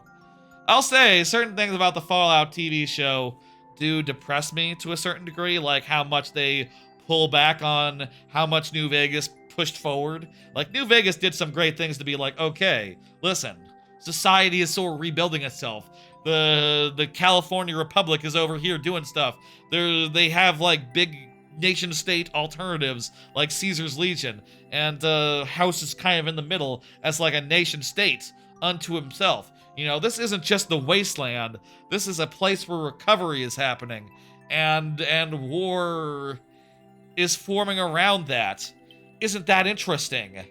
and I think it's very interesting. But the Fallout TV show thinks like, oh, it's better if it's just in ruins. It's better if it's just wasteland. We want it to be Fallout 3 everywhere. Which I think is depressing. I think that's a bummer. I really do. But I really also do enjoy seeing Fallout realized in live action really damn well. I think like that's definitely one of the best video games to live action adaptations that's ever been. And just so far as capturing the world, you know, like Last of Us and I saw the stage, I watched some of the stage adaptation of Yakuza. That also is up there. That seems like it's hilariously good. Better than the TV show, the stage, the theatrical adaptation, you know, the play, in other words. There's a great scene in the play of Yakuza. You know Yakuza, right? It's a brawler, it's a beat 'em up, where you can pause and drink a drink as like a health item. In the play, there's a point where the lights go out, and it's just Kiryu standing, and he reaches into his jacket pockets. All the other fighters are like paused, and he pulls up a stamina and then just chugs it, and then just tosses it aside, just like you do in the game. There's literally pauses in the play as a gag. This is very funny. Y'all should check out that. Honestly, it's kind of a long play, so I didn't actually watch it all, but I think that's probably one of the most interested I've ever been in a play that I can think of. I guess I will say I go to Universal and I do watch some of the shows. I like the Bourne Stuntacular. I liked all the Epic Universe plays that they got there, all those shows. I guess there's some theater stuff that doesn't bore me for what it's worth, but I am very much not a theater person by nature, let me say. It's just, it's not my jam.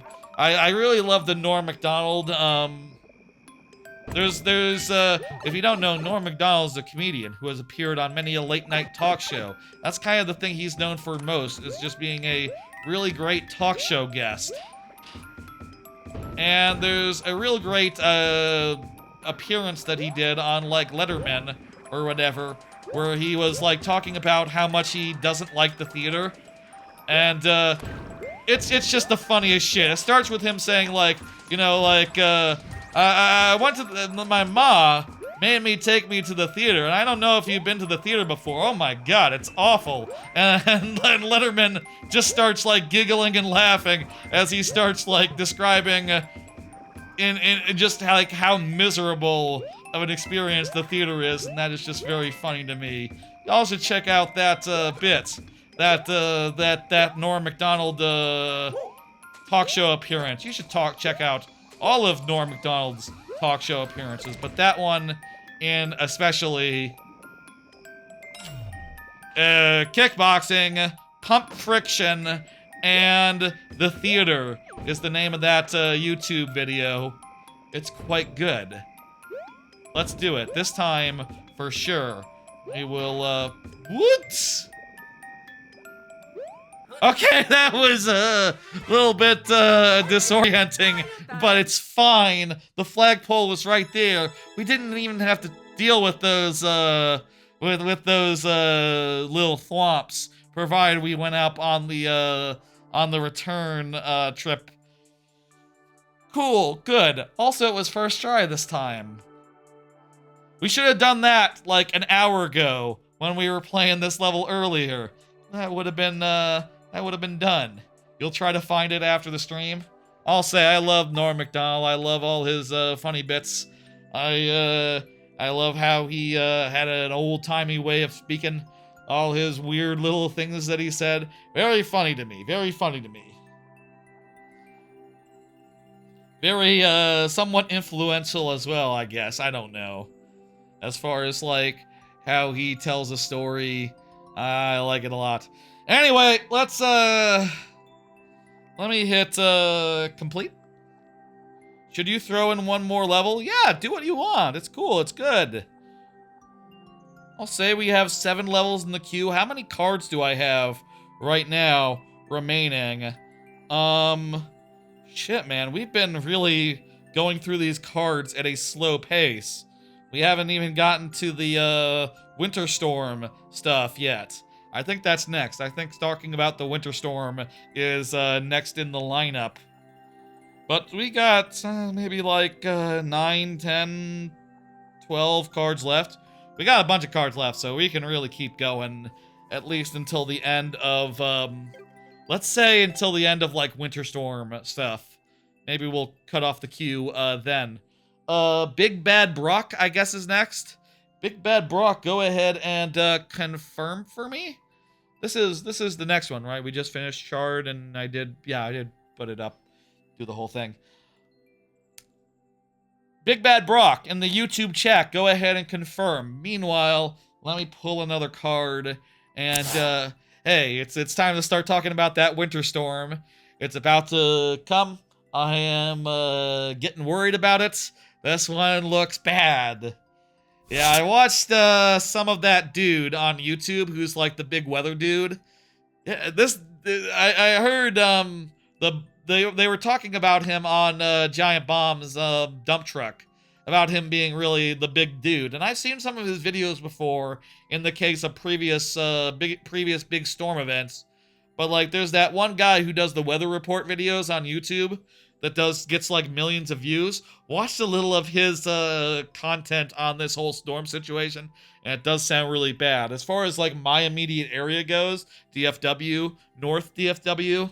It's, I guess DFW in general, he doesn't get so granular to talk about, like, oh, Plano, It seems like it's going to be, like, ice storm, basically. Just a big ice storm for, like, most of tomorrow and tonight. I'm not sure if we've passed the freezing point yet, but, that's when things are going to go off the rails. No, it looks like right now it's right, like, 9 p.m. According to my weather forecast on my phone here, it is going to pass freezing around like 12 a.m., around midnight. It's 34 degrees right now, and it's going to be snowing, or maybe just like ice sleeting, I guess would be the word. It's going to be sleeting all night, which, and like all day tomorrow as well. Like literally, if I look at, this isn't an OPSEC issue. Yes, I do not see anything about my location on here. I don't think I have the, I can put my, phone on my TV. Just give me a second to launch a thing. Let me get that real fucking fast, like. Yeah, so, I see that it looks like there's just gonna be ice all day. I'll just sleet all day tomorrow. So it's just going to be piling on ice and ice and ice, and all going to be like below freezing for all day tomorrow, which is very not good. Very, very not good.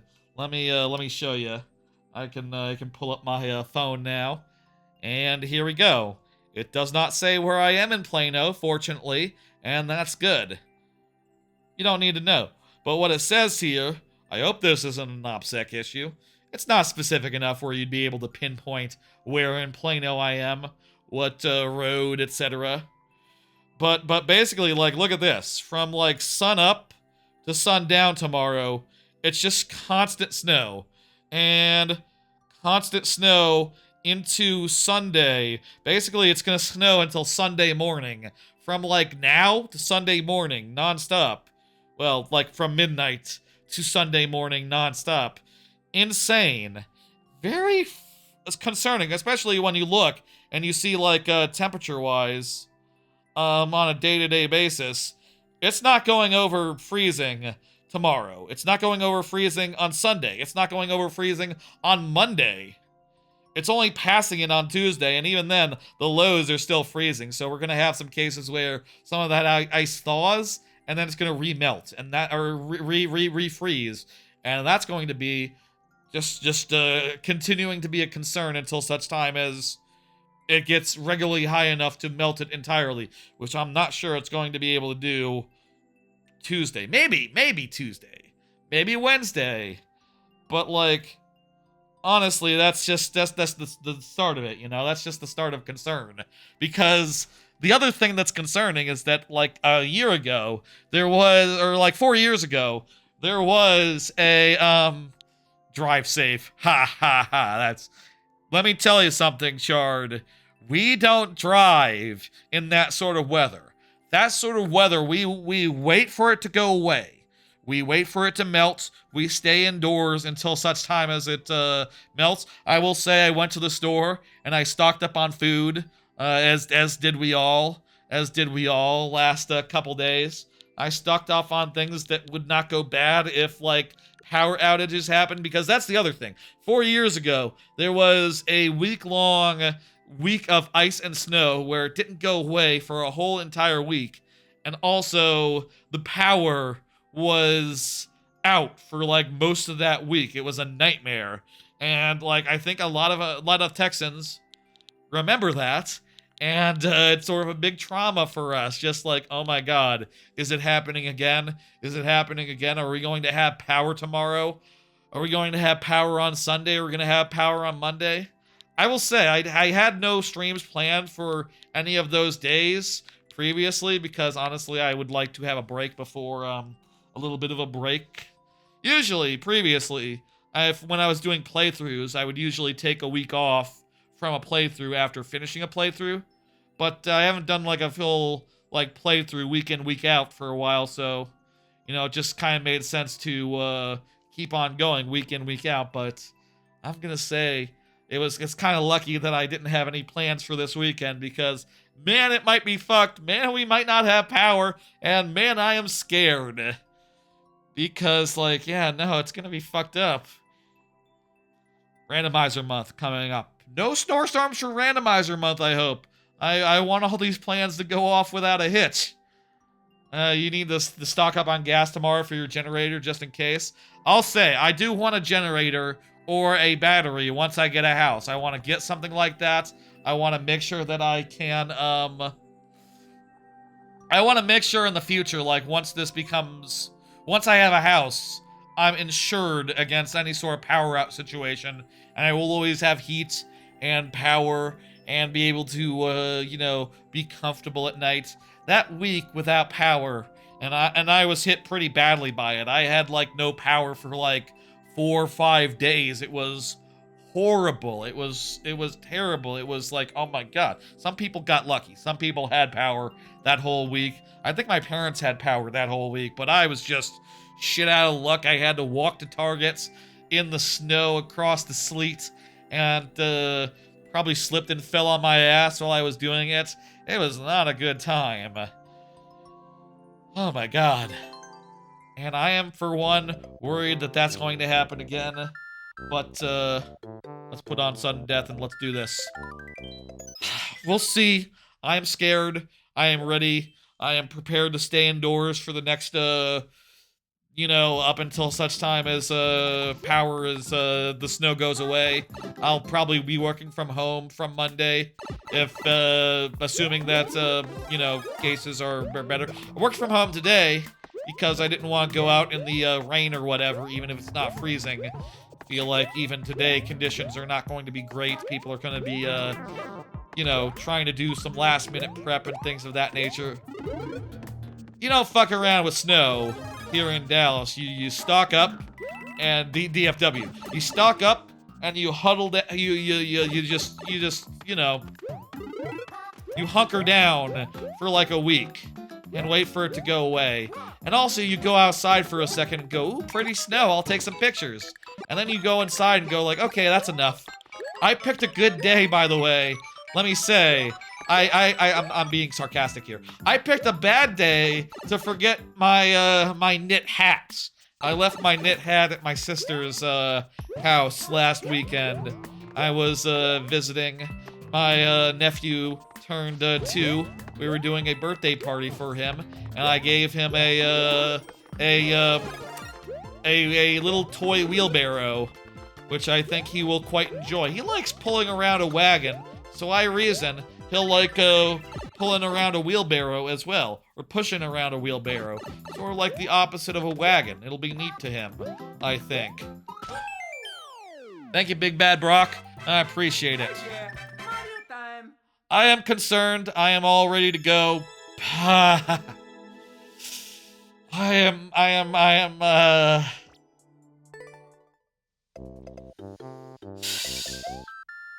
need to fingers crossed I have power tomorrow. If I have power tomorrow, it'll be a nice day.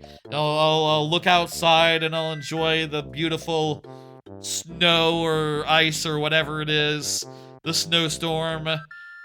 I'll enjoy looking at it. If I don't have power, I'll just be sitting in silence and going like, where's my power? Where's my power? Where's my power? Come back, power. Next time this happens, I hope to have a house, and I hope to have, like, a power bank that I can go for. If I have no power, I can read a book. Oh, that's, that's true! I do have, still, audiobooks on my phone. I could totally, I could do much of that reading that I described as a possibility that I could do. I could easily do that, failing anything else. And hell, my Switch 2 will have power. My AYN Thor will have power. I can play some games on that. But also, I will mostly just be sitting there going like, come on, power, come back. I want to watch the anime. I want to do internet stuff. I want to have a good time. Thank you, Big Bad Brock. Let me go ahead and hit complete for you. And we'll bring up the next person now. Did you see that the Kobayashi Dragon Maid movie is streaming now? No, I didn't. Is it a sequel movie? Or is it I guess if you're mentioning it, it must not be a recap movie or a compilation movie. Is it an original thing? Sequel. Oh! I love Dragon Maid.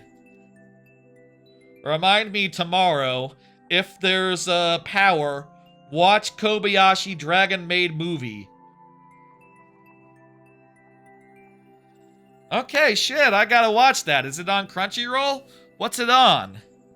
You say streaming, I assume you mean Crunchyroll, right? That's great. I gotta watch that. 06i is up. Netflix? Okay, that's fine. I'll watch it. Anyway, another card. Y'all eat cereal on the regular? I'll say, since that big winter storm 4 years ago, where I had to walk to Target to get food, that the thing was with that Target trip, right? Back in the day, I had stocked up for the winter storm before it happened, but I stocked up on microwavable stuff. I stocked up on stuff that required heat and power and refrigeration, and just all it went bad. And I was just like, oh, fuck me. I can't eat any of the food that I bought. So I had to, like, walk to Target, and I bought cereal and oranges and tuna. Those are the 3 things that I could think of that will be just fine if power goes out. And just fine to eat. Perfectly doable. I mean, milk is a problem. You can't do milk once the power goes out, but you can just eat it dry. You can enjoy an orange whenever.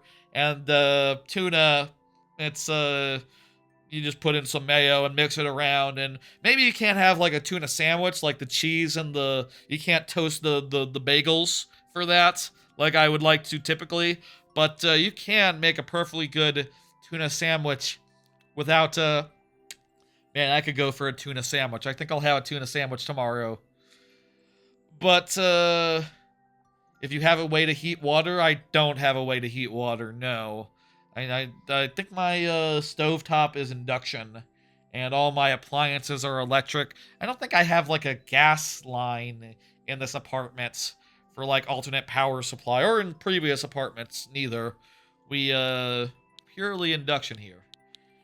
I've only seen induction heaters in any of the apartments I've been in, probably because they're recent constructions. They're relatively new. This one, actually, you know what? This one isn't relatively new, but it must have been refurbished or something, because it has the induction heaters and not like burners or something. But ever since then, I buy cereal, oranges, and maybe some tuna. I like tuna usually, but you know, I don't usually spring for it all the time before a freeze. And I find cereal to be kind of odd as far as a breakfast food goes. Typically, for breakfast, I like eggs, sausage, maybe like breakfast sausages if I got it, or if I don't have sausages, usually I'll have like a bagel with butter and jelly, or maybe like a egg sandwich where I'll fry up the eggs, I'll put layers of cheese and use the bagels as buns. And like a triple stack McMuffin. I like a triple stack McMuffin basically, and it's really good. That's right. I fry 3 eggs and I put 1 egg on, put some cheese, another egg on, more cheese, another egg on, cheese. I always eat 3 eggs in the morning. Cereal is good as dessert. Yeah, I've seen my dad do that. My dad likes cereal as a dessert. I do find it tasty. I'll say that, but I do find that like the weird thing about cereal. Okay, here's what I think is the weird thing about cereal. It's really quick to make. Like that's the main advantage I feel like. It's just like you pour it, you put some, you sort of moisten it with the milk, and then you're done. You know, maybe there's some art in like, okay, can I wet this all with the milk without using too much of it, without like depleting my milk supply? I think there's some skill in that, but for the most part, it's just pretty straightforward. But what I find is just eating it takes a lot longer than it takes to eat some eggs. You kind of lose a lot of the time you gain in just like the setup time, in the eating time, and also by the end of a big bowl of cereal. Oh my god, I feel like my jaw is just like dying. I don't know. I just don't chew that much, I guess, relative other meals. I don't know how that is, but cereal kind of makes my jaw sore. Also, there's the fact that it's not very good insofar as 6i is here, so this is this what was the clear rate? I didn't actually think to look. I need to check before we begin. There is also the fact that it's pretty like it's like 10%. We're good. 5 is the right number. It is pretty like poor in terms of like energy goes. Like it'll give you like a sugar rush initially, but by midday you'll be crashing and hungry. And I do feel kind of hungry right now. I had some for breakfast, and I don't know, man. I'll say I don't think I could ever live off cereal on a normal basis. But whenever there's a freeze, I just feel like, oh, I gotta go. What is this music? This is...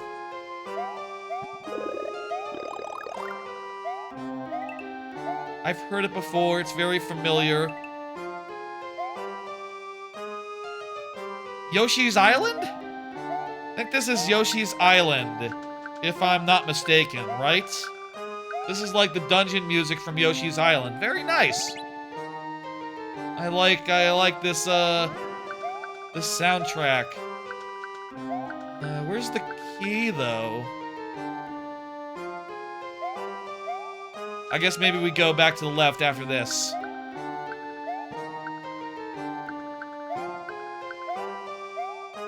I need a shell? I think I need to get a shell. And I need to not use it as a shelmet. Am I reading this right? Oh, hell, that released him somehow.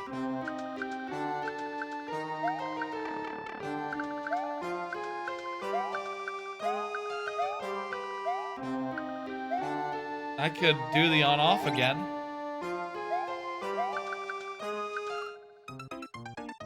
Cereal good as dessert, yeah. Oatmeal. I've never had oatmeal. I don't really know what oatmeal is, honestly. Oatmeal just sounds weird to me. Is it tasty? I always associate oatmeal with like puritanism. It's an on-off puzzle? Okay. There could be something over here. Hang on. There was something over there. And now... just a bonus area. This is just a bonus area. This isn't the way forward. Good to get, though. Good to know.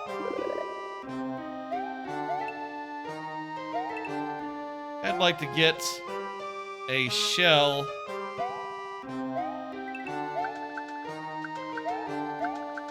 So if I do this on-off, he'll be able to go to the left, right?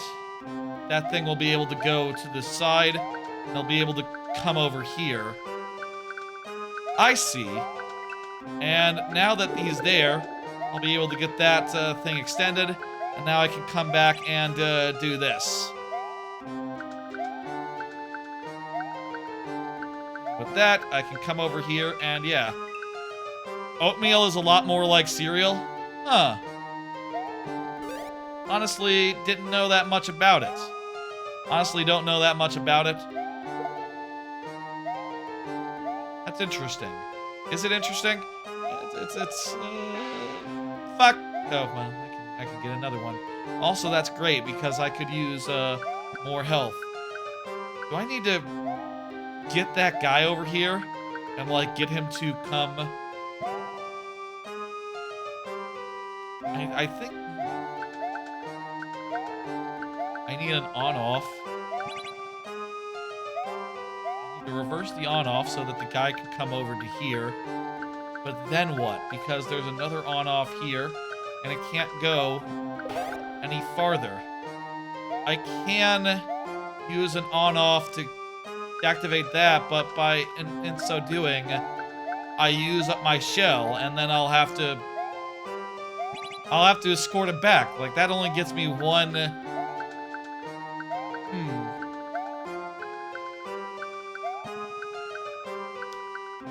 I need to get this shell. I got that much. And now that I have the shell, I need to...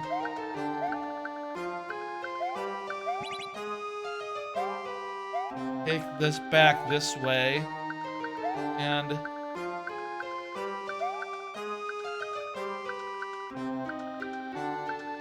okay, I'm just gonna have to do a damage boost here. Kinda looks like I need to give up the shell to bring him over here. Woo! But what good does this do me?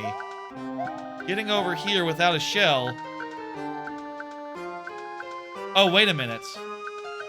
I can get him to go back and forth now. And I can get another shell.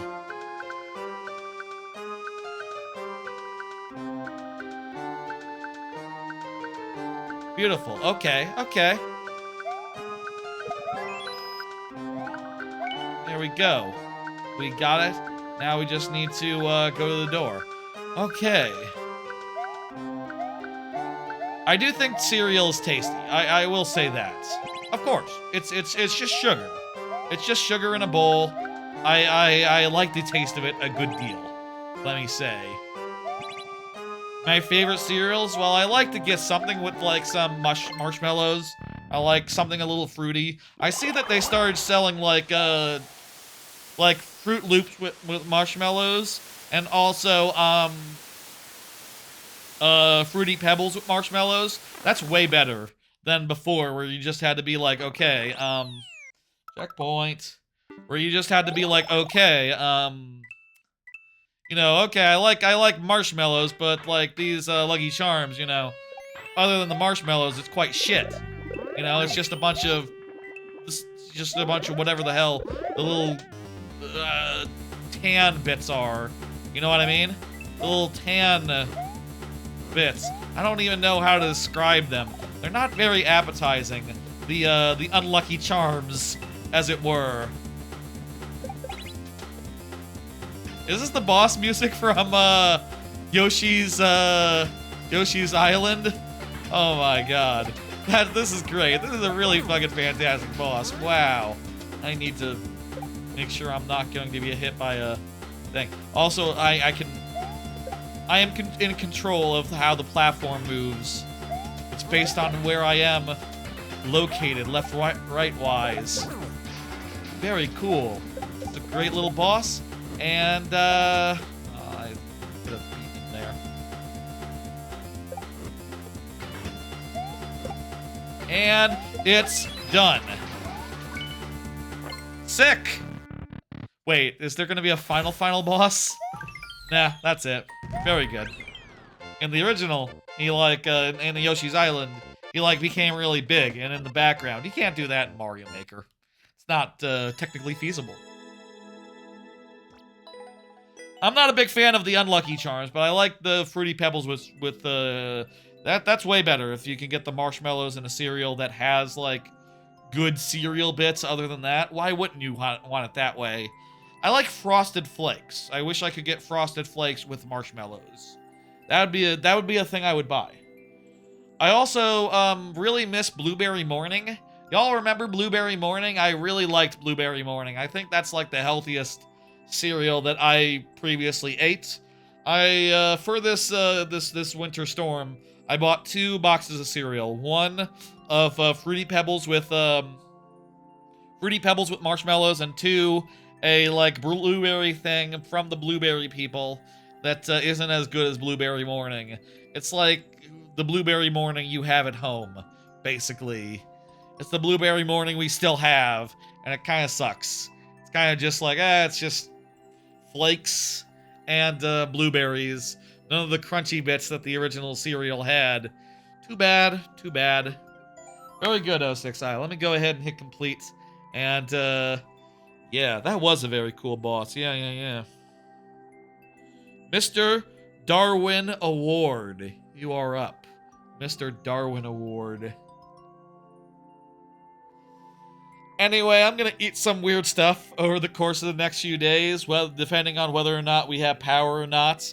I'll be eating better, certainly, if we have power. But if we don't, if power goes out, well, let me say, I will be losing a whole fucking lot of groceries. And I'll be quite pissed about it, honestly. Like, I will lose eggs, I will lose eggs, I will lose ice cream, I will lose so much good frozen stuff that I haven't eaten yet. My God, it's gonna really clear out my fridge if I end up losing power, but we'll see what happens. That's kind of the main thing that's gonna be bad about it, I guess, really, is just like, oh, well, food. But hopefully it doesn't come to that. We'll see what happens. I hope if there's any power outages, they are localized and brief. Just eat it all before it goes bad. A lot of it, you know, you gotta eat, you have to use power. You have to have a microwave to eat it. Like all the frozen foods. You can't have a Marie Callender's cheesy chicken and rice without a microwave or any sort of heating device. That doesn't work. One more topic. I think one more topic as far as the freeze goes. Here's a question. Perpetually cold places. Y'all in perpetually cold places. Like Chard, I know you're in a... You've been talking about snowmobiles and things of that nature and snow fishing.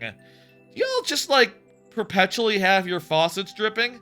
That's a thing that always comes up when freezes happen here is like, oh, keep your AC up, get your faucets dripping, do this, do that.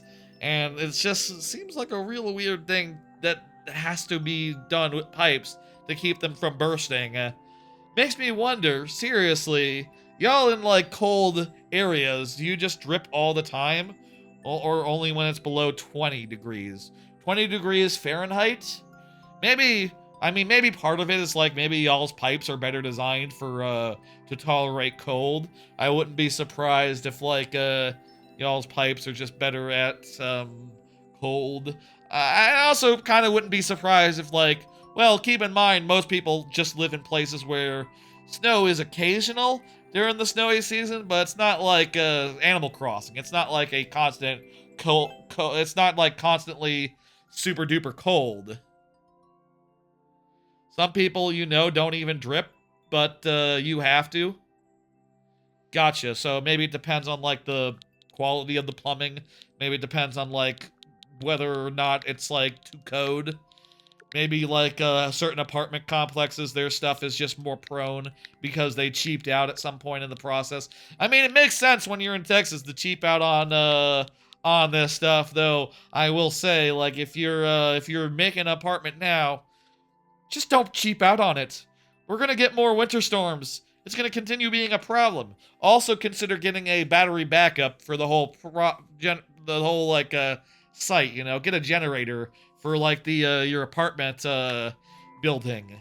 I say that it is anathema for the owners of apartment complexes to take precautions. That is anathema to their character. They don't do that. They just throw caution to the wind to make as much money as you possibly can, and just hope for the best.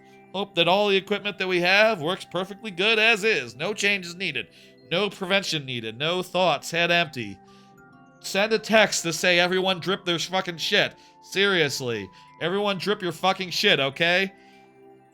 I'll do the dripping. Okay. I still gotta drip them. I haven't dripped them yet, but it does seem like a weird thing. And also I do wonder, like, if like in certain parts of the world, dripping faucets is just so regular, do they make faucets that that are like designed with that in mind? You know, you think there'd be a faucet where it's just like, okay, you just sort of like put a button on it, like a little switch in the back to be like toggle, drip, and then it just drips at the minimum rate. Because I feel like it's hard to get it to be like, okay, there's a trickle. I don't want a trickle, I want a drip. That's nothing. Okay, that's off. You know, the getting into the dripping thing is something that I'm not used to. I don't know how to do very well, and you know, yeah, Darwin Award confirm whenever. I don't see it currently, so we're going to just jam on. Let's go. Let's do it. Doesn't look this looks nice. I think we got it. The clear rate was like just over 4%, so we'll see what we can do on 2 tries. Again, Darwin Award, please confirm, and we'll have more time, more chances, etc.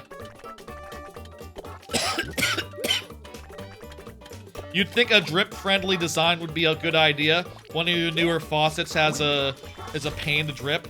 Yeah, totally. I would have thought that if like dripping is such a regular thing, that like the designs of them would be would have that accounted for. Maybe it'd be weird, like, having that all the time on your faucet. You know, you're looking at the tap and like, what is this button? Oh, it drips? You could have it behind, like, a panel or something. You know, make it so, like, the side of it, like, comes off, and you have a little button behind the handle or something. I don't know. You could totally hide it somehow. And I think that'd be cool. Free idea for faucet. Free idea for faucet makers, I guess. Make your faucets easier to drip. Easy drip faucets. That's a $100 idea. It's not that good of an idea, but it'll make some money. Shit. It got a little bit harder after the checkpoint there.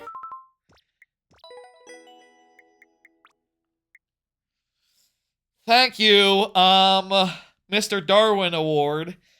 That's 2 tries. That's all we can do if you're not present.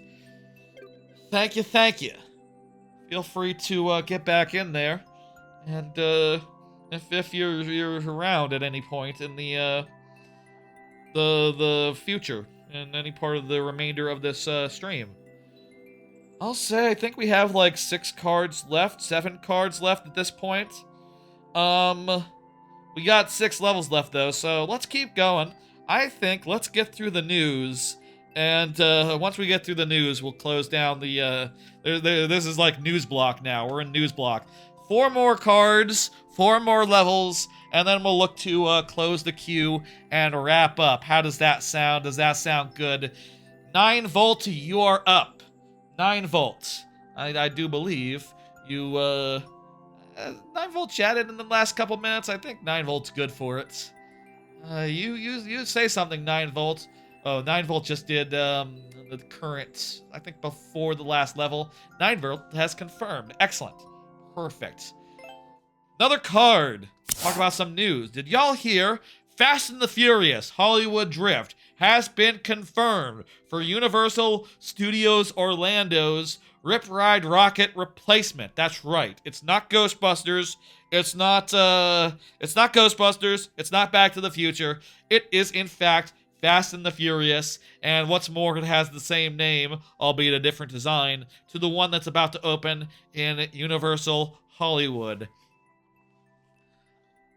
And I guess it'll probably have the tilting the cars. So there's a lot that we already know about this attraction then, based on the fact that it has the same name as a ride that's about to open in Hollywood Universal. So that's neat and interesting. That ride is pretty cool. It has like cars that tilt on their own, sort of similar to like Guardians of the Galaxy Galactic Rewind.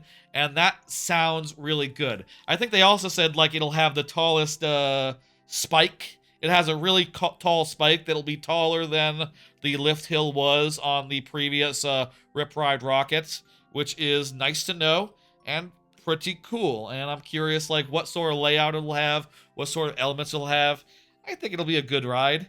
As I understand it, it'll be different from the one in Hollywood, so, you know, I'll say, like, I did hear about that and go, like, oh, I was thinking I would like to go to Universal Studios Hollywood sometime in the next couple years eventually.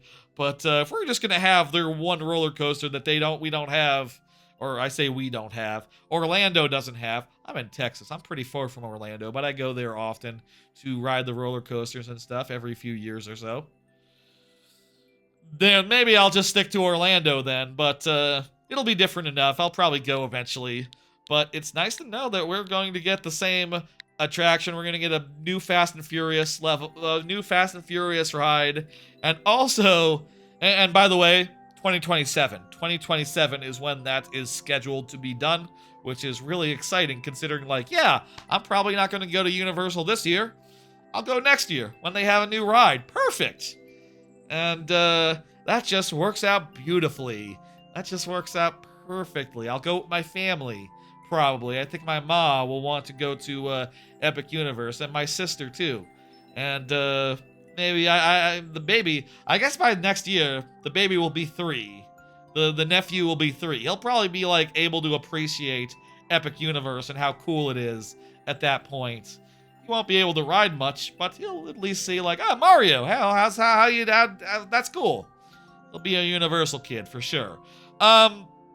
I'm excited. I'm excited about that. It is great news. And I think like the best possible part of it is just like, oh, a new Fast and the Furious attraction then. Hey, Fast and the Furious Supercharged, your fucking days are limited. Your fucking days are numbered. You're gonna get shut down. For those who don't know, Fast and the Furious Supercharged is probably the worst attraction. Is that true? Yeah, it's probably true. Probably the worst attraction at Universal Studios Orlando, just because, not because of the franchise. I love Fast and the Furious. I think they're great films. I haven't seen, did they come out? No, they still are waiting for the second part of their 2-parter. That hasn't come out yet. It was, what's that other movie with the, Mission Impossible had a second part of a 2-parter that I didn't see yet. I need to see the second part of that Mission Impossible 2-parter. But I like the movies a lot. I really do. And that ride is just shit. And it's real good to know, like, oh, they're going to make good and make an actual roller coaster of it. And probably that one will get shit canned and hopefully replaced with something better. I'm really excited for that, honestly. I'm really excited for everything Universal is doing. I think exciting days are ahead for Universal. Hey, did you hear I didn't do a separate card for this, but also came out the other day. You know Pokemon's coming, right? Pokemon for Universal Orlando has been confirmed. Also a bigger Pokemon thing for Universal Japan as well. I'll say, if you're wondering if that means like, oh, that could be a parade, that could be like an event or something, or a show. I will say, for what it is worth, they already do have shows with Pokemon at Universal Studios Japan. So I think this being a big global announcement and all does imply that it's more than just like, oh, we're doing a stage show. Pikachu running around, dancing and stuff. Detective Pikachu, the show.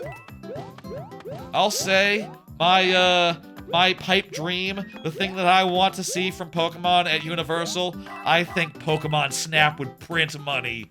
Man, imagine if it was just like the Spider-Man ride with the scoot, and you had like a camera that was part of the ride vehicle. You know, imagine imagine like Men in Black, right? With the shooting attraction. Imagine like a shooter attraction, but you're not shooting. You're taking pictures, and at the end of the ride, you can print out the pictures. You can print out the pictures, and Professor Oak will score you as well. Imagine that. That's gonna be so good if they do it.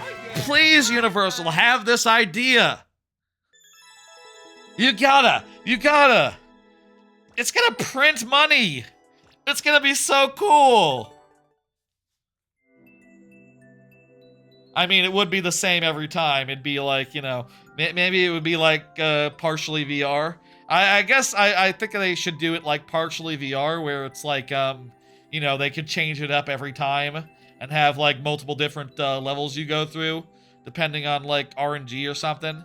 It would be a little, it would get old a little bit if like you were taking the same photos every time. It was just like the first level of Snap. But I think there's serious potential there. I think that would be so good. Like just a Pokemon Safari with some Pokemon Snap style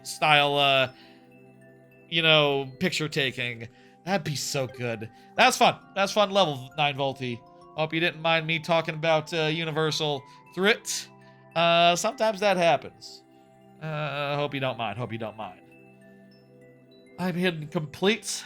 And Countess Timpani is up next. Go ahead and confirm Countess Timpani. Oh, sorry. Countess Timpani just confirmed as I was hitting the button to make the thing appear. I see that you're here, and you're good for it. Excellent. Let's do another card. Did you hear that Tanabe retired? Yes. I feel like I have suddenly gotten a lot of aggression, a lot of strong feelings about Tanabe as I look at Metroid Prime 4 and all the ways that it falls short. And I've heard some behind-the-scenes type stuff. Yeah, Paper Mario also really did get screwed over by Tanabe as well, for what it's worth. But like, yeah, Metroid Prime 4, it sounds like a lot of the mistakes that that game was built around was Tanabe's idea. Tanabe insisted they kept on going with it. Tanabe really liked the name Green Energy. So if you're wondering why it's called Green Energy and not something that's like sci-fi, it's because he really likes placeholder names. He's had a rough go of it between like the games that I understand him to be pretty heavily involved in. Metroid Prime 4, Sticker Star, things of that nature. I will say, for what it's worth, Tanabe did, for what it's worth, has been involved with some bangers as well. Though, honestly, this is a situation where, as a biased individual, and from someone who has heard from some people working under him, and, like, talking shit about him, I would kind of just imagine, like, yeah, that's a case where Tanabe didn't get his way, where people pushed back, and the game probably turned out well because of that.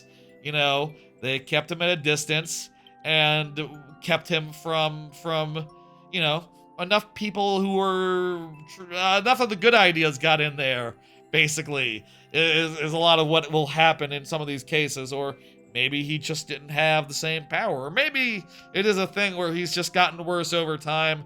Maybe he just randomly has the wrong instinct half the time, as far as like Metroid Prime and Sticker Star. I don't know. But at any rate, I have heard things from people I know on some Discords who have family members who used to work at Retro during the development of Metroid Prime 4 and previous games that they worked on. And, you know, I will say, like, you know, we were talking about Metroid, the Donkey Kong Country Returns earlier tonight. I did remember, like, the dude that worked at Retro and whose brother that I know his brother. He was telling me, like, oh, you know how the mini games in Returns are all like stock. You know, they're not like DKC2 style. They're not bespoke. That's because Tanabe. That's another thing that Tanabe had an idea about. You know, and just like, oh, like, so what you're telling me is that one of the worst ideas in Donkey Kong Country Returns, that was Tanabe? Oh, crap. I'll admit I'm somewhat biased, having heard what I've heard, and now I'm just sitting here getting to imagine whatever I want. Oh, this is zero clear rate. Oh shit. Let's randomize the heads and get going. Yoshi's very nice. I'll say that as far as Tanabe goes, I can just kind of imagine at this point, having heard what I've heard, enough like you know, data points as I want, that basically every bad thing in every game that he's touched was him, and every good thing in every game that he's touched was someone else. But I'll say maybe that's bullshit. Maybe that's really oversimplifying. Maybe just like, you know, he's had good ideas and bad ideas, I'm sure. But I'm optimistic about the stewardship of his various franchises now that he's not involved. I see this one has a 200-second timer, so I assume this is survival 1, but 2, you do gotta get across the room to the other side. How nightmarish. I wonder if I can even... Jesus. Right, yeah, there's 2 potobos though there between every line, so you gotta dodge first the one going up and down fast.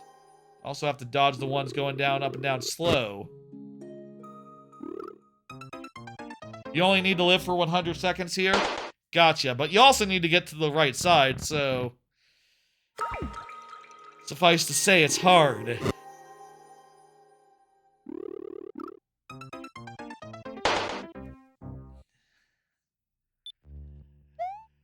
Maybe...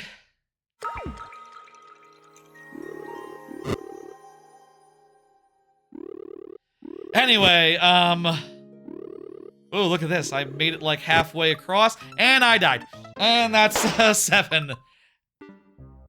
I do think that's easier than a lot of the other ones you presented. Like, I could see getting through that, honestly, but, hell and damnation, that is tough. I gotta guess. Let me ask. Does it add an extra bit of difficulty at like the 50-second mark? That's what I would do if I was wanting to be pure evil with it. I would add an extra thing at like the last 25 seconds. I would ramp it up as the survival went on. That would be horrific. I would put in like a sun or something. You can't add a sun in, I don't think. Man, what if the sun was there though? That would, wow. That would be hell. Anyway, thank you. Feel free to submit another one or do whatever you want. The queue is still open. We still got plenty of time left. Hey, Tanabe, enjoy retirements. I'm still bent out of shape because of how you've ruined Paper Mario, Metroid Prime, obviously, Metroid Prime Hunters, and, honestly, obviously, he's been involved in other games that suck ass, like Hunters. Federation Force was pretty suck ass. Apparently, he thinks that game was misjudged. It's not. It sucks ass. It's terrible. And Metroid Prime 4 is his revenge story for Federation Force. It also sucks ass, but less so. It's Retro really tried their best to make it a good game, despite all the bad ideas that he made them put into it. Difficulty remains the same the whole way, maybe not because of nerves. Gotcha. Okay, Isaiah, go ahead and confirm for me. Go ahead and say. Hope you enjoy retirement. I hope the new person is better. I'll say like the only thing we know about the new person is that their only solo directing game was TTYD HD, which, hey, that was a pretty great remake. That's pretty fucking top notch. So she did a pretty good job with her first solo outing. I guess we'll see, like, over time as she directs more games, whether that was just luck. It's worth noting that she was, like, co-director on much of Tanabe's stuff, so it's a little concerning that maybe some of the stuff that she, it might be a little bit more continuity than you'd like with this changeover, I guess. I don't know. She did have a lot of good ideas. But I don't know that much about, like, what she's brought to the table. But I will say her one solo directorial debut was a grand slam. Was fantastic. Was a great version of was one of the best remake things. Color Splash dialogue was her idea, and that's one of the things people like about Color Splash, right? Like, it has better writing than Sticker Star, which basically has none, or it's shit anyway. If you have good ideas, do we know, like, things that she's come up with solo? I'll be curious to see people dig into that, but right now I think all we can do is just wait and see, and see what comes out of that. See how that goes. Isaiah is here, fantastic. Let's punch in this code. I got more cards. I got more news to discuss. Let's discuss the last bit of gaming news that I have on my docket here. Did y'all see The Office is in Fortnite now? My understanding, I'm not sure. The store updates at 6 o'clock. My stream starts at 6 o'clock. Did that go live? That rumor had it, and there were leaks as well. That it probably has by now, right? Is it live? Is it live? Probably live. Rumor had it this morning that it was going live tonight, and now it is tonight, so presumably it's gone live while I have been streaming here. And it's Michael Scott, it's Dwight Schrute, and it's a bunch of side stuff, like a Dundee, like an emote or two. It looks good. It looks like a good pack. I fucking love The Office. I do. I love The Office. I don't know if Dwight would have been my choice for Second Skin. Who would have been my choice for Second Skin? Honestly, I would have just liked more of them. You know, it'd be fun to have like a Ryan with blonde hair and a Ryan with the regular hair. Jim, obviously. Any of the ladies in there. Kelly, Meredith, any of them, really. Creed would be fun. It's been like 20 years since The Office. Is Creed's actor still, you could talk to the estate, I guess, if he's passed. Is Creed's actor still alive? Is Creed's actor still alive?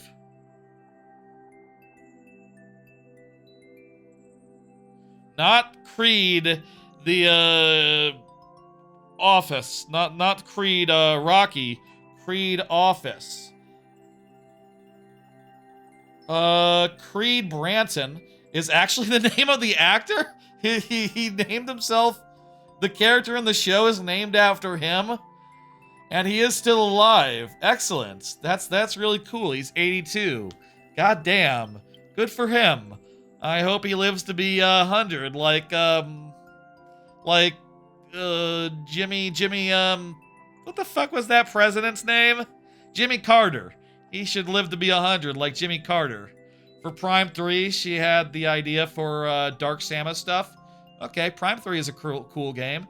The Dark Samus fights in Dark Samus, like, doing the stuff in 3 was pretty cool. Like, possessing all the enemy guys. That was a cool bit, yeah. Definitely the best implementation of story stuff in a Metroid Prime game, as far as wanting to have, like, a relatively heavy story, like, oh, the guys from the start turn evil, and they're mini-bosses now. That was a pretty great idea. That was a pretty great idea to, like, structure the game and stuff. Let's do this. Clear rate's real high, 5 tries, there we go. I'd like a Creed skin. Yeah, Creed would be fun. Jim. Would you want a Pam skin? That's funny to think about, a Pam skin. Imagine Pam running around, shooting dudes. There's God, what's his name? Shit, it's been too long since I watched The Office. I say it's been too long. It's been too long since I watched a lot of The Office. I watched some last year when I was visiting my cousin, who has that streaming service, because she loves The Office too, when I was in Orlando to see the theme parks. Oscar, he's in the new show as well. They could do Oscar. Oscar, let's say, is not really one of the comedic characters. He's more like the comedic fold characters. I feel like getting him is a sign that they probably couldn't get anyone else to be a regular. Kevin, I'd like Kevin as a skin. I would buy a Kevin skin, absolutely. To have like the pot of chili. Could that work as like a back bling or whatever? Pot of chili would work as an emote, like spilling a whole pot of chili. That would be very funny as an emote. Oh no!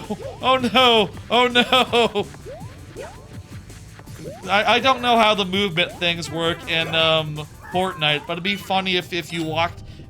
You got those like traversal emotes, right, where you walk a little bit, but if you walk too much, the emote ends. It'd be funny if, like, it was chilly and you walked with it, and if you walked too fast, it just spilled out. But I don't think that's how those emotes work, really, so it's probably not, viable. That'd be funny, though. It's not one of them. I think I'll get it. I'm thinking if I want Dwight. That's sort of my thought. How much is it? It's, like, probably, like, 30 bucks or something. 3,000 of the battle bucks. Let me see. What's the office bundle? Let me Google. The office bundle. What are we looking for at V-Buck wise? I'll just search for news.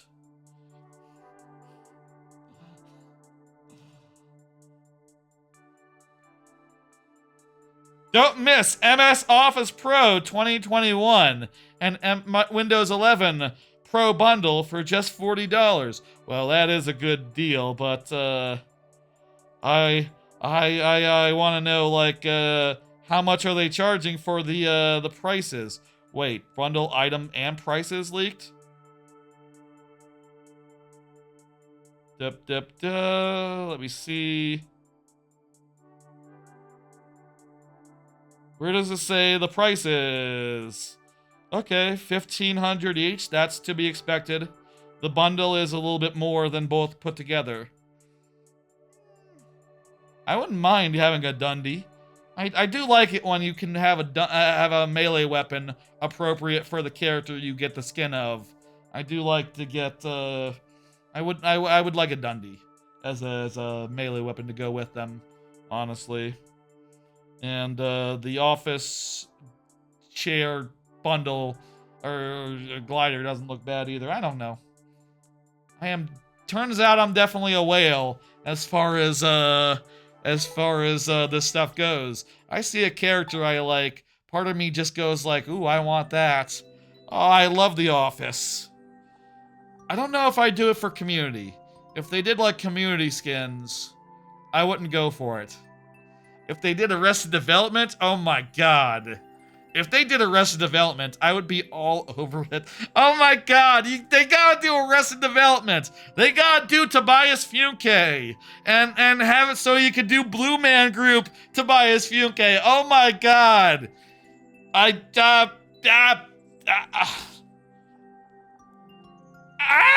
gotta do that, and I gotta buy it.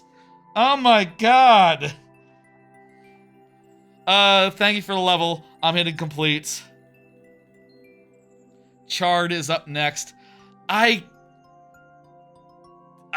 they do that, I'm gonna have to buy that.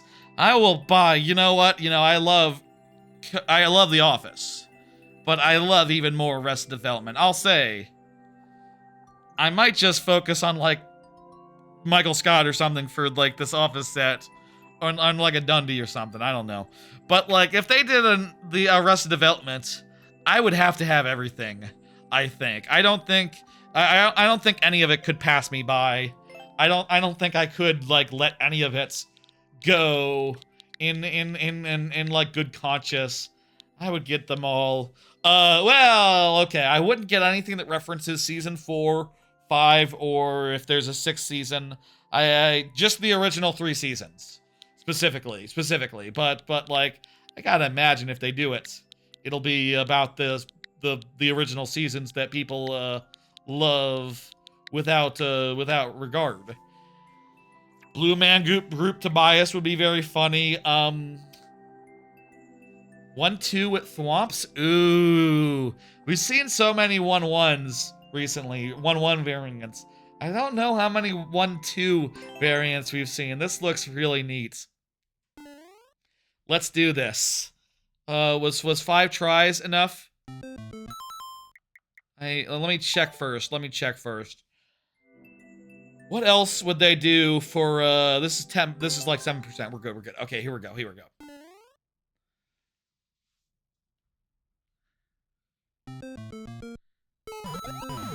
Let's do this. Here we go. Thwomps 1-2. Okay. Gotta be a little careful. That wasn't even the Thwomps. I would have died anyway, no matter what. We gotta be a little bit careful, considering that the Thwomps will kill us if we're not careful, but fuck me! Also, we gotta be careful about regular enemies as well. And if we rush too much, they will kill us. So, you know, let's be a little bit more cautious, a little bit more careful. Here, starting that out right here. Also, just run. Let's just run. If we just run... Ah! That guy came sideways! I was about to say, if we just run, they can't get us. Not true, but, it's close enough to true. Damn it.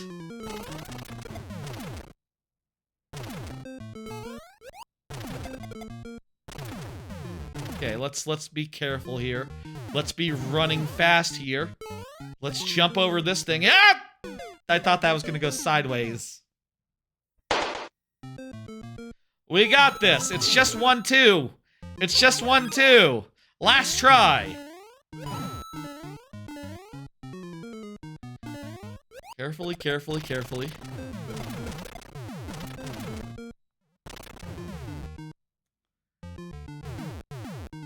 Run. Jump over this guy. We've kept our mushroom this whole way. Oh right, there's piranha plants! We're small now, but no matter. We're basically at the end. That guy's going sideways. This guy's also going sideways.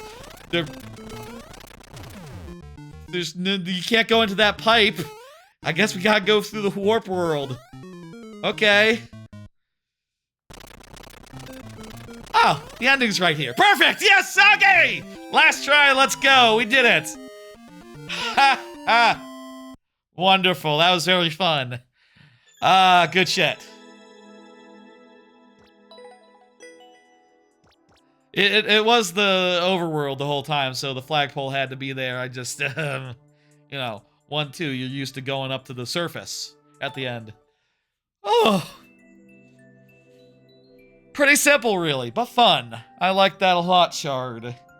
I was going to do, like, a tangent there about, like, oh, you know, what other skins could be in the thing, could be in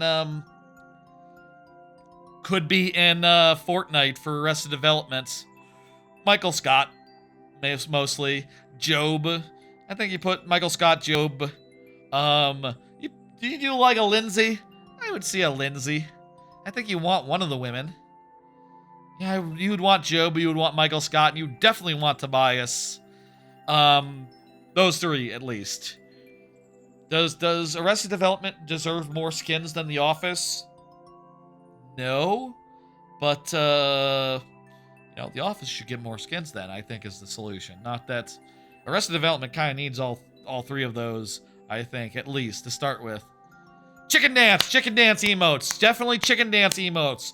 Chicken dance emotes. That would be good. I would get all of them, and that would be my go-to dance for a while. Just that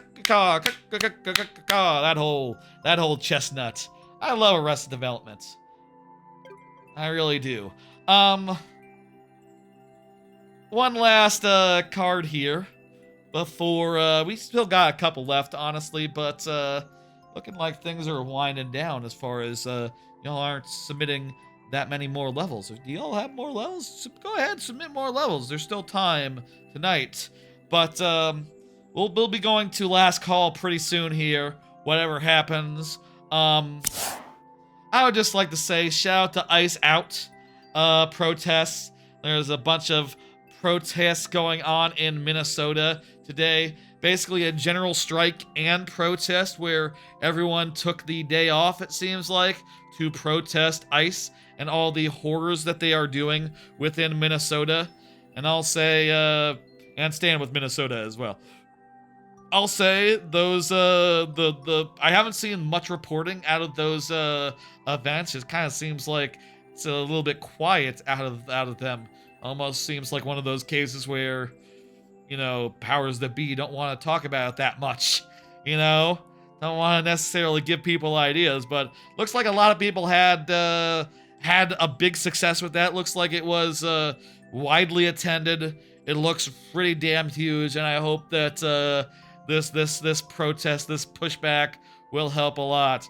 You know, we ended up talking a little bit about it last week, especially with some of the unpleasantness and horrible shit that's happened in the news with that. Of course, it's been, you know, as far as like the major ICE stuff that's been happening, like, there was a murder, a 5-year-old was kidnapped and used as a lure earlier this week, and also I saw reports on Blue Sky and on New York Times about a protester whose bra and ring was stolen from them by ICE.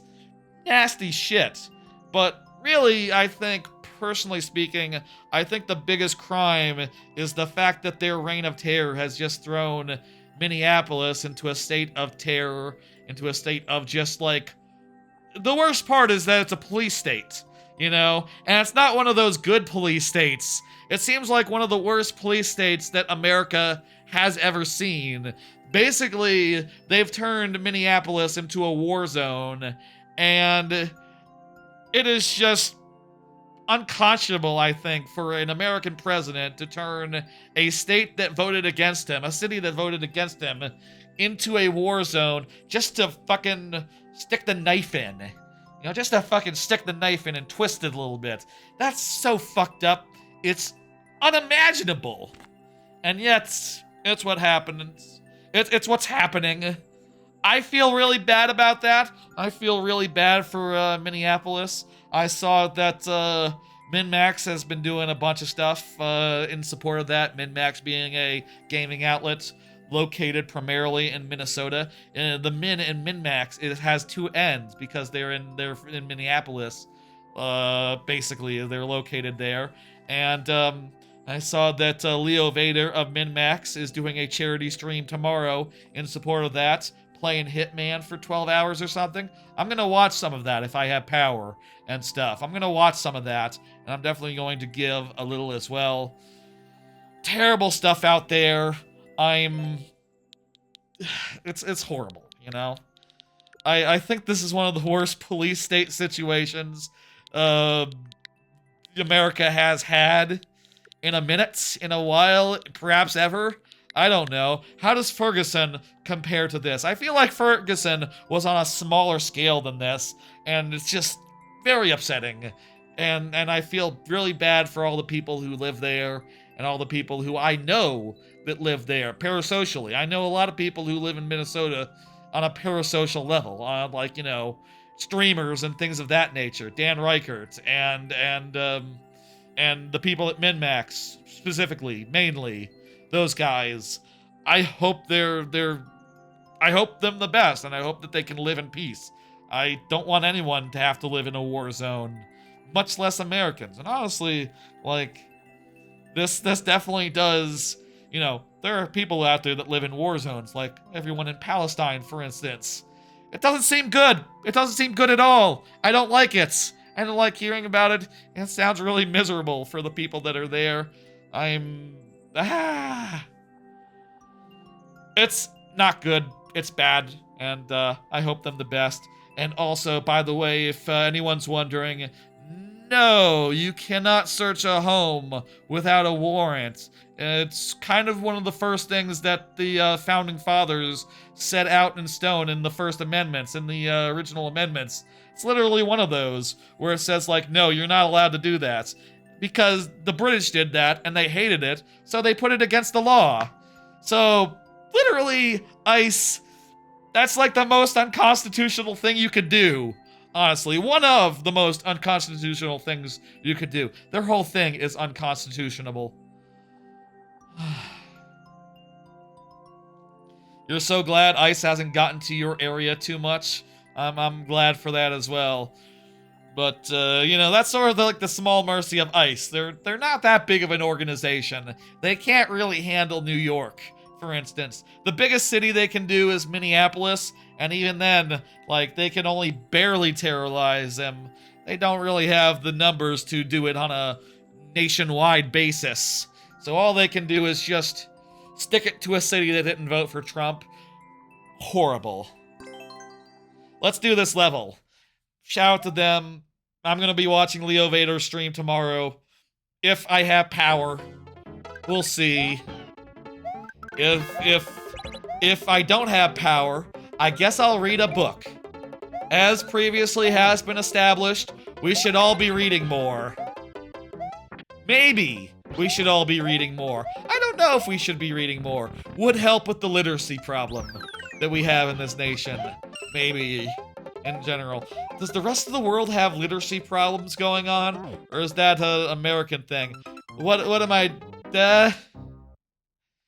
what was let me check the clear rate real fast before... I don't think I checked it before we begun. It is 1%. We do have bonus slaves. And I should be paying attention. Let egg hatch. Yoshi on, egg off. Oh! I understand it now because I read the title. Like I said, we all should be reading more. I read the title, and now I know what to do. When there is a Yoshi, the on-offs are one way. When there is an egg, the on-offs are one way. When the egg hatches into the Yoshi, the on-offs change to be the other way. That makes sense now. I understand what's going on. And it's all thanks to being moderately literate. Here. Oh no, you can't hatch when you're off stage!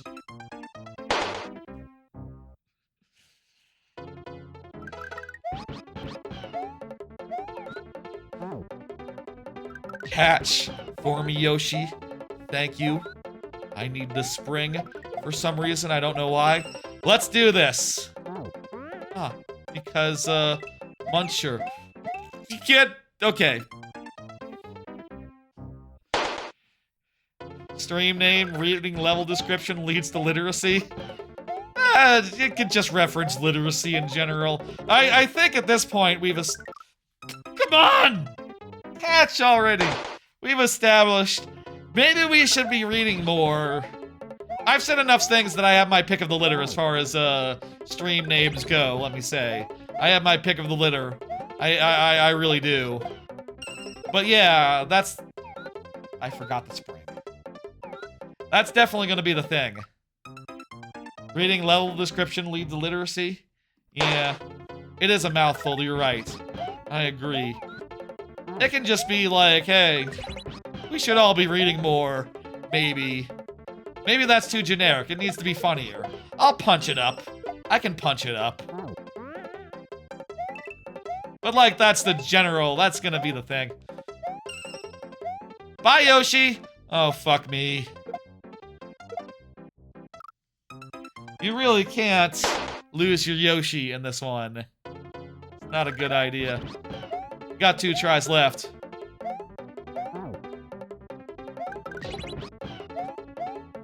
Let's do it.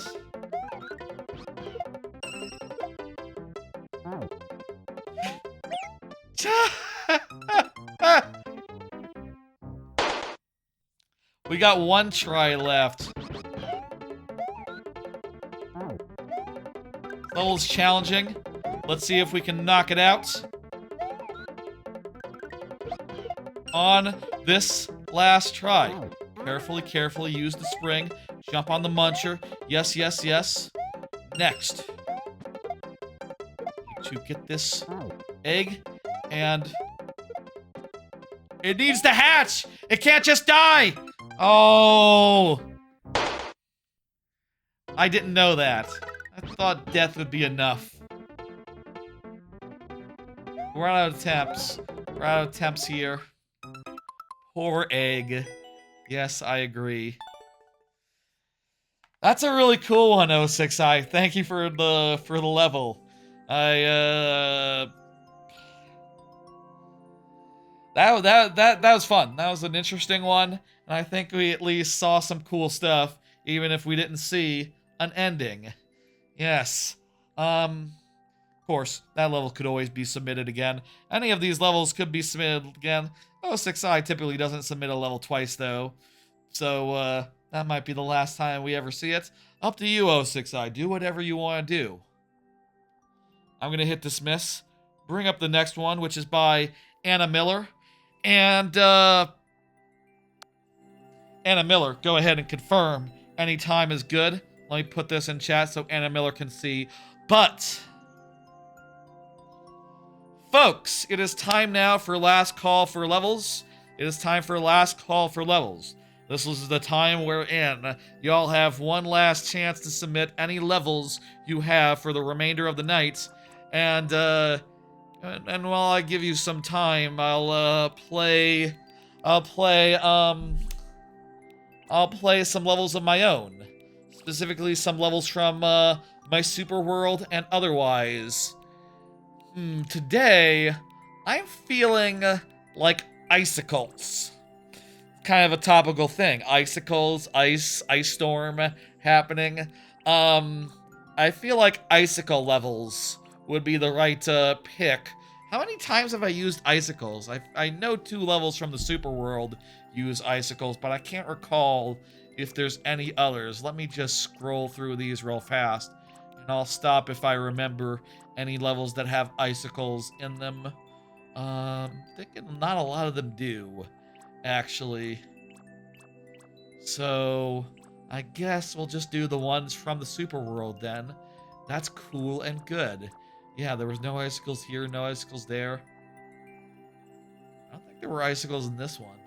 No, there were falling donut blocks. That's different. So icicle-wise, I guess I didn't use any until my super world. Unless I'm missing something, in which case, oh well, y'all can correct me if you know better than I do. But as far as I remember, icicles only came into play for the super world. And in particular, there's 2 levels that use them that I think would be real fun to play. Those being Pirates Peak 2, Frigid Forgets, and one from the very end of the super world. I'll refresh the lives and we'll do it. Ooh, hey, Simpsons heads. We'll do this lightning round style as we do. This level, I feel like, is one of my best of the super world, and one that had just a real unique take to it.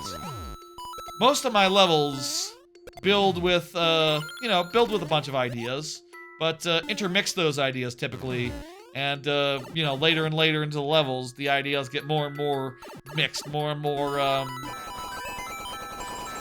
together. This one is different insofar as like the overworld and underworld sections have completely different pacing, and they do have some elements in common other than that, but basically in the overworld you have to do things like platform carefully across like moving platforms, and cases where you need to jump off a cannonball to get across a gap. Meanwhile, in the underworld, in the ship bowels, you have to just go, and the icicles follow you at a very fast pace. So you have to keep on moving. And that's what I use the icicles here to do, just to make a level that's, bah.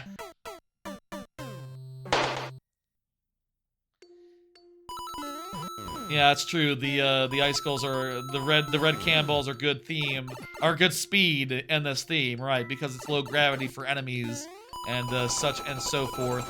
Also, the moles are a little bit slow as well, which is pretty cool.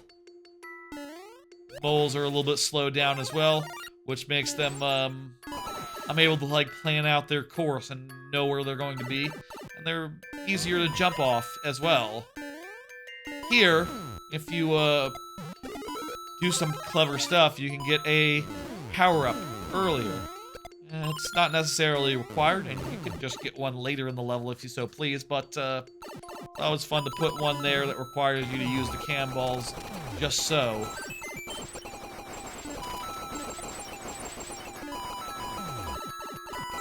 One last icicle sequence there, longer than on any of the previous ones, and more hectic. I think that's lovely. I think this one is just a very nice... I don't know, like, how unique it is among my levels, you know, like, or how different really it is, but I think I did a neat thing with this. I think this was a fun experiment, and I'm just really proud with how distinct it feels as a result of its two styles having distinct pacings to them.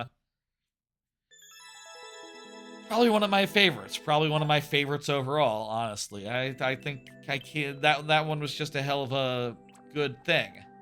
If there's one thing I'll note is that you can see one of the platforms from the other sections sort of skirting over into one of the other underworld sections. And if I had arranged the levels in a different order and made it so that, like, oh, this one's at the farthest to the left and this one's the farthest to the right, wouldn't have had that issue, but it's fine. It's just a minor thing. Not worth upsetting the apple cart for, and rearranging the level would have been not practical after the fact. This one doesn't have icicles in it, does it? No. Trying to think what other levels do have the icicles, if there's any, except for... Does Koopa? I think Koopaverse 2 actually has the icicles as well a bit, so 2 more levels here. This one, I think the icicles weren't as big of a thing. It was just an ice level, and does it have the icicles? Hang on 1 second, let me just check. I think it does, but maybe it just has spikes. Let me see. Does it have icicles anywhere? Oh, I forgot that the second half is just literally above the first half. Actually, no, it doesn't have icicles. It's all spikes. It could have had icicles, though. They'd fit in perfectly well. I'll say we won't see this level, but it's an up and down level. The first half of the level you go up, the second half of the level you go down.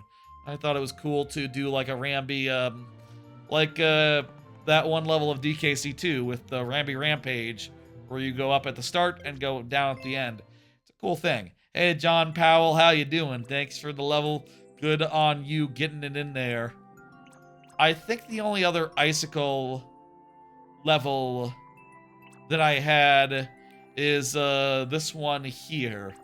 Bonus Biome 3, Pokey Pressure, which is a really cool one, I'll say.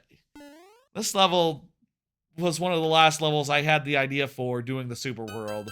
Like, I didn't really have an idea going in there. I just sort of came up with it in the moment. And it does a good job of, like, mixing stuff up and getting another valid usage out of the icicles in a way that's different and cool. If the first case of the icicles was strictly, like, going under and rushing, this case is twofold. One, you sometimes do go under, but two, now also you could stand on them and have them fall down. Also, as you're like platforming under them now, oh fuck, let me show this off actually. If you do that right, it's timed out just so, such that when the icicle platforms are respawning to let you go back, the icicles are spawning back over you that will be falling on you and breaking the platform you're standing on, which I think is neat. It's very lucky that that ended up working out so that we could go back after like that second of hesitation. I did not intend for that to work as well.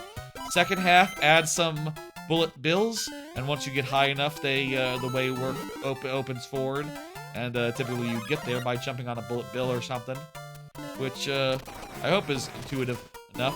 Oh jeez. You can do some bullshit here, like sliding under to skip some stuff. All intentional. You know, some amount of speed strats are, I think, cool. Like, if instead of doing this, you did like this, and like, jumped out and skipped, going above, I just think that'd be cool to do. I think that's cool to allow, and, this is a hell of a good level. One last part with a ridiculous amount of pokies coming in from above. Oh, did I mention the main, other than the icicles, the main gimmick is like pokies are parachuting down on you and just like putting on incredible pressure. That was like the reason for the season, the reason the level was named. It's called Pokey Pressure because pokies are just dropping in. Really cool level. Love that one. Turned out beautiful. I love all my levels, honestly. Those two are especially good ones. Let me say, those ones are really good. I think that's all the Icicle levels I have in my repertoire. So let's go ahead and, that's it for last call. Alright, the queue is closed, last call is over. Let's go ahead and get these 6 levels knocked out, get these 6 levels done. I still have a number of cards, a couple cards, but we have more than enough levels in the queue to cover them. So we'll, you know, go through them at a nice even rate and get them all sorted out. And we'll talk about all of them in turn as we do. Excellent, good. Let's see Anna Miller's level. Did Anna Miller confirm while I was doing last call? I did not check. Ow, ow, ow. Thank you, Rock Hardy, for throwing things at me. I don't see any messages from Anna Miller, so sudden death it is. Sudden death it is. Let's go ahead and do it. Let's choose a good one. Hot Castle. Water Craze. Larry Kong, Shooting Cove. Let's try Shooting Cove. Sure, why not? Here we go. 2 tries. If Anna Miller confirms, if Anna Miller appears in chat, we'll get more tries. Oh.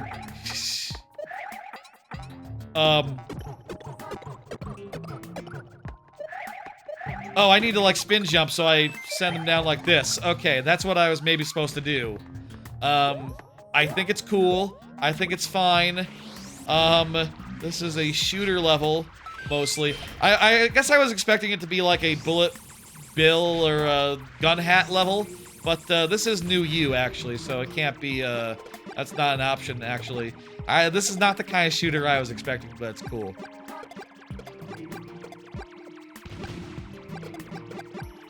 I don't feel like I see as much shooting levels as you'd expect, but shooting is, this gimmick is definitely a cool thing. Kind of reminds me of Squawks, but, a little more straightforward. You know, and all the, like, DKC clones that there are, they oftentimes just clone Squawks.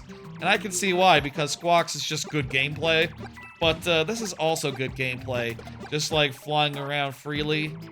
I do think the drama of Squawks, of like, the drama of, like, having to deal with the up and down as you do, by flapping or dropping accordingly, is pretty smart and good.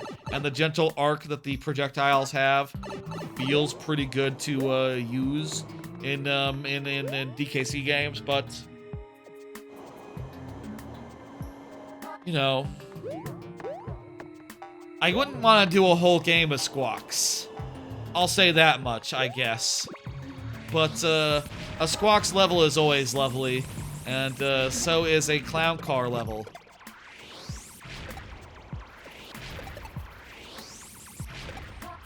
We're just gonna carefully pick away at this.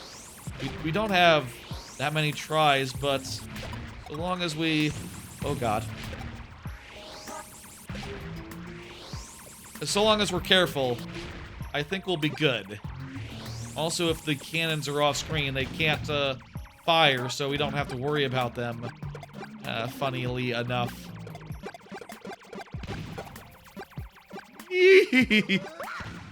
There's our baby Bowser, final boss here. Ironically, this might be a case where we should maybe really consider just jumping out and bopping on head. Works faster. There we go. Done. Oh yeah, Mario time. Nice. First try. Hell yeah. Thank you, Anna Miller. Anna Miller. Reading is fun and good, and we should all do it more. Hey, Miss Jokes on Purpose. GG's all around. I'll say jokes on purpose. We're currently, the queue is closed, so if you want to get one in, let me know. I can let you into queue, but let me know first so I can open it just for you, because it's closed to everyone else who has gotten in levels already. Understand? Understand. Okay, and that's the case for thing. You don't care? Okay, beautiful. You're just here to watch? Wonderful. Also good. A lot of people are here for to get their levels done, so I sometimes like to say proactively, but perhaps I needn't bother. And also the message that appears tells you that tells you the whole story. Let me hit complete, and we'll pull up the next one by Countess Timpani. Oh boy. Countess Timpani, please confirm. Countess Timpani, is this another one of your saddest levels? Do a thing for 100 to 500 seconds. We'll see what we can do. Please confirm, and we'll do it. And you know, we'll have as many tries as is warranted by the difficulty of the level at hand, which in your case probably will mean 7. Let's do a card. I got a couple of cards left. I will say I finished rewatching My Hero Academia. Been talking about that the last few weeks since the show ended. I rewatched the whole thing, and that was quite good. I really enjoyed rewatching it. I do think that I do think I love that whole series, honestly. There was a time where I was kind of down on season 4 in particular, but honestly, like, other than season 4, I think there's really no dips. I think there's really nothing that that really, like, stands out. Didn't I just start rewatching that? Yeah, like in December, like a month ago. I went at a pretty high speed through it, and in fact, I finished it last weekend, like the day after the last Friday stream. So it's been a bit since I finished rewatching it. The last season was a quite chill, quite short rewatch, but quite satisfying to see bring to fruition. I'll say the weird thing about rewatching MHA is that there's so much of it that, honestly, like the side content, the movies, the OVAs, I just, you know, I just feel like I just want to see the next thing. I want to see the next arc. I want to get to the big moments. I always feel so propelled through when I'm talking about a series this long and big and huge, such that, you know, really, there was no chance of it going, no chance of, like, stopping to smell the roses, stopping to watch the OVAs. I guess you do read subtitles in subtitled anime. Does that count as reading? No, probably not. There's that is true. That is definitely true, Chard. There is a lot of recap in MHA. I was definitely oftentimes just like going, skip right over that. I just watched the previous episode. I am good. There is so much recap, yeah. And the funniest thing is, like, going into the last season, I did notice this when I was watching the first episode of the last season, but the last episode is literally like half recap. It is pretty absurd. Like, I don't know what happened there. Just start midway through the Armored All Mights battle. Is that too much of a spoiler to say? That might be too much of a spoiler to say, honestly. Sorry, but I love that fight, so it's fine. And when you're rewatching it, you just skip to the 10-minute mark and you're good. And you don't have to worry, you don't have to be concerned.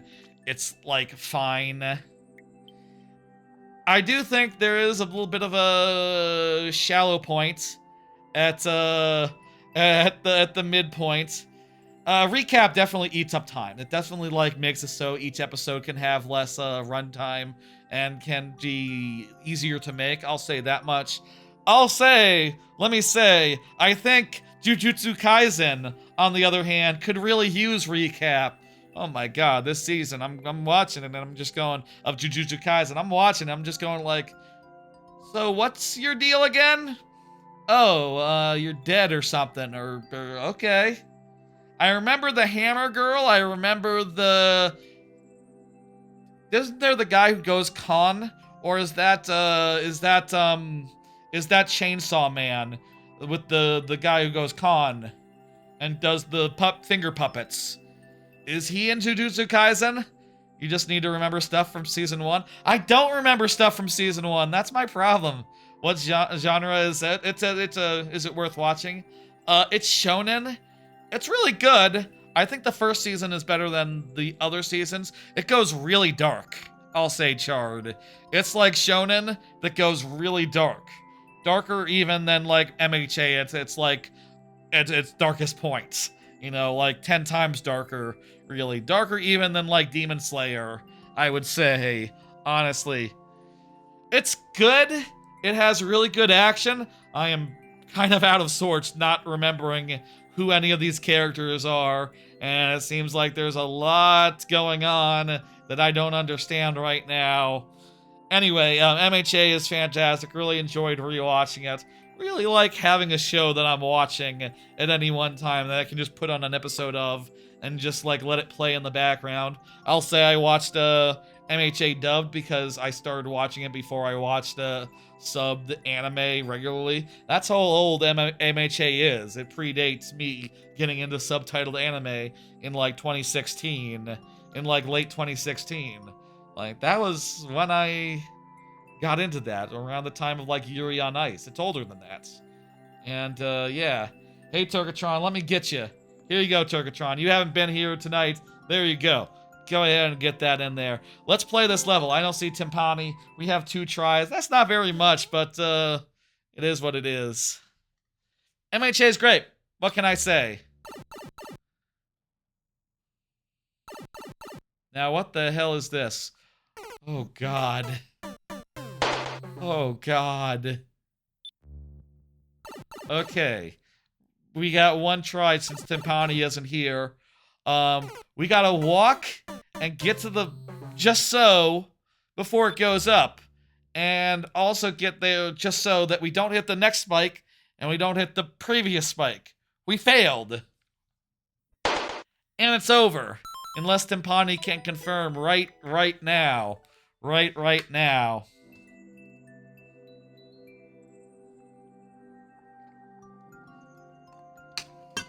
You know what? I can add it on your behalf, Turkatron, if you don't mind. 1 second. Let me just do that right fast. I have a thing now that allows me to enter it even with your name and everything. I'll enter it onto the YouTube side at Turkatron5K. Type in your code and there you go. That should work. Alright, I've added you, Turkatron. You're good. Yes, you're now in the queue. You're on the queue on the YouTube side, but it don't matter. I got you. I can now do this. It's very convenient and good. A little bit of programming, a little bit of modifying the script that allows me as the streamer to put in someone else's code under their name. Very convenient. Very nice. Yeah. Now we know who you're adding. Yeah, and also it'll just say the person's name. It's pretty good. It's pretty sweet. That's MHA. Really loved it. Really loved going through it again. I think season 4 rules also. It's just sort of, one of the first season that has a battle arc that goes a little too long, and also just not a lot of progression as far as Deku's moveset goes. It's season 4. But also it has some of the best slice of life before the show stops doing slice of life pretty much, which, yeah. Oh, right, I need to, hit dismiss and bring up the next one. Thank you, Timpani. You aren't here, so we're going to hit dismiss and bring up Chard, who is present, who is here. Excellent, excellent, excellent. Another anime note here, real fast. I have dropped case books of Arnie. Kind of seemed, I liked the main girl of that, but I didn't really like any of the other characters. And I decided that wasn't quite good enough to make it stick. And I'm keeping the rest of the shows in my that I've not mentioned dropping up to this point. So all the other shows that I've said I'm going with and I haven't said I dropped, those are the shows that I'm going with for the season. I'm pretty much locked in now. Seems like a pretty solid season. It's got slow days and it's got big jam-packed days, but it's got a lot of great returning, fantastic returning stuff that's really cool, and also some real lovely new shows that are fantastic too. Looking forward to seeing a bunch of them this weekend. Kind of a big weekend season. Kind of a shame that next month I'm doing a bunch of Sunday streams, considering Sunday is like the busiest day for new shows, but whatever. Past 1-1. This 1-1 moves so fast. This is another new variant of 1-1 that we're seeing tonight. Lovely. I think it's cool if people make so many 1-1s. I do think it's cool. Y'all can make some other levels though, like 1-2, 1-3, 1-4. That'd be cool to see on occasion. Done! Like I said, that was fast. Only took us 2 tries. Lovely, Chard. Thank you for the thing. Yeah. Everyone loves 1-1. Cartwheel. Go ahead and, I'm sorry, Catwheel. Go ahead and confirm. I think Catwheel was saying something. No, that was a bit ago. Okay, there you go. You just confirmed. Excellent. When you say you dropped a show, you should play the sound effect of a Mario head dropping. Ha. It's not that important. It almost feels just like a quick, hey, I just want to say, I'm keeping Roll Over and Die. That was the other one that was tentative last week. I decided I like that show. I like Roll Over and Die. Figured you'd upload some easier levels. Don't want you not beating one and then having to relearn it in a month. That's fair. That's pretty nice of you, Chard. I appreciate it. We're gonna have a learning curve coming back from our hiatus. Again, I'll say, like I said up top, this week and next week gonna be the last Mario Maker for a bit. Next week, next month, it's all randomizers for a while. Gonna be doing a whole month of randomizers before coming back with Mario Maker in like March. Gonna be a whole thing. Gonna be fun. I think it's gonna be a fun time. Look forward to all that. I might add more streams to March later on if I feel like it. I honestly might like a bit of a break, a little bit of a breather after so much randomizer month though. So yeah. Also, I will be out of town like 1 week there, attending cousin wedding. That'll be fun. Looking forward to that in March. Looking forward to a lot of things, Last card. I will say, I have a new rule. I'm going to try to do a new rule here from here on out. Something that I used to do, and I want to do again. From now on, I want to do no YouTube as the last thing at night. Instead, I want to rewatch one old episode of anime per night. Something nice and light where I'm pretty sure it won't end on a cliffhanger, right? I won't be tempted to go watch the next episode immediately. I think that would be nice and good. I say it's a new rule. I'll say I don't know I don't know if I'll keep it up necessarily, but I think it's a good idea. Here's the thing. Here's my problem with watching YouTube last thing at night. It's hard. There's several problems. One, it's hard to find a YouTube video of the right length that I'm satisfied by. Two, if I watch the YouTube video and I'm not satisfied and I feel like I would like to watch another one, I end up keeping on going.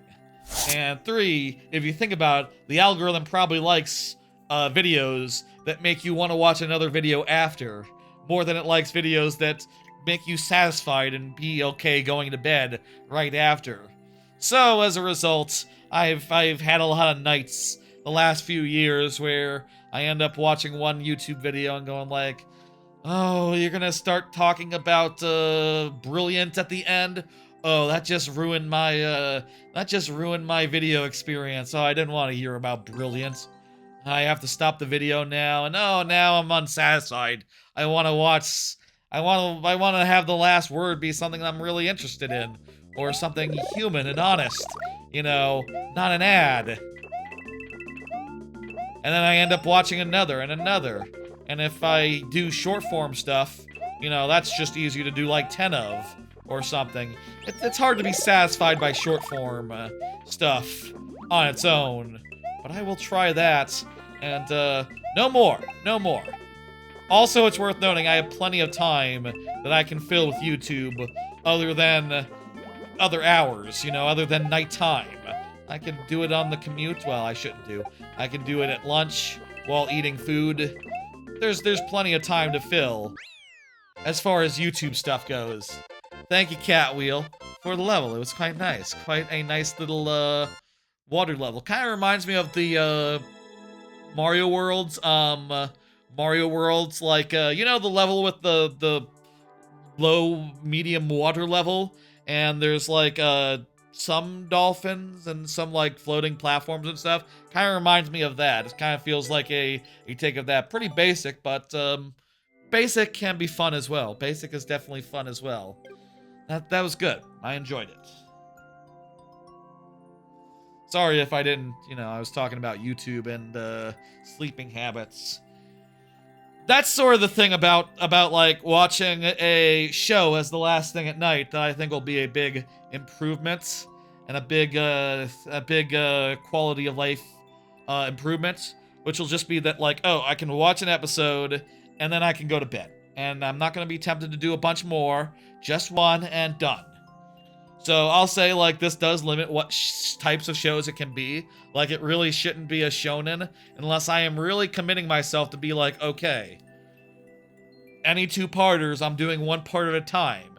You know, honestly, I could do, like, something large, like a large rewatch like JoJo this way. That'd be a hell of a thing. That'd basically be like a multi-year project. Like, basically, as soon as JoJo Part 8 ends, maybe I could just start into that and be done by the time that there's new JoJo.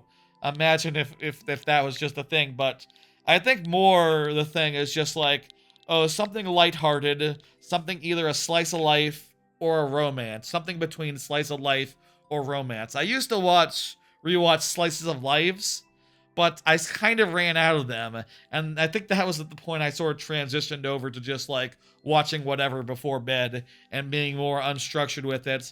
But like, hey, that was several years ago, so honestly, I'm due for a rewatch for things like, you know, Cheer Girls and Anima Shout, and Anima Shout is the name of that, not Cheer Girls. Anima Shout and all sorts of shows that have aired in the last 5 years, and all sorts of other shows too. Comedies, things of that nature. Could definitely rewatch some of those. I'll say, last night I sort of kicked this off by rewatching the first episode of Studio Apartment, Good Lighting, Angel Included, which is just a very nice show about a dude who has an angel move in on him, a cute angel girl, and it's kind of a cute romance slash slice of life thing, and there's a bunch of other cute girls as well, and it's girls doing stuff plus a little bit of romance as well, which is fun and earnest and good. That was like 2 years ago that came out, and I saw that randomly recently and went, oh shit, that was a good one. There's all sorts of shows that I think I would like to rewatch in that same way. Like, good example would be, lots of good slices of lives, you know? Lots of good romances, like that one where here you go, Marco, I got you. Go ahead, get it in there. Go ahead. Fresh mood Marco, I got you. Plenty of good romances, like that one where, what is it called? Shikimori is so cool. Shikimori is a badass. I think that one would be a good one to rewatch. What about the one where it's like the boyfriend is a Sentai hero. It's like a Power Ranger, and the girlfriend is on the monster side. What was that show called? That one was pretty good. I could see doing that one in a similar fashion. I think opening this up to be not just slices of life, but also romances, also will expand like the potential of things I can rewatch at night, and will make it so that this is more of a sustainable thing that I can keep on going, and you know, it'll be nicer and good on me. Maybe I could mess around with shonens as well as a last of the night rewatch thing, but those are dangerous because you run into a cliffhanger and all of a sudden you're watching 2-3 episodes before bed. You don't want that. You just want a one and done good night, you know? You want something predictable. Not necessarily predictable, but you want something that you're happy as a single filling thing. Let's do this. Go ahead and submit fresh food Marco. Go ahead and add that again. I can add it on your behalf. If you want, let me know. I'm paying attention now. Let's see what's going on here. The clear rate was above the percentage, right? Fast. Oh, we gotta get there before. Okay, and we can't like use this fish to get up high. Actually, hang on. I think we want to go fast. We want to go fast, actually. All right, we went fast, and now we're in a pipe, and it's all gonna be good from here. Oh boy. Oh boy. Okay. Nope.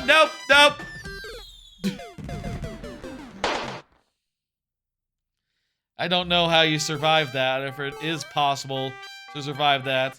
This area could be a trap. This area could be nothing. Do you not like Chicken Dance? I don't think about Chicken Dance that much. I feel like I think about, I feel like there's other songs that are, you know, like, similar mimetic numbers that I think, shit. Now I can't get up, can I? I think about more like, YMCA. You guys couldn't see that, but I hit a block behind my head, and, that caused a, spike ball to fall on me, thus killing me. I'm probably miscounting the, amount of lives that I probably should have went in with 7 lives, right? Yeah, I'm sorry, I totally, should have checked. You're totally owed 2 extra lives. 2 extra lives! Alright, we're still in it, folks. Yeah. Sorry about the... You know what, I'll convert. There we go, those are the 2.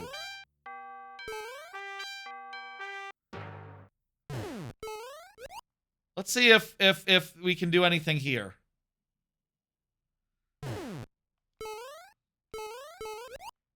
No? Also, if this happens, are we just boned? Are we just fucked? We're just fucked if this happens. Not sure we can get enough height.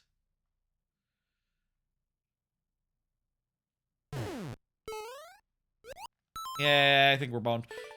That's a try. Let's get to the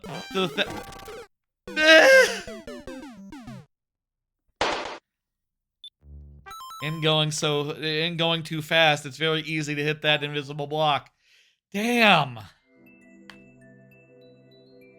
one's good for early. I think this one would be better in the outside the lightning round. Yeah.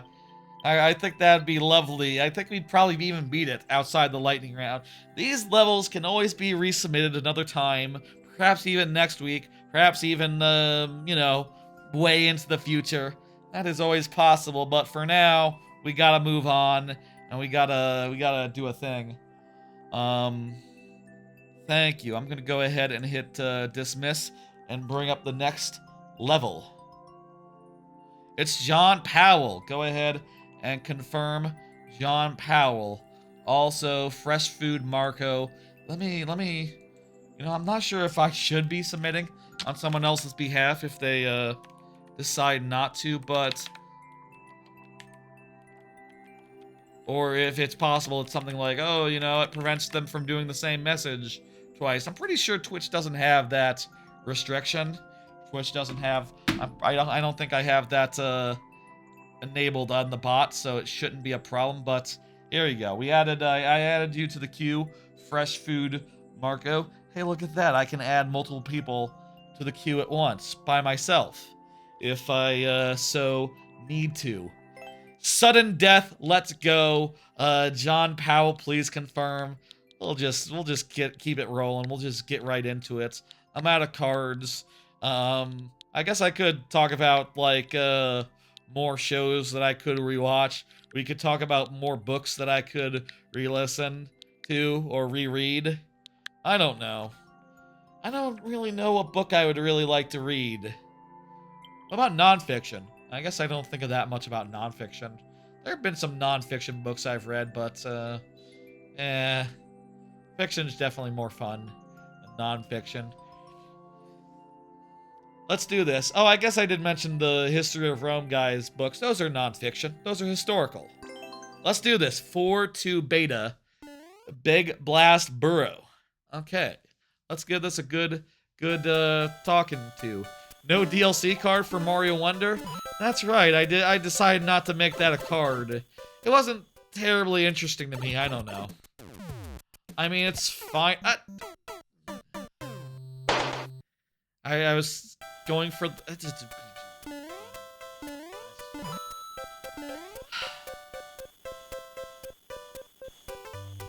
What's up here? Is there a mushroom up here? I would really like a mushroom, actually. Yeah, no, I decided not to make one for that. It wasn't, it's fine. It's interesting and all, but I'm not sure if, I'm gonna get that, I'm not sure I'm gonna get that DLC. I sort of, like, bundled that in with the other, like, update news. Oh, shit. Ass. Wow, that's, a real tight, fucker right there. In 2 tries, I cannot figure out how you're supposed to get past that cleanly. At least we know that's not a mushroom, so you don't have to go get that. So maybe you trigger it early and, hope for the best, but, that's a real tough start. That's a tough road to hoe, as far as this level goes, John Powell. I'm gonna take a drink of my water, and then Turkatron, you're up next, so get ready to say something.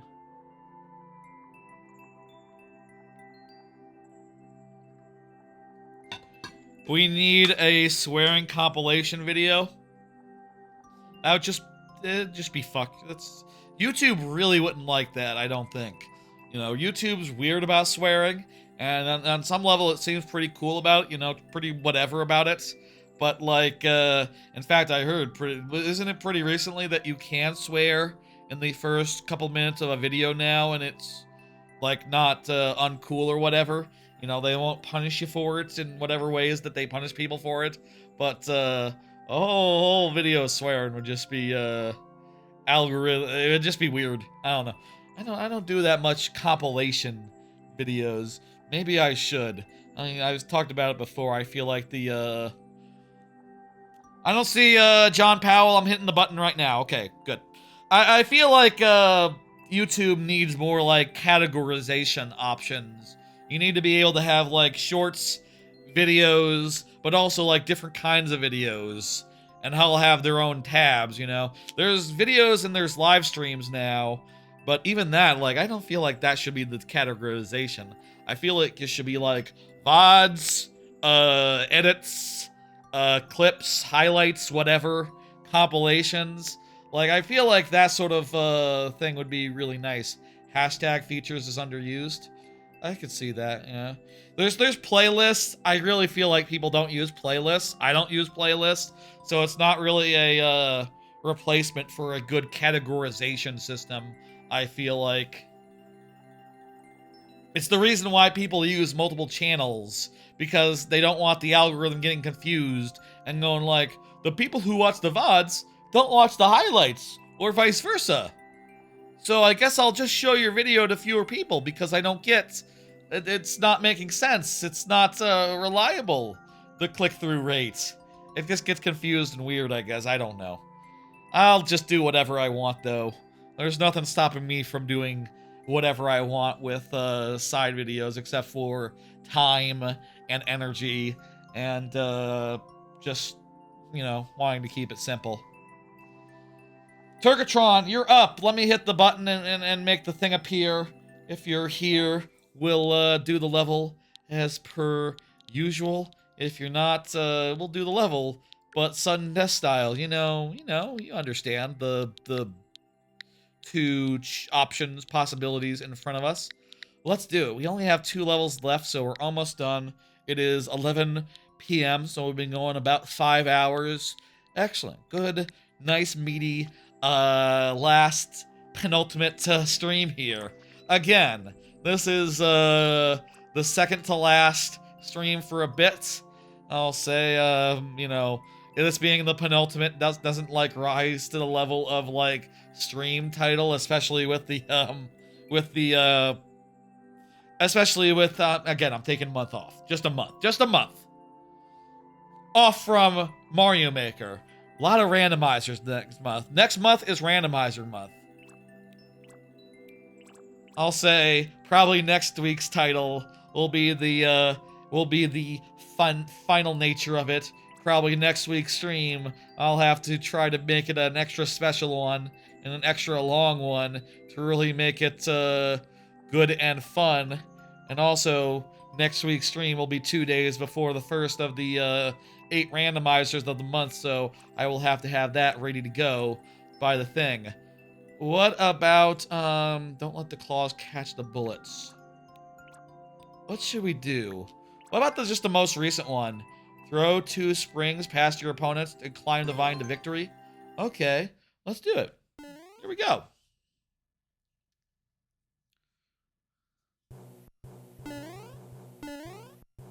Oh, this is a multiplayer versus. Nice, okay. My reading academia. Make reading great again. Title idea, Chard.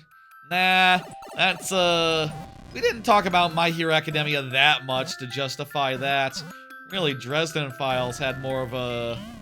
Well, it was more of, like, the thing that was interesting to actually cover, considering I hadn't talked about it.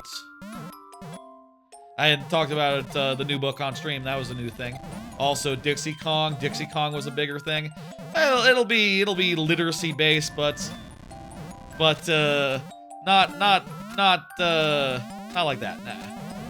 I'll figure it out. Last week's ended up being completely different from my initial idea. I don't know if y'all noticed that. It was a completely different idea from my first thoughts, which is fine and good, I think. Sometimes you have an idea after the stream, and that becomes the title. Like what was it last week? We were thinking like, this should be... I forget what the thought was during the stream, but after the stream, I ended the stream and was just like, you know what? These are pretty fucked up times. I feel like just putting emphasis on like, oh, this is a fun time, even though times are shit like right now. So, a fun time even in sad times. There you go. Also, it'd be weird if it was like an irreverent stream title name, and then you start the stream and it starts with me talking about a dead cat. about my dad's recently deceased cat. So it's a sad thing that it happened, you know. It's something that probably should be a little bit of understanding going in. Honestly, tonight probably would have been a good time for like an Ice Storm title, but hey, maybe that'll be next week. Again, probably like didn't I already have a stream? I already had one stream called the one during a hailstorm or something. So I've already kind of done hail-based stream title. What's going on here? Where am I supposed to go from here? I'm a little confused by this Turkatron. It was, you're supposed to throw a spring into a thing? And then do what?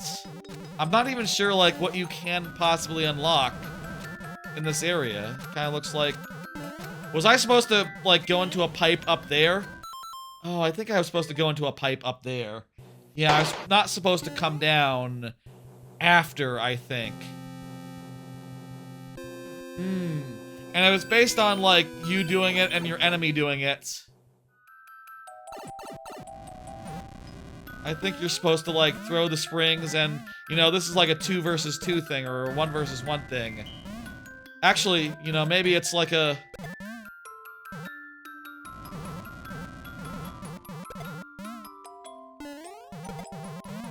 Okay, I think I understand. This is a thing where you do, like, 2 versus 2. You throw your springs one way, and the enemy team throws their springs the other way. And if you win... I think we might have lost. If you win, you get a vine that lets you go up. Okay, good. There's a vine that lets us go up. I guess we're still good. And, you get it first, you get into this pipe, and there's the ending. Okay. I was confused. I thought go down on the other side. It would have been good. Here, hey. Turkatron, here's a little bit of feedback for you. It'd be cool if there was, like, a one-way that prevented you from going into the other enemy's zone, or if, there was an arrow pointing into the pipe. Either way would be, I think, clean. That would prevent that sort of mistake. Yes. Good stuff. Real good stuff. Let me hit, complete. And, Fresh Food Marco is up next. Fresh Food Marco just tried to submit anyway, a few minutes ago. So I'm gonna count you as good. I'm gonna count you as good for it. You did just submit, basically, relatively minutes ago, relatively recently. Let's do this. Last level of the night, by all appearances currently. Let's get it done and end. Let's go. This looks like a nice level, just over 2% clear rate. That does entitle us to additional heads. So we have 7. Oh no! Well, damn. Okay, this is not that hard. Just have to pay attention. And there's a star there. Oh, Bah! no! There's a spike at the bottom of this business. We're going to get that star is going to be released now, I think. Kind of coming down slowly. And now that it is released, we can march forward real quick like. We don't have a key, so I guess we go into the first door.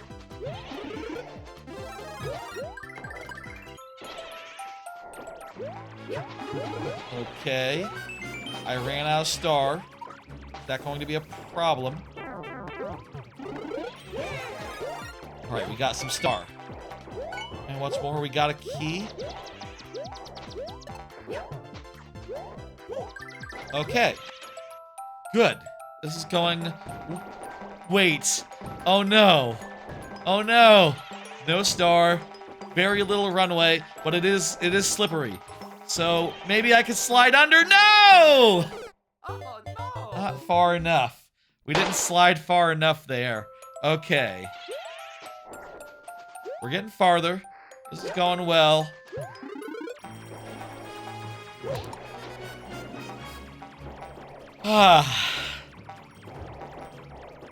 Let's do this. We got this. We got this. Hey, Naruto Solos. You just got here, yeah? Okay. Here you go, Naruto Solos. Have a late open. Just Naruto Solos though. Just you as a recent as someone who's just getting here just now. Wait a minute. Get the star. I can kill this guy. And bad. No. No. Yes. Okay, but we're still probably maybe screwed. We don't have the star anymore. This is a whole lot of effort just to save a run that's probably borked already. Oh no! Definitely borked already. Confirmed for borked. Next time we want to get the star out of dodge so that we can get into the key door and kill a guy who will be in the way. Just have to do it faster and cleaner. Faster and cleaner.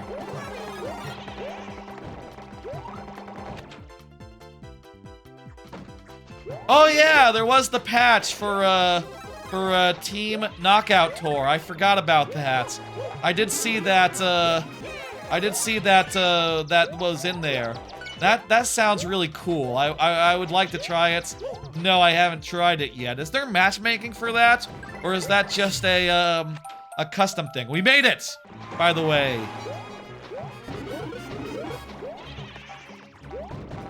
What's more, there's a checkpoint, so that refreshes our things, assuming we can make it to it. Can. Only friend lobby? Yeah, I haven't had the chance to do that then.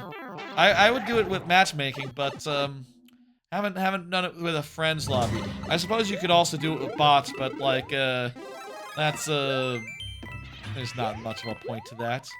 I think not as much of a point to that. Oh no! We got this, folks.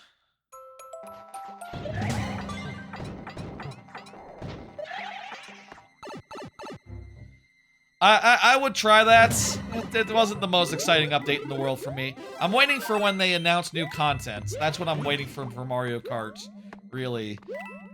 You know, we talked a little bit earlier about, like, Direct gotta be, like, coming up, right? I hope at one of these Directs they talk about what's next for Mario Kart. I hope it's just not going to be quiet. I hope it's going to get new content, you know, throughout the year. I mean, I guess it's been getting significant patches, like, you know, for months and months now, so that's a sign that they're still working on it. So, hey, you know, maybe things are looking good as far as that goes. I don't know. What do you think? I'm excited for whatever's next. Assuming that there is stuff that's next. What's the deal here? Oh, probably a bomb comes down, and we can use them to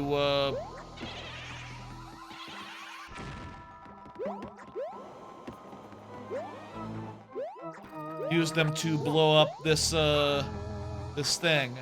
Open a damn it! Open a hole in the ceiling. Now I need to close the hole. That'll also stop the bombs from coming, which is probably a good thing.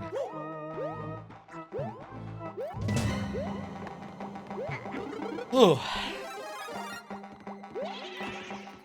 I haven't seen anyone in any of the communities I run in like jumping into a friend's lobby to do some multiplayer there. That'd be cool to do, though. I hope that I wouldn't be surprised if some of them were interested in that, but I haven't seen anything come together. I hope that Dan Reichert does some streams of that and plays some with his community. That would be really nice if he did that.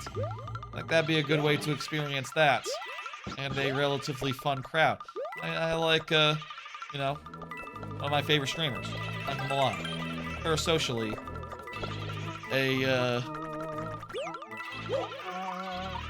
oh no.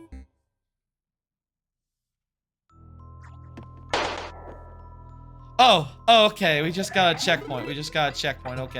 Okay. Actually, checkpoint refreshes, and then we lose one. Okay. I was about to say, like, oh my god, there was so much, but, yeah, we're good. We're golden here. I should probably get that Yoshi. The indicators indicate where things are going. You're a minute behind real time, aren't you? Naruto, solos. Yoshi died a minute ago. Now another Yoshi just died. Oh well. I see, so the coins are also good indicators of, like, where this is, heading. Alright, good. We got in. Rip. Final boss.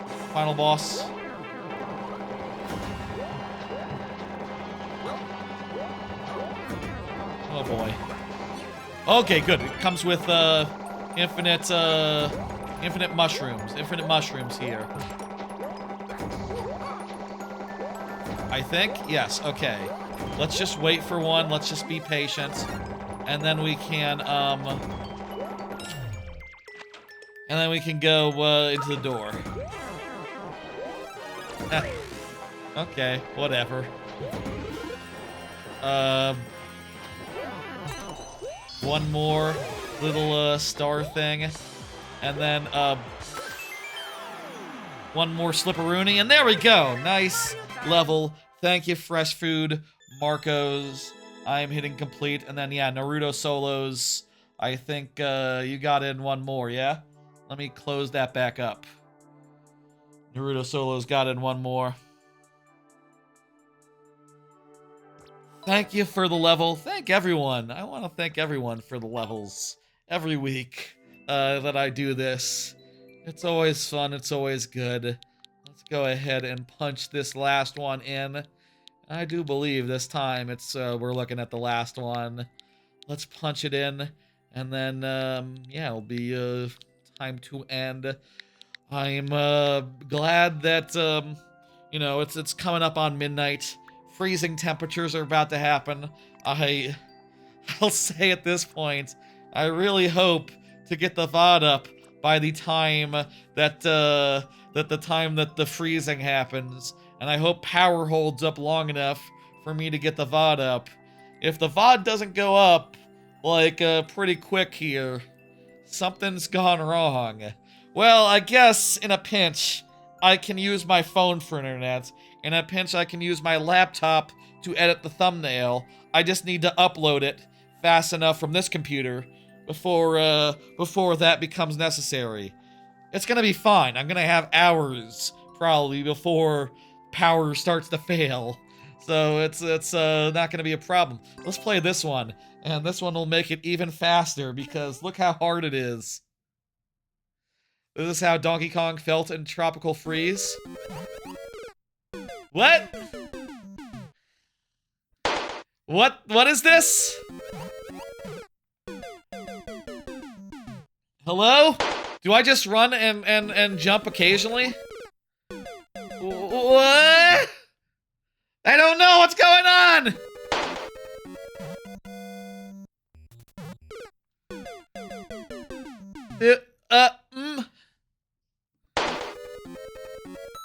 You have to get the shell to hit the note blocks. So I have to Okay.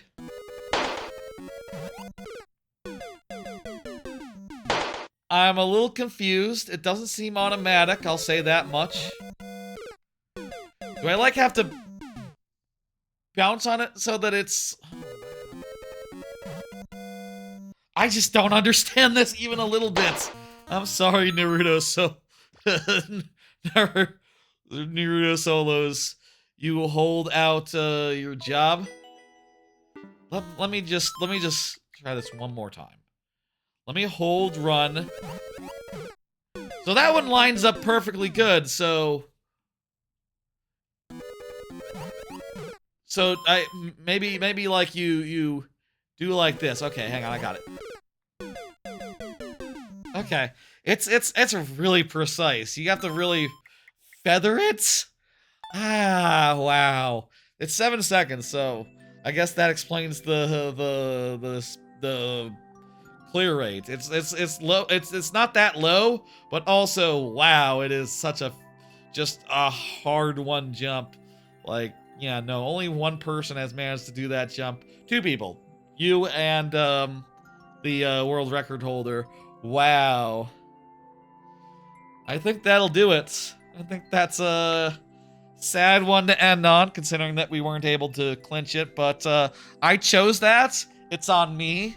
That's interesting. I'd like another crack at that another day. Maybe if that one was outside the lightning round, we'd have a better shot at it as well. And also maybe if we had like additional, well, actually this would be above the threshold for 12 lives if I'm thinking about it now. Maybe we'll figure out like what'll make sense for additional lives threshold if we're doing additional lives.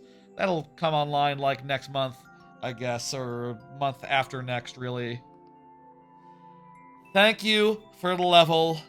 I do believe that is the last one, and we'll pull that all down now as a result and all, and close the stream out. Make myself all nice and big.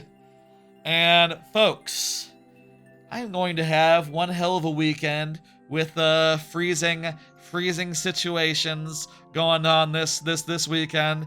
It's going to be quite a thing. It's going to be quite scary. I will say, let me just say right here, right now, there's just one more viewer level stream before Randomizer month. As I have established, and as you can see on the calendar, it is next Friday. I'm not going to be doing any streams until next Friday. I plan to just take it easy, but instead I will just take it easy while worrying about power losses from ice storms and things of that nature. So that'll be fun. I'll let you know how things are going on the Discord. Yeah, I'll do that. I'll definitely keep y'all posted if I still have power. If everything's fucked, I will definitely let y'all know. But in any case, things should be alright by next Friday. That'll be when the next stream will be. And then, shortly thereafter, we'll be going into a bunch of randomizers on Sundays and Fridays. Let's read them out real fast. Well, we have this very lovely calendar on screen. There's Skyward Sword Randomizer, there's Metroid Fusion Randomizer, there's Mario and Luigi Randomizer, there's Banjo-Tooie Randomizer, or, I'm sorry, I'm gotten out of order. There's the 4 randomizers that are brand new, that I've never played before. Not necessarily brand new, but new to me. Skyward Sword, Mario and Luigi, Banjo-Tooie, and Zelda Link to the Past plus Super Metroid Combo Randomizer. Then, there's the 4 that I played probably the most of any 4 randomizers. Those are Metroid Fusion Randomizer, albeit this is the Randovania version and not the original version that I played a bunch of times, but it's a better version, so don't worry about that. That's the technicality. Don't worry about it. Don't worry about it. Metroid Fusion Randomizer, Minish Cap Randomizer, Paper Mario Randomizer, and DK64 Randomizer. And yes, every hour I spend on the other 7 randomizers will mean 1 additional golden banana will be required for me to collect in Donkey Kong 64 which will be a loading zone randomization as well, by the way. That is how I like to play DK64 randomizer, and I'm looking forward to a good time. These are all going to be a good time for the Sunday streams. Expect them around 2:30 Central for the Friday streams. Yeah, let's do 6 p.m. Let's do 6 p.m. as per usual. Let's keep them at the normal stream time. Maybe they might be a little late. I might need a little extra time to set them up. Let's it might be more like 7 actually. We'll see when Metroid Prime or Metroid Fusion randomizer starts, and we'll play it by ear for the other 3 there based on how that goes. But yeah, if any of these need additional time, the Sunday ones might. We'll go again on Monday or Tuesday.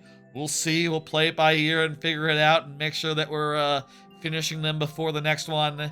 And yeah, it's going to be exciting. I'm really excited for all these 8 randomizers. I'm looking forward for a nice change of pace for 1 month. And I'm also thinking it'll be nice to give Mario Maker a break before Mario Maker 3 maybe comes out, which would be...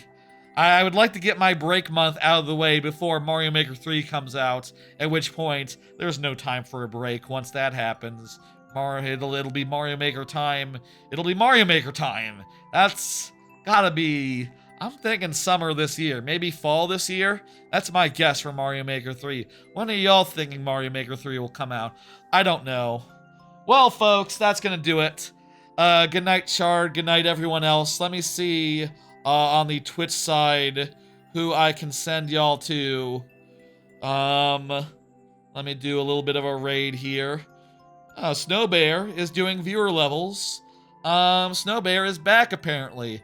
I don't think I've seen Snow Bear, viewer level streamer, doing a stream in a good long while, so I'll just send you there. Sure, why not? She's believe she's cool. Believe Snow Bear is a cool streamer.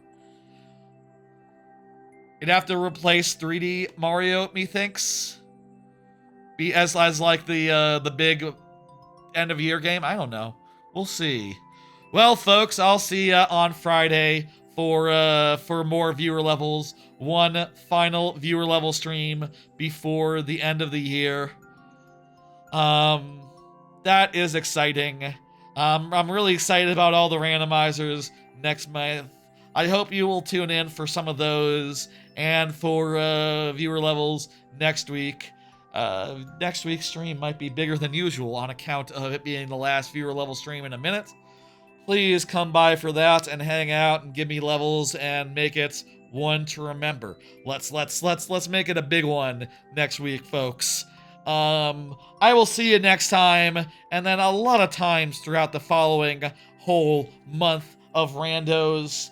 Take it easy and stay safe out there, whether you're in areas affected by snowstorms, areas not affected by snowstorms but affected by other kinds of ice, or whatever.